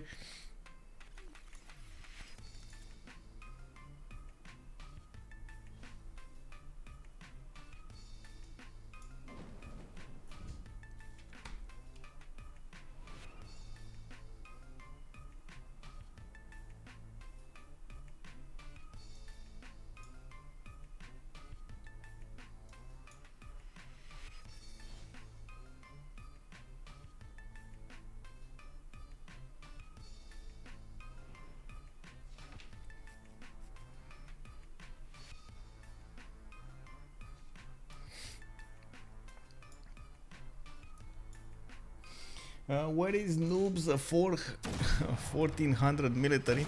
Wait, Noob, you mean Noob 64, 1400 military? Over here. Most of it was over here. Wait, did he get conquistadors? He did get Spanish camps coming up from the north. Oh my god, okay, he has some of them, but that's not 1400 military. Casa de Constatación coming up for him as well. This is not gonna help him out at all.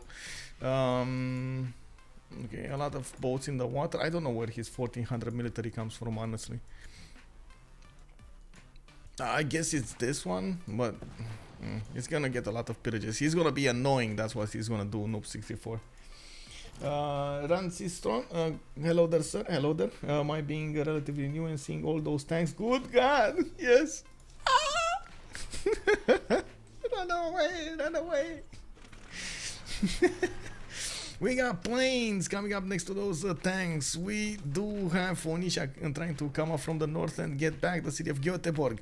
Vietnam pushes in with a lot of artilleries. The tanks and artilleries are gonna make such a big splash over here. And we got a GG called out while YHLuv cannot take it anymore. He is gonna call out the GG. We do have a winner. CoC, change of circumstance, is gonna go and play against WCG for the first slot in this CWC Season 7 qualifiers. Of course, we do need to see how this is gonna end up on. We do have them over here in the voice screens. I'm gonna go and take a look at the post-game chat. Maybe we're gonna get them in. Just win game 1.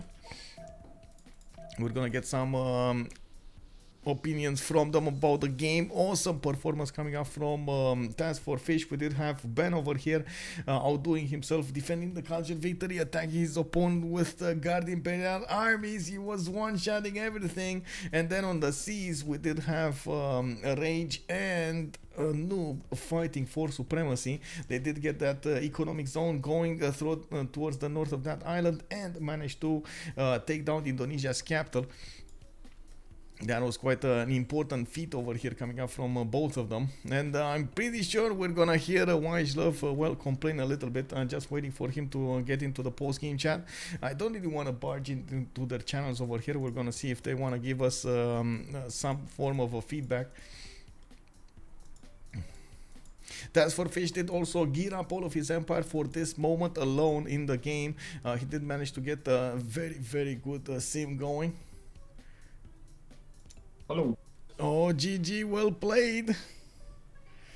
Man, Fish, that one moment in the game when you want to build a military. Like, have you thought about it? If you would attack Dido or Sweden?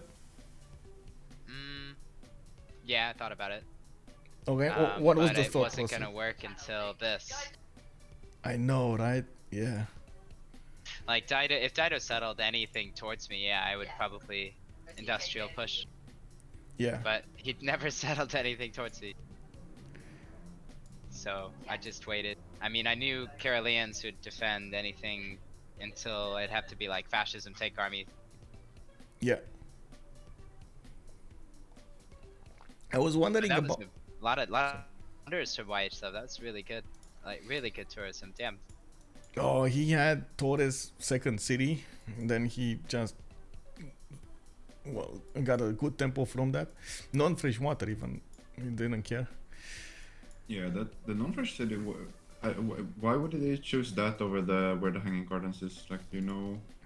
Actually, no, I can't settle Hanging Gardens. Oh, actually, yeah, I guess I can't settle really. Yeah, he wanted Vasteras in the tundra, so he gets that extra biome. Yeah. Why wouldn't he sell on the Plains Hill then? He is Take on one the- down. Oh no, he's not on the Plains Hill. Oh, directly on Torres, you mean? I don't know. I guess under Vasteras there's a silver, so he just got the silver, I guess. We would need to ask him.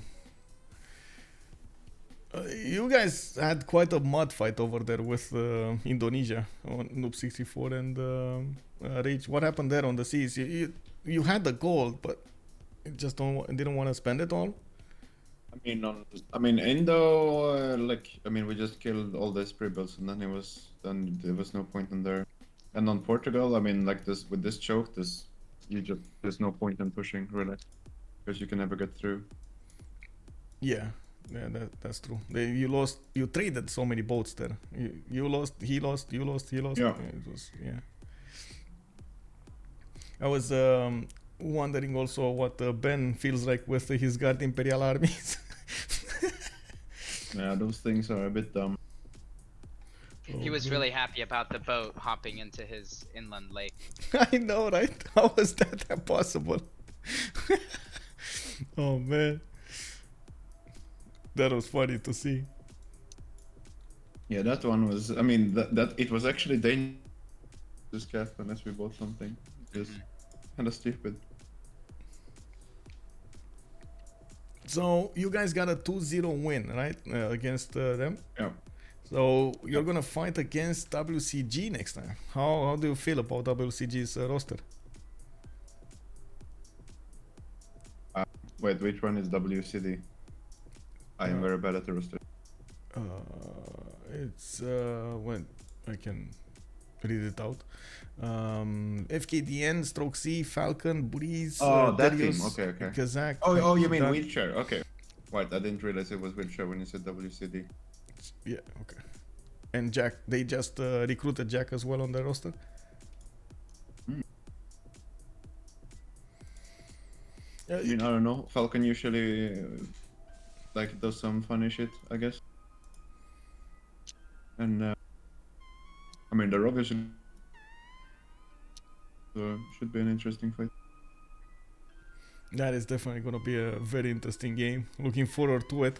This looks like you guys mixed the best out of both worlds, the Zone of Control and Sivjo, right? Basically, this is a project to win the CWC. I mean, I guess we just kind of think it's fun to play, I guess. But yeah. Cool. Can't wait to see that. What was there a secondary plan if the push of the tank armies failed somehow?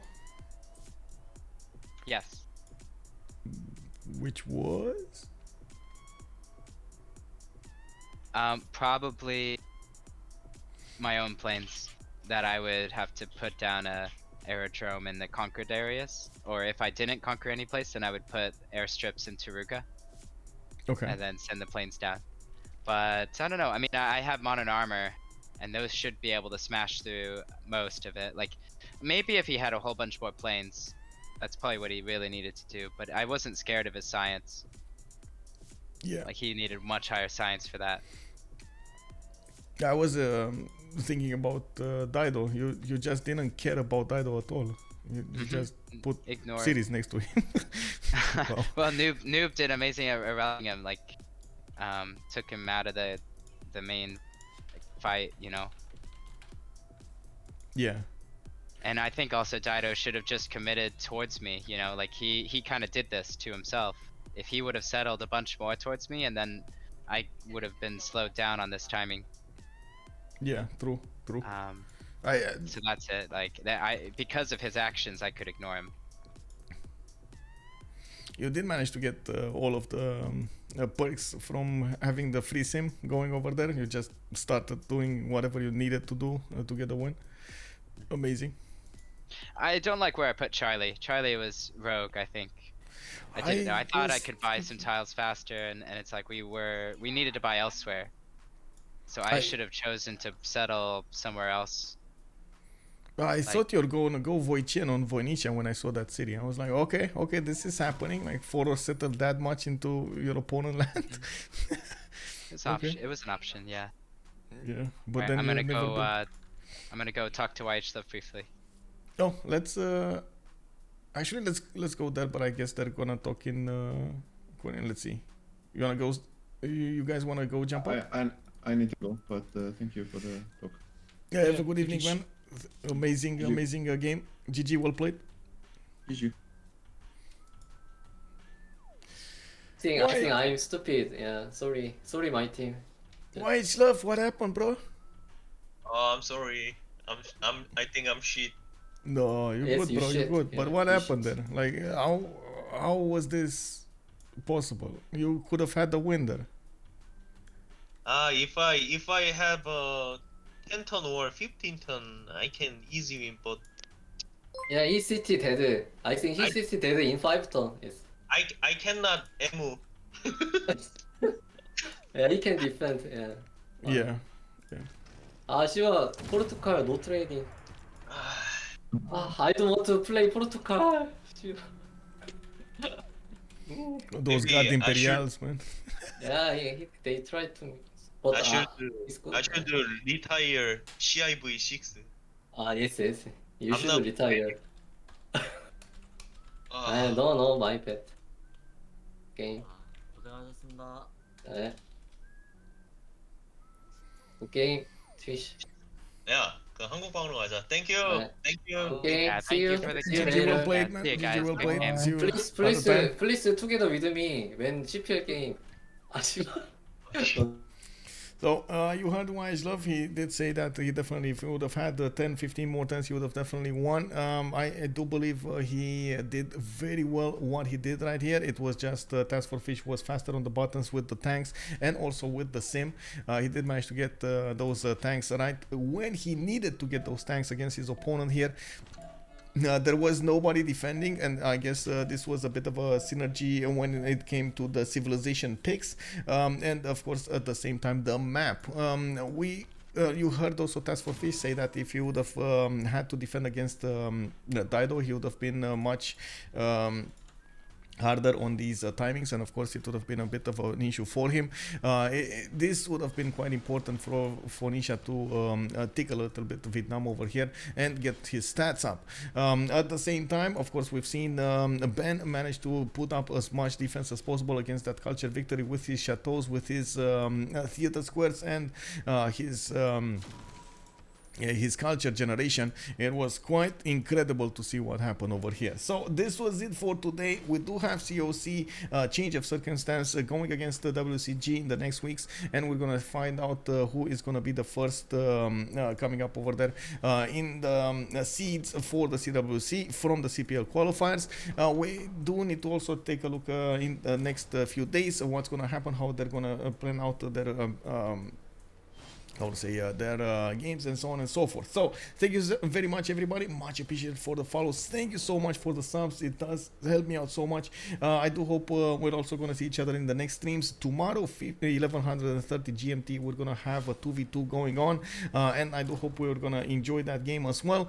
In the meantime, have some fun with some Civilization 6 games, and of course I do hope you're going to enjoy your weekend. Have a good evening, everybody. Bye.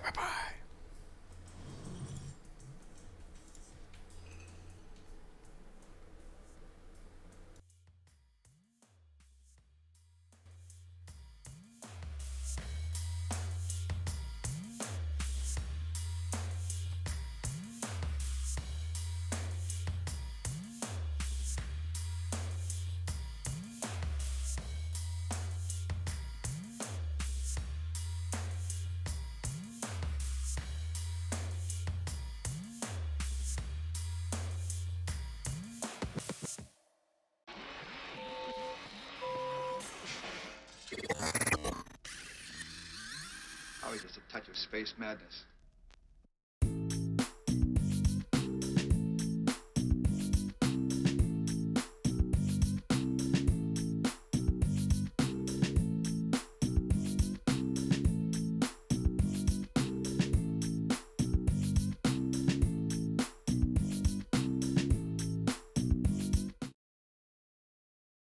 C'est un autre gameplay en fait, tu joues un autre jeu quand tu joues à Babylone. Maori. Voilà, exactement, Maori. Drapeau jaune. Drapeau jaune. Drapeau jaune. Drapeau jaune. Qu'est-ce qui s'est passé? Merci. Thank you a lot, Michael.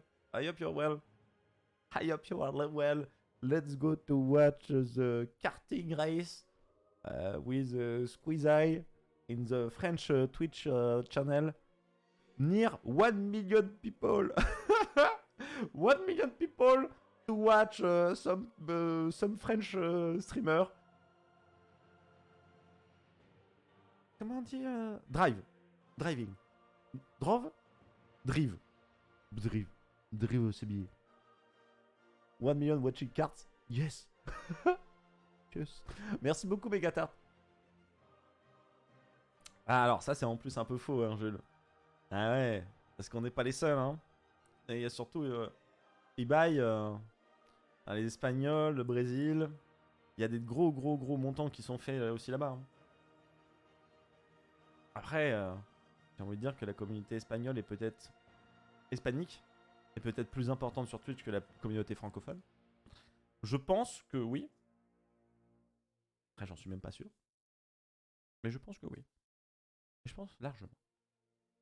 Too bad about the Celtics. Quoi? Rom. Racing en l'occurrence? Oui, Racing, sûrement. En l'occurrence, ça doit être sûrement ça, oui. Bon, qu'est-ce qui s'est passé par rapport aux Celtics? Too bad about the Celtics. What happened? What happened about the Celtics? About Ime? Yeah, it's forgot already. We have a new coach. There is no problem. The structure is solid.